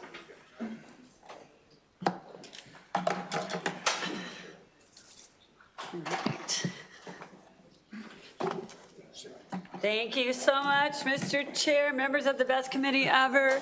For the record, Delegate Michelle Guyton, District 42B in Baltimore County, and I am here to bring you a bill that's going to sound familiar, but it is not the same as what you have heard before, right? House Bill 1067 is about phasing out lead and lead-based ammunition and hunting, all right? So I thank you for your consideration of this bill. It's going to phase it out over quite a long period of time as written. We're going to phase out in 2029. You know, you guys know that I am both an environmentalist, an animal lover, and a child psychologist, developmental psychologist. So I am coming at this bill with that hat on. I shouldn't have to convince anyone in this room that lead is a danger to people, and that lead is more of a danger to children and to pregnant women than it is to everyone else. Okay. If anybody wants to argue that with me, we can spend some time offline and I can give you all sorts of data that show you that's the case. But this committee has been working for years to get rid of lead exposure, particularly in our children and more vulnerable populations. It also affects animals and gets into our water and soil and affects negatively our environment, then being passed on to those women, children, and adult men, of course. So lead has already been banned from gas, from water pipes, from paint. We just had another paint stewardship bill this year to follow up on the one we did last year, and from many, many household items. I need to respond right now to some of the opposition that you're going to hear today that actually accuses me of disingenuity. Basically says I'm not interested in banning lead, that I'm interested in banning hunting. And I want to tell you, I am very, very committed to banning lead, right? Not hunting. Over 90% of deer right now are killed by lead bullets. Many of the deer, as we know, because, well, not this committee, but when I was on Ways and Means, we passed credits, tax credits, that if you donate those deer to food banks, you get, Delegate Ziegler knows all about this, you get credits, you get paid back a little bit. Those deer have lead in them. Okay? And people, usually people in poverty, are eating them. Right? Children exposed to lead either through food or other ways, right, are at increased risk of all sorts of learning disabilities, developmental delays, seizures. For adults, we don't talk about what it does to adults very often, but lead exposure is bad for us as well. It also leads to things like high blood pressure, mood disorders, heart disease, miscarriages, and that's where the pregnant women come in, and memory failure, which none of us can handle right now in the middle of this session. I certainly can't. So lead ammunition is also a threat to our wildlife. New York Times reported that between 10 million and 20 million animals, including eagles, hawks, bears, vultures, ravens, and coyotes, die each year, not from hunting. They're not being shot by the lead ammunition, but they're feeding off of carcasses of deer that have been shot with this ammunition. Right? Again, they're dying, which also could translate to human consumption being dangerous, certainly. In 1991, President Bush, a Republican, and the U.S. Fish and Wildlife Service banned lead shot for waterfowl hunting. Right? That was a long time ago. So manufacturers and hunters adapted fairly easily. I would say all the same groups that testified against those kind of bills back then, who have adapted fairly easily, also probably testify against this today. So copper or brass bullets are available in almost every caliber handgun and rifle. However, one difference between this bill and everything you've heard in the past that's been so controversial, so let's just say this one is not controversial, is that this bill is amended to say that if there is no available copper or brass bullet for that handgun or that shotgun, you can use lead. Right? Simple, simple. So I urge a favorable report for House Bill 1067. I do want to point out that in addition to some of the testimony that I've referred to already, it was very interesting testimony that we got from the Association of Fish and Wildlife Agencies of the Midwest, and specifically the Midwest, that they laid out a voluntary program that they had started to encourage hunters not to use lead. And the information that they presented in their whereas actually supports this bill perfectly. So I thank you for your consideration, and I do ask for a favorable report for House Bill 1067. Great. Thank you, Vice Chair Guyton. And I'm Wayne Pacelli. I'm president of Animal Wellness Action. And it's for very good reason that we took lead out of many other commercial uses. Vice Chair Guyton indicated out of paint, out of toys, out of gasoline. This is no accident. And in each of those circumstances, there were challenges in implementation. It would have been done a long time ago if there was no, issue with the transition. We have to change. Change is hard, but it's worth it. We've known that lead is a toxin for 3,000 years. It's an element. It doesn't break down. And we have heard many, claims about implementation issues. I just want to say, from the perspective of using lead ammo, the purpose of using lead ammo is to kill wild animals, to consume them. Nobody's putting lead in paint for kids to eat it. You're not drinking gasoline. This is a particularly direct pathway to ingestion, so people are harmed by the lead. That's very different from the other uses. We're also talking about lots of people dispersing it all over our environment. You have a volunteer group of 100,000 people in Maryland who disperse this over all of the acres of Maryland.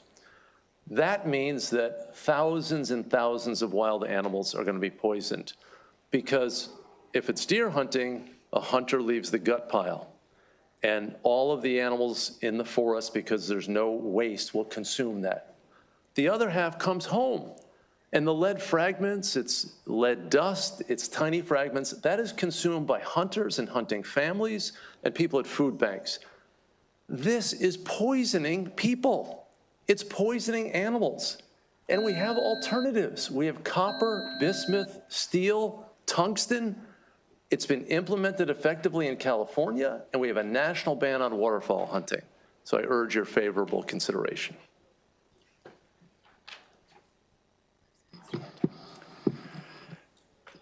All right, good evening. Chair Corman, Vice Chair Guyton, committee members, I'm Dan Ash. Everything in my written testimony and in my remarks today is based on a lifetime of experience as a hunter and 44 years of experience as a leader in the wildlife conservation profession, including the United States Fish and Wildlife Service. All the facts, all the data, all the experience, all we know to be true compels us to stop using lead ammunition in hunting. Lead is a neurotoxin. There's no safe level of exposure. As Ms. Guyton said, young children and women of childbearing age are particularly vulnerable. Lead ammo contaminates game meat and gut piles that are left in the field. It's a risk to human health. It kills untold numbers of scavenging animals, including bald and golden eagles. Non-lead ammo is readily available for all commonly used hunting firearms. It is affordable and it's effective. And there is zero evidence linking increases in ammunition cost to declining hunting participation. Zero. In 1991, the U.S. Fish and Wildlife Service ended all use of lead ammunition in all waterfowl hunting nationwide with no negative effect on hunting participation. California's lead ban on all hunting statewide has had no negative effect on hunting participation. Hunting participation, unfortunately, has been steadily declining across the U.S. and here in Maryland since the 1970s. That's due to a variety of social and demographic factors, which I'd be happy to discuss with you. None are related to the prices of ammunition. Everything we know tells us it's time to get all of the lead out of hunting ammo. Please favorably report HB 1067. Thank you.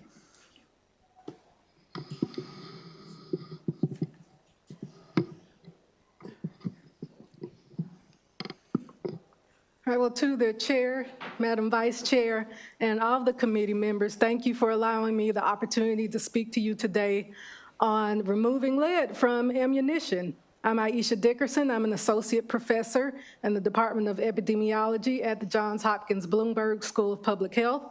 I'm also the director of the Environmental Epidemiology track at the school. And I've spent all of my career studying the impacts of hazardous exposures on the brain. And that includes heavy metals, which of course encompasses lead. Lead is a notorious neurotoxicant. We know that lead can store in the brain. It can cause neurodegeneration, but it can also cause cognitive impairments and cognitive decline. But what most people don't know about lead is that it deposits in the bone. So in areas where the bone would typically take in calcium, lead can replace those calcium deposits, which could lead to lower bone density. But also, as we age, bone density can metabolize and you can re-expose yourself to lead.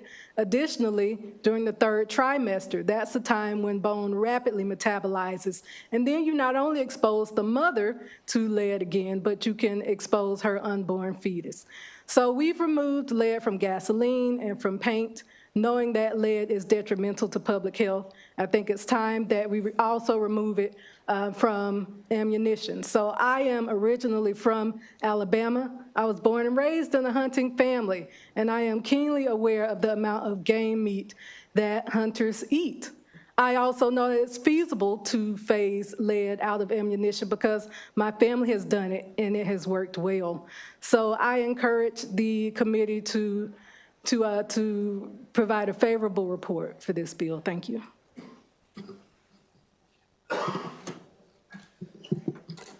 Good afternoon, delegates, and thank you for this opportunity to speak. My name is Jim Keene from South Dakota. I'm testifying in favor of HB 1067 from an animal health perspective. I've been a veterinarian for 38 years in livestock practice, in veterinary research with the USDA, and faculty at the University of Nebraska Veterinary School. I'm currently with the Center for Humane Economy. In veterinary medicine, lead is a well-studied toxin, as it is in human medicine. It causes neurologic damage, intestinal disease, reproductive failure, and death in wildlife, livestock, and pets. Just as in people, there's no safe level of lead exposure for animals. Veterinarians routinely treat raptors and scavengers suffering from lead poisoning after hunting season in Maryland. It causes paralysis, seizures, extreme weakness.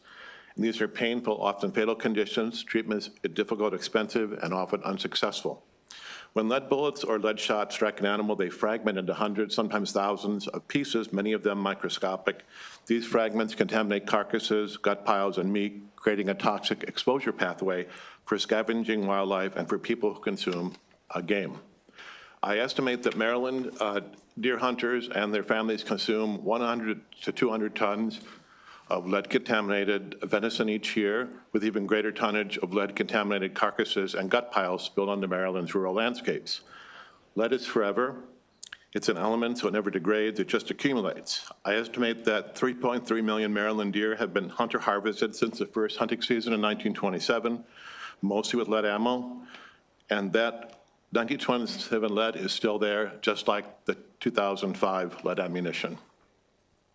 Lead ammunition performed well, but so do modern lead non-lead alternatives that do not introduce a potent neurotoxin into the food web.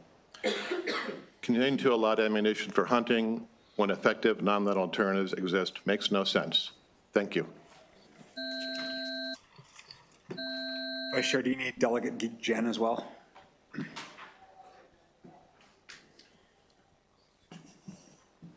Thank you, Mr. Chairman. Distinguished members of the committee, Gil Jen here on behalf of Animal Wellness Action.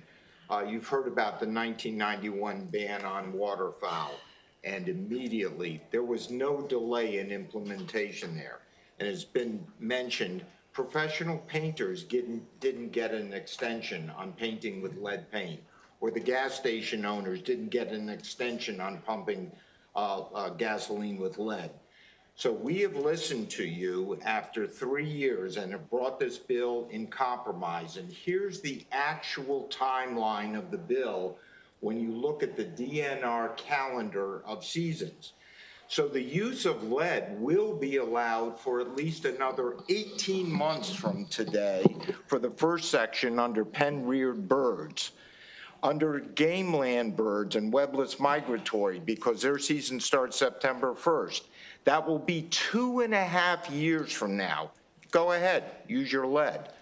Deer firearm season in October, 3 years from now, 2029, that's 3.5 years from now, England, Scotland, and Wales have done the same thing that we're doing here. One thing that the bill does not do, it doesn't prohibit you from the use of all your lead, everything you have in stock, from going to your target facility. Blast away, use it all. That's okay. You can sell it. You can possess it. You can use it in another state. You just can't use it on the animals that are listed in this bill. In my testimony that I presented, the DNR talks about the poison risk there on page 6 of my testimony. Very quickly, because the sponsor mentioned a voluntary program, they don't work. Just look at page 6 and 7 of my testimony, where prairie dogs in Kansas, Kansas offered non-toxic copper ammunition for hunters, and not one took it. We asked for a favorable report. Thank you. Thank you. Delegate Fraser-Hidalgo. Thank you, Mr. Chair. There was a lot of conversation about hunting lead and prey that gets shot with, whether it's bird shot or whether it's rifle rounds or shotgun shell, sabos kind of thing. But unless I missed it, what about the hunters or the kids that are learning to shoot, and or the hunters or whoever's loading that ammo? Is not them touching that ammo, and as they load that ammo into the magazine or as they load that ammo into a revolver of some kind, their fingers, particularly their thumbs and index fingers, are touching the lead, the bullet on the end of the shell. Is that a concern? Yes, that's absolutely a concern. So research has shown that residues after firing lead-based ammunition can stay on the hands and on the clothing. We like to encourage people to make sure that they wash their hands and remove that clothing before they come in the home, but we know that that doesn't always happen. So yes, there is always the risk of lead ingestion from residues on the hands after firing any lead-based ammunition. That could be transferred to the person who fired the firearm, but also to anyone around them if they cross-contaminate or touch anything or that person. So basically, when they discharge the firearm is when you have the concern with the lead. But what about the actual individual touching the ammunition themselves and loading it? Is it permeable? Does it go through the skin, or do they have to then touch their mouth or their nose or somehow ingest it? Or just is the very touching of the bullet dangerous, or does the body absorb it from just the touching of the bullet? Oh, the touching isn't much of an issue unless there's broken skin, which of course, if you've been doing a lot of outdoor activities, there is likelihood of some broken skin. There is, of course, risk to anyone who makes their own ammunition. So it depends on where the ammunition was made. If it was made in a plant, there's more risk of contamination from touching versus if it was made in a home. So it's the ingesting or inhaling of the discharged bullet as it comes out. That's why all the firing range have so much HVAC and all these fans to suck all of that air out. Exactly. The primary route of exposure for lead is ingestion. Secondary is inhalation. Is it true that in police departments and firing ranges, indoor ranges and outdoor ranges, that their range officers are tested regularly to ensure that they have not exceeded lead blood content levels that are unsafe? I'm not sure I could answer that question. I know that children in different areas where there is a higher risk of lead exposure are tested on a regular basis, but I'm not sure about how often they test police officers per se. I mean, I think for particularly range officers, it might be anybody who works at a range. It might be interesting to look into. Thank you. Delegate Jacobs. I may be touching on some of what my colleague just asked, but I was just thinking with the police officer behind me here, the amount of training they do and the amount of ammunition they go through just to keep qualified. And I'm reading this in the bill summary. It says, the department shall authorize use of lead ammunition for handguns, rifles, all that until as long as it's not commercially available. Well, what happens is there a plan to phase out the ammunition, the lead ammunition for the use of, say, police and police training? I currently have no plan for that, but if you'd like to work on it in the future, perhaps. I think this is really an issue of environmental and game that folks might consume. And I don't know if that really is as much an issue when you're talking about the way that police officers use their ammunition. So it's not at the top of my list of concerns, but it might be one. You know, they touched on, like, if you touch it, you know, you got it all over your fingers and microscopic parts of it and all this and that. And I'm just sitting here thinking, he's probably got to shoot a couple thousand rounds every month or so to keep Delegate, I think himself in, you know, like, so he can defend us over here if necessary. I think we're talking about, you know, degrees of risk, and I think ingestion, consuming it, because these animals are almost exclusively used for food, or their bodies are left behind and the carcass is speckled with lead, that's going to lead to consumption by animals. I mean, I think we're all here saying lead's a problem, and we may not need a legislative solution in all different realms, but we certainly need one here if you're talking about 10 to 20 million animals dying of plumbism and thousands of hunting families being exposed in a major way, and food banks, thousands of people at food banks. We have great precedent from 1991. All waterfowl hunting with lead ended. It's 35 years. It's considered one of the greatest conservation and animal welfare success stories in contemporary wildlife management. And as Mr. Ash, who was director of the United States Fish and Wildlife Service, said, it did not lead to any reduction in hunting participation. How many times do we have the world change and, you know, many people resist change, but then once it happens, we say, how did we not do this so many years before? That's what will happen when we ban lead ammo. We will just get rid of it, and people will be better and happier if you're hunters or non-hunters as well. So, all that being said, there's no plan to include handgun information into this. Excuse me, what? Handgun ammunition. So in other words, you're not going to ban handgun ammunition in Only this if it's used to legislation. shoot deer. What's that? Only if it's used to shoot deer. Okay. Then they should use a non-lead version of the ammunition. Thank you. And Madam Vice Chair, if there is no non-lead alternative to the ammunition, they can use the lead? They certainly may. Okay. Delegate Naraki? Thank you, Mr. Chair. This might be for the delegate or maybe for the panel. I was looking up California's law. It seems like that was like 2013-ish, somewhere in there, like around that time frame.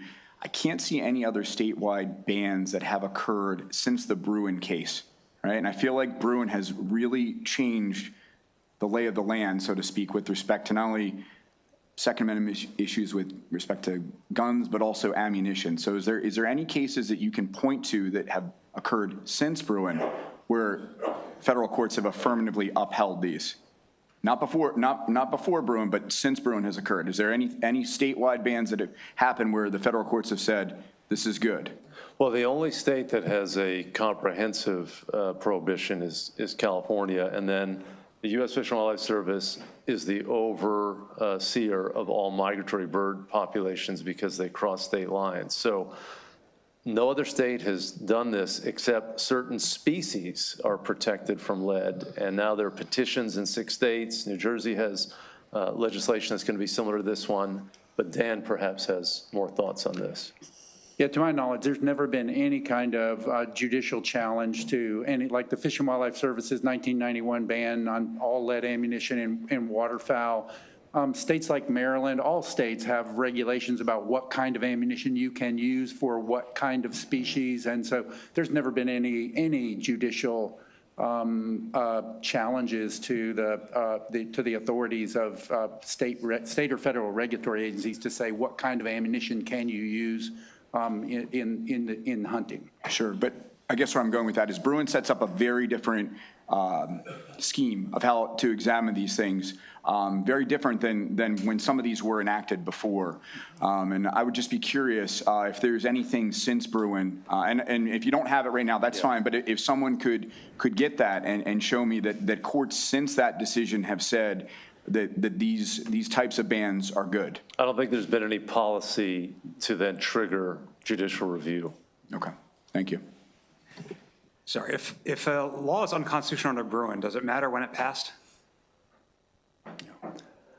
I don't think so, no. That's not how the Constitution works, right? So even if it's said after the fact, it would still be unconstitutional. So do you know if anyone has challenged the California law or the federal policy for waterfowl since the change in the Supreme Court precedent? They have not. Okay. Delegate Anderson.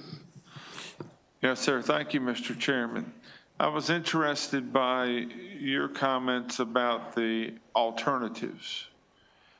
Is there anywhere I can go to look up where they've tested the alternatives to be as accurate or have the expansion capabilities that lead does when we're shooting deer? Oh, sure. I can provide you with any number of references to the performance of non-lead ammunition. In fact, Barnes bullet received the NRA's Bullet of the Year award several years ago for the performance of the bullet. And if Barnes Ammunition were here, they would tell you that they made copper ammunition not because it was non-toxic. They made copper ammunition because it was better. My 30-06, my 12-gauge shotgun, I can get non-lead ammunition that performs better in terms of the trajectory, the ballistics, and killing the animal, which is your objective. All right. Thank you. Okay, we have a number of virtual witnesses. We'll start with Dr. Dan Morheim.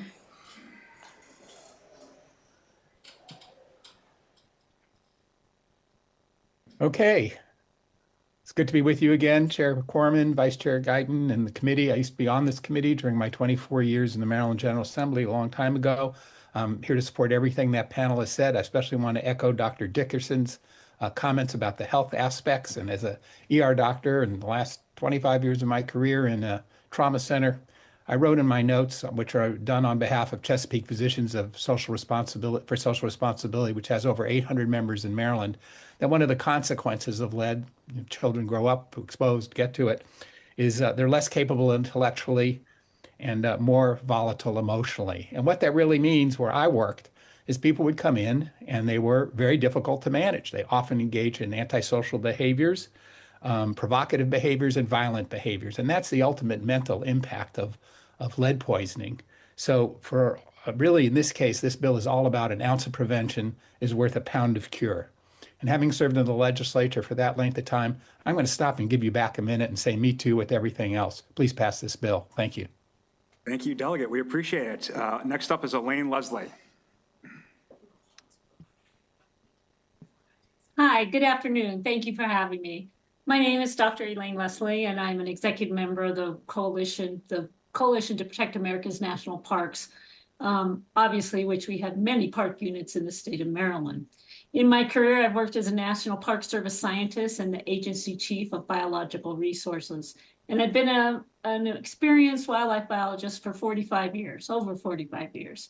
I've been working on the impacts to lead in wildlife since the mid-90s. So I have actually held condors and golden eagles and bald eagles that have been impacted by lead and watched the suffering, the inhumane aspect of all of this from the ingestion of spent lead in carcasses. So also I would just want to say, this is the tip of the iceberg. I don't think we know how many numbers exactly of wildlife are impacted. It's only as good as what our monitoring efforts are. So you're probably going to hear a lot about bald eagles are coming back and doing well and rebounding. This is all true to some extent, but we don't know the full aspect of it because we don't know all the animals that are out there that have died that we haven't collected or been to a rehab center. We know lead is bad. We know it's bad for wildlife. We know it's bad for humans. So today, what you are focusing on is the human aspect. And I think passing this bill is a big step moving forward in an intentional manner with its eye on natural resource conservation for Maryland.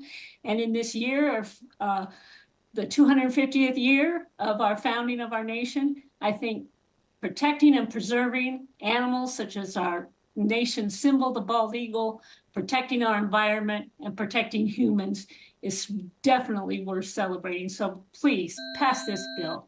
Thank you. Thank you. We'll turn to Ted Williams.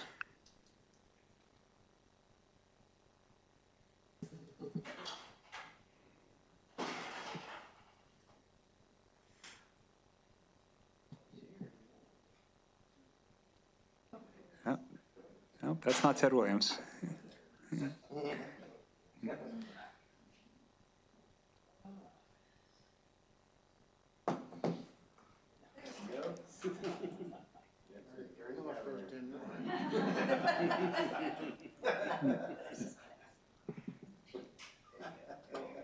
you go. There you go. Perfect. Good job, Dan. One more call for Ted Williams. Hello. I'm sorry. Can you hear me now? We can. Please go ahead. Okay. My name is Ted Williams. I'm a lifelong hunter, a journalist specializing in wildlife. I own 12 guns and a permit to carry high-capacity concealed weapons. I strongly support this legislation. It baffles me why so many of my fellow hunters insist on poisoning wildlife, themselves, friends, and family by using lead ammo, when the expense of swapping to more efficient, non-toxic copper for a season would amount to something like a coffee and 2 donuts. Even non-toxic .22 caliber rimfire ammo is now readily available. Multiple studies find links between human consumption of lead-killed game and spikes in lead blood levels. CDC reports even low lead blood levels can negatively affect a child's intelligence. Health departments of North Dakota and Minnesota impounded 17,000 pounds of hunter-donated venison contaminated with lead fragments. The Minnesota Department of Agriculture x-rayed 1,029 commercially ground venison burger packages, finding lead fragments in 26%. 48% of ground venison packages analyzed in Illinois were contaminated by lead. Ammo companies develop copper bullets not to protect wildlife or humans, but to kill game more effectively and humanely, and they do. The toxicity of lead ammo is ancient news. George Bird Grinnell published a warning in his sporting weekly Forest and Stream. Quote, "Until they reach the gizzard where the wildfowl grinds his food, these pellets do no harm, but when reduced to powder, they become a violent poison." The year was 1894. Thank you. Thank you very much. Seeing no questions, we'll turn to our unfavorable testimony. We'll start with our virtual witness, John Jocelyn, 2A Maryland.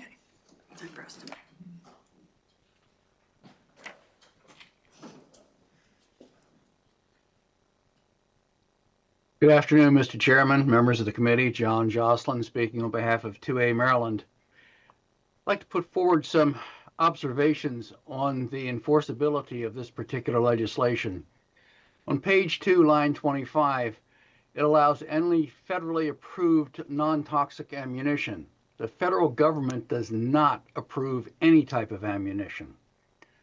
On page 3, lines 20 to 23, it makes reference to non-lead ammunition that is not commercially available for the specific firearm. Now, this is the operative term, specific firearm. It doesn't consider the caliber, make, model, year of manufacture, the rate of rifling twist in a rifle, or the type of choke in the shotgun. Just because the ammunition is available doesn't mean it's compatible with the firearm itself. This is a very important consideration. When ammunition is available, it's generally not available locally because the dealers don't carry a large stock of it. That doesn't mean it's not available through mail order, but when that happens, it means that we're damaging Maryland's economy. The revenue does not go to the dealer. The Pittman Robinson funds go to wherever the ammunition was purchased from. I think it'll be an enforcement nightmare for the DNR. They don't have the facilities to test these firearms, and it's an enforcement conundrum for the DNR police because when they encounter a hunter, they won't be able to establish whether the hunter is in compliance or not, when the hunter may be using lead ammunition because he's tested the copper and it doesn't work in a hunter-specific firearm. I believe that these need to be addressed before we go forward. I would rather see this be a positive, encouraging piece of legislation instead of regressive saying you cannot, instead of saying we would hope that you will. I have more faith in the hunters of Maryland, and I ask for an unfavorable report on this bill as written. Thank you very much. We will turn to our in-person unfavorable testimony. Nicholas Andraka, Kaylee Lager, Mark Panak, Sean Beck, and BB Frederick. Thank you all for hanging with us all day.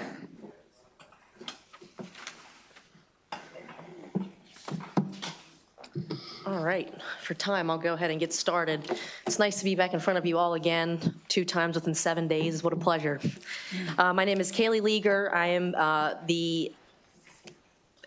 the manager of the Mid-Atlantic States with the Congressional Sportsmen's Foundation.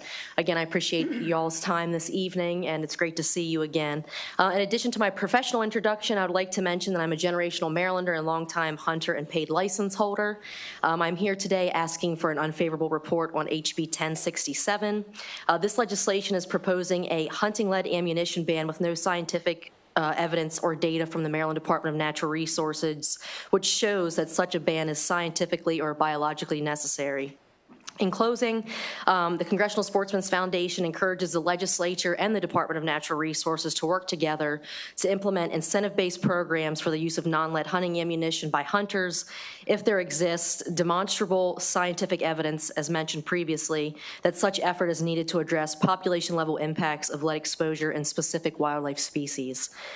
We further recommend that such a program be developed and tested to any further consideration of a statutory ban on lead ammunition when it comes to the unintended and consequential potential diminishment of conservation funding. For these reasons, I request an unfavorable report on HB 1067. Thank you. Chair, co-chair, and members of the committee. I am Nick Andraka, a lifelong Maryland resident, and lifelong hunter, and DNR hunter ed instructor. I oppose House Bill 1067. While copper ammunition has been perfected for the last 25 years for use in high-powered rifles, the inclusion of straight-wall cartridge rifles in deer hunting is a recent trend in many eastern states. Maryland uses straight-wall cartridge rifles in 12 counties now. Straight-wall cartridge rifles shoot a larger, slower bullet. Copper is harder than lead and relies on speed to engage the rifling and expand for a humane kill. Manufacturers are making progress. And while copper ammunition is available for some straight-wall cartridge rifles, it does not work properly in all of them. And copper does not work in .22 rifles, and there is no no lead-free .22 long rifle available, period. The bill's inclusion of allowing the DNR to issue the use of lead ammo when non-lead ammo is not commercially available does not help many hunters with straight-wall cartridge rifles or small game hunters. And comparing steel birdshot to rifle bullets has no correlation.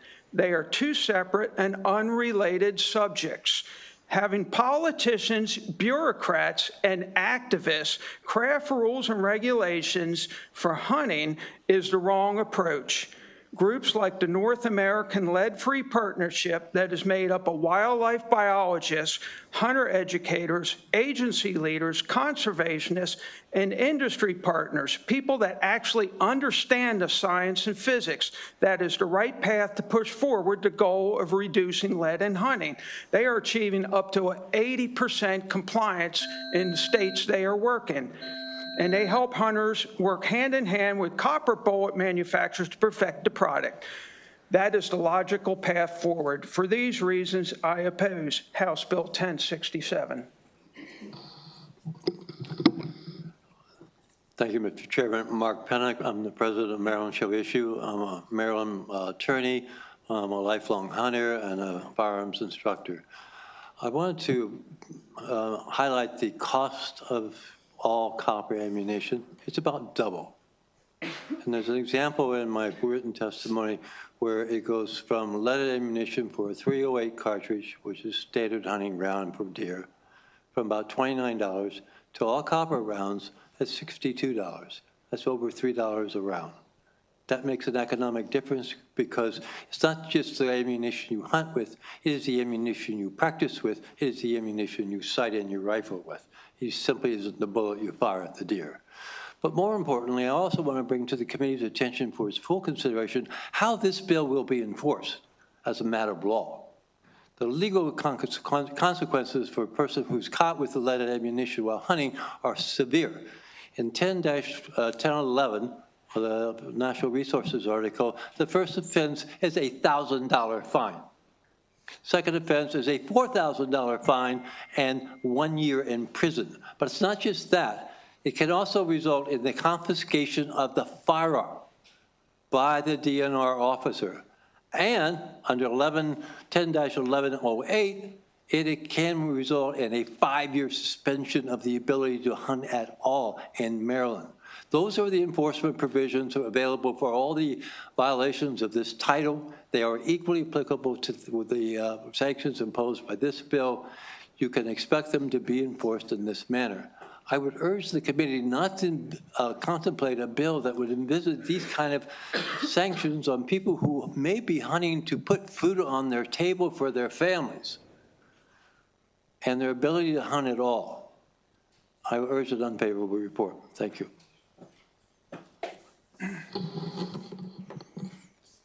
Good afternoon, Chair, Vice Chair, and members of the committee. My name is Sean Beck, and I'm an avid hunter and angler and a resident of Howard County for the last decade. I'm also a participant in Howard County's very successful deer management program.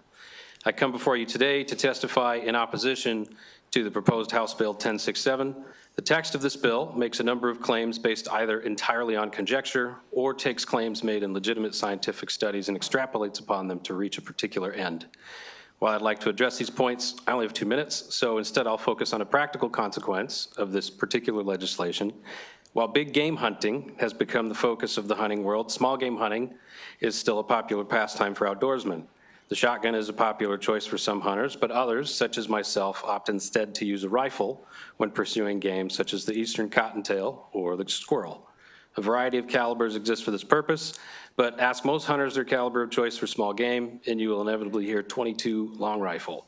In the last decade, only 4 entirely non-lead ammunitions were offered for the .22 long rifle, 1 made by CCI, 2 made by Norma, and the last made by Winchester. Each of these 4 options have been discontinued due to issues with accuracy and reliability. They've each also been reintroduced after first being removed from the market, only to have them again removed from the market for the same issues of reliability and accuracy. The text of this bill would require me to change from my well-tested and accurate lead-based ammunition to an entirely unreliable and inaccurate non-lead ammunition when these or other options are inevitably reintroduced. This will negatively impact my personal hunting experiences, but also those of other small game hunters, which often includes youth hunters being introduced to hunting for the first time. I urge members of this committee to have an unfavorable report for this bill. Thank you for your time. Thank you. I think there was one more behind you. Can you give him a spot?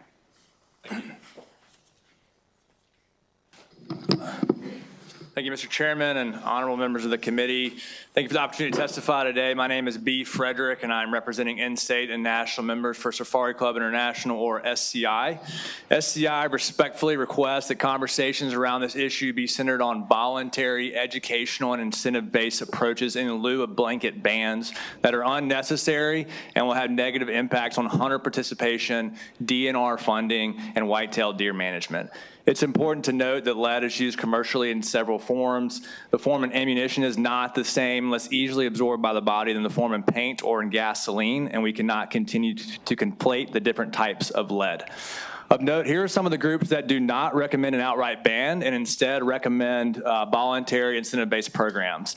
The New York Department of Environmental and Conservation, so Maryland DNR's counterpart, the U.S. Fish and Wildlife Service, the Association of Fish and Wildlife Agencies, of which Maryland Wildlife and Heritage Service is a member of, the Midwest Association of Fish and Wildlife Agencies, and the Arizona Game and Fish Department. The New York State Lead Ammo Working Group examined potential legislative and regulatory restrictions for lead ammo, but ultimately opposed those restrictions because it is, quote, challenging to advance and would come with significant social cost. That working group consisted of the New York State Department of Health, the New York State Department of Environmental Conservation, Audubon, New York, Cornell University Wildlife Health Program, the Venison Donation Coalition, and the New York State Conservation Council. The Association of Fish and Wildlife Agencies represents all of North America's wildlife agencies, and they advocate for sound science-based management of conservation of fish and wildlife. They too point to a collaborative approach of prioritizing education, information, and voluntary choice. During discussions in this committee last year, one member asked, where exactly are we seeing detrimental impacts from lead on the landscape here in Maryland from lead ammo, or if it was just conjecture? And I think that's what we need to focus on, where the impacts from lead are actually occurring here in Maryland. And if there are demonstrable impacts, then focus on site-specific and species-specific restrictions that are voluntary, educational, and incentive-based. Thank you. Thank you. We have a question from Delegate Boyce. Thank you so much. Do you know the percentage of lead in a copper bullet? There is generally no lead in a all copper bullet. Most bullets rifle bullets, for example, have a gliding metal, usually copper alloy, over the lead core, so what's exposed is simply the tip of the bullet, which is the expanding part of the bullet to make sure of a humane kill when you use a wildlife. So the rifle bullet, because it's a high-speed bullet, has to have that, otherwise the lead would be shed in the barrel when it's fired. So there's only a very small part of a bullet that actually has lead at the very tip that's exposed. Okay, and that would be a 1%? I'm not sure where that 1% comes from. There's more than 1% of lead in a standard rifle bullet, for sure. Okay. So there's a fair amount of lead, that's the core, but it's covered by a thick layer of gliding metal so that it actually can be successfully fired through a high-speed barrel. Delegate Lewis. Thank you, Mr. Chair. Thank you to the members of the panel. I humbly admit I don't know anything about hunting or guns, and so it's really valuable to hear from all the perspectives and learn from you. But I did hear from one of the previous panelists, Ted Robinson, I think, Ted Williams, who described himself as an avid hunter, as if I recall, as a person who owns 12 guns, and he's a lifelong hunter. He sounded like someone pretty well versed and experienced in hunting.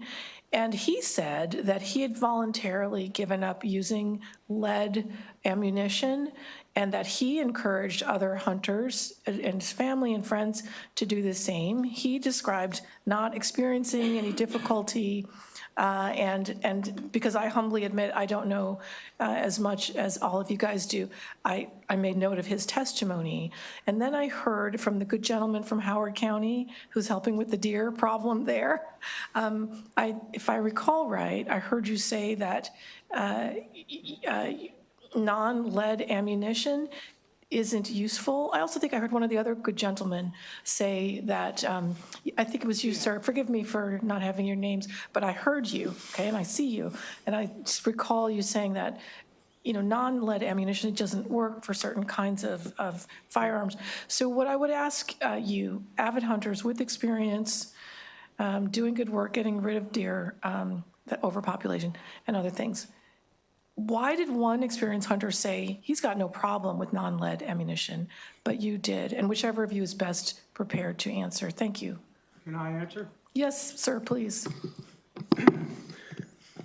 I have no idea why Ted Williams, for 3 years I've been coming here, has been saying 22 long rifle is available. It's not.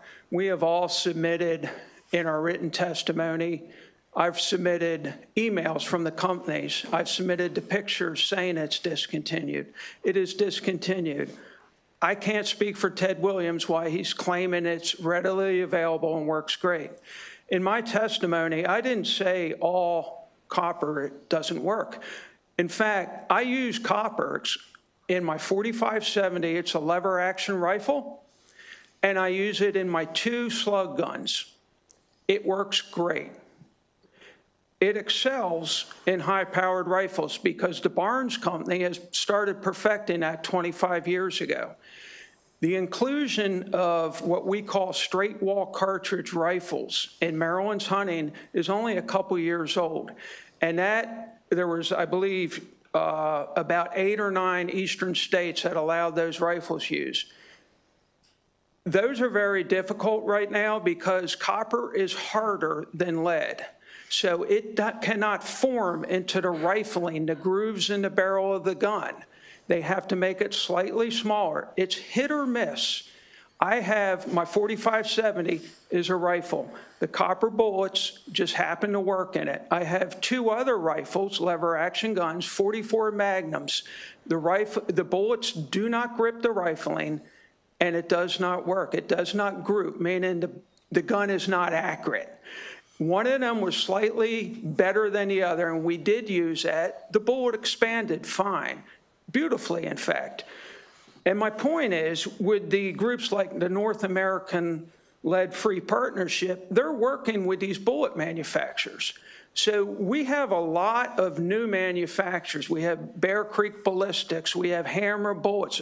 They exclusively make copper bullets. These are all new companies. So this is going to take more than 2 or 3 years to happen for all the ammunition.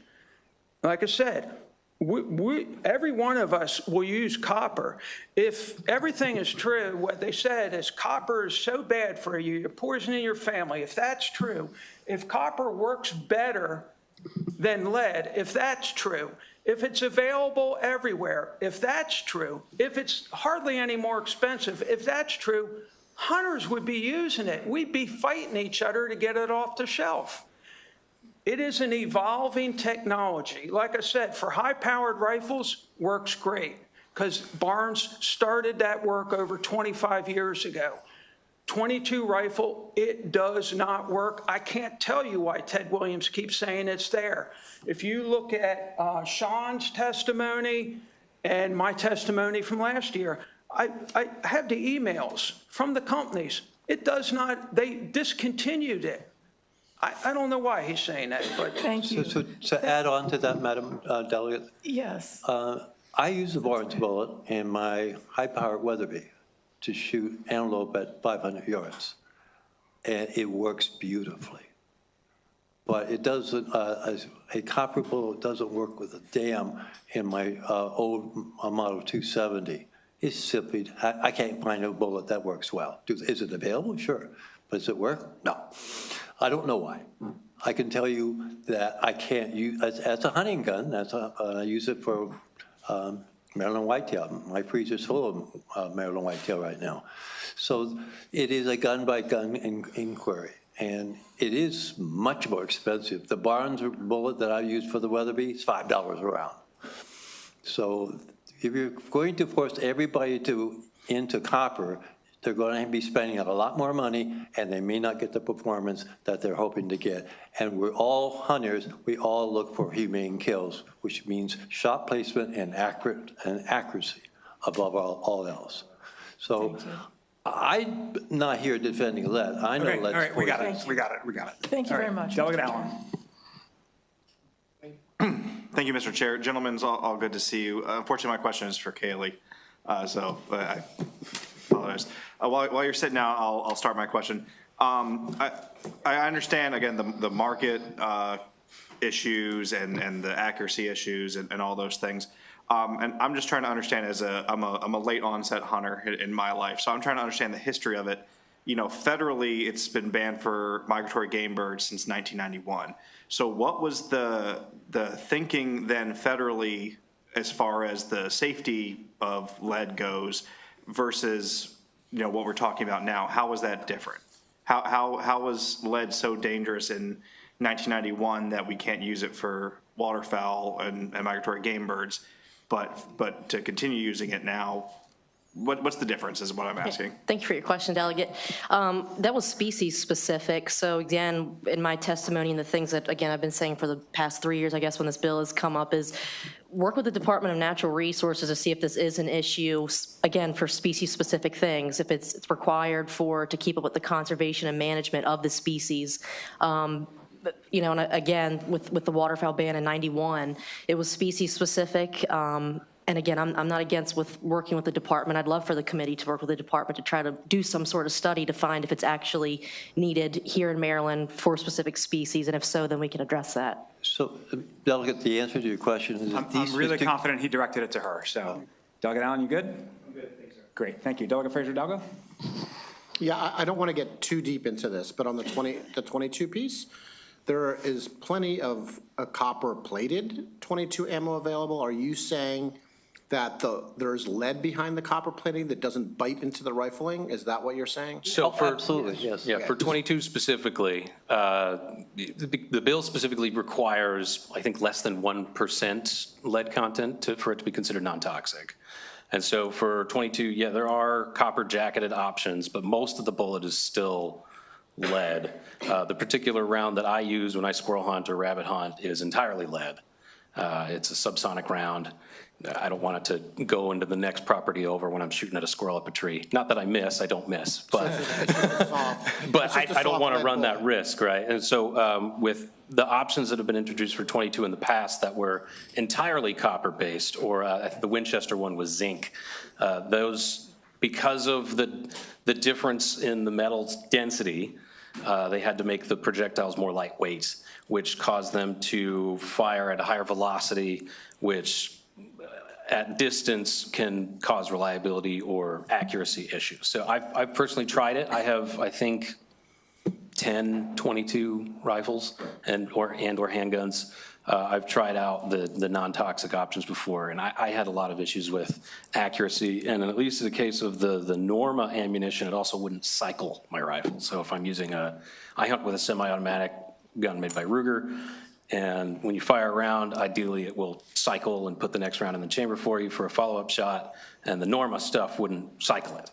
Right, so those So that's a specifically problem with with a 22. semi-automatic rifle? With Or with that semi-automatic. particular brand of ammunition with semi-automatic, yeah. Okay, and I don't want to, get into a big back and forth, but I'm just on the Ammo Man website, and there's probably 10 different 22 long rifle ammos available, and probably 1, 2, 3, 4, 5 or 6 of them are, copper plated of some kind. So they're copper plated, but the projectile itself is still lead. So those would be banned under the current bill. Okay, thank you. Yeah. Thank you. Okay. Thank you to this panel. You all were waiting for a long time, so we appreciate it. That concludes this bill hearing and all the bill hearings for today. We do have subcommittees. Chair Stein. Thank you, Mr. Chair. The Environment Subcommittee will meet at 6:20. Chair Ziegler. Thank you, Mr. Chair. The Agriculture and Aquaculture Subcommittee will meet 5 minutes after Environment. Okay, so 6:20 and then 5 minutes after Environment. Thank you all for your hard work.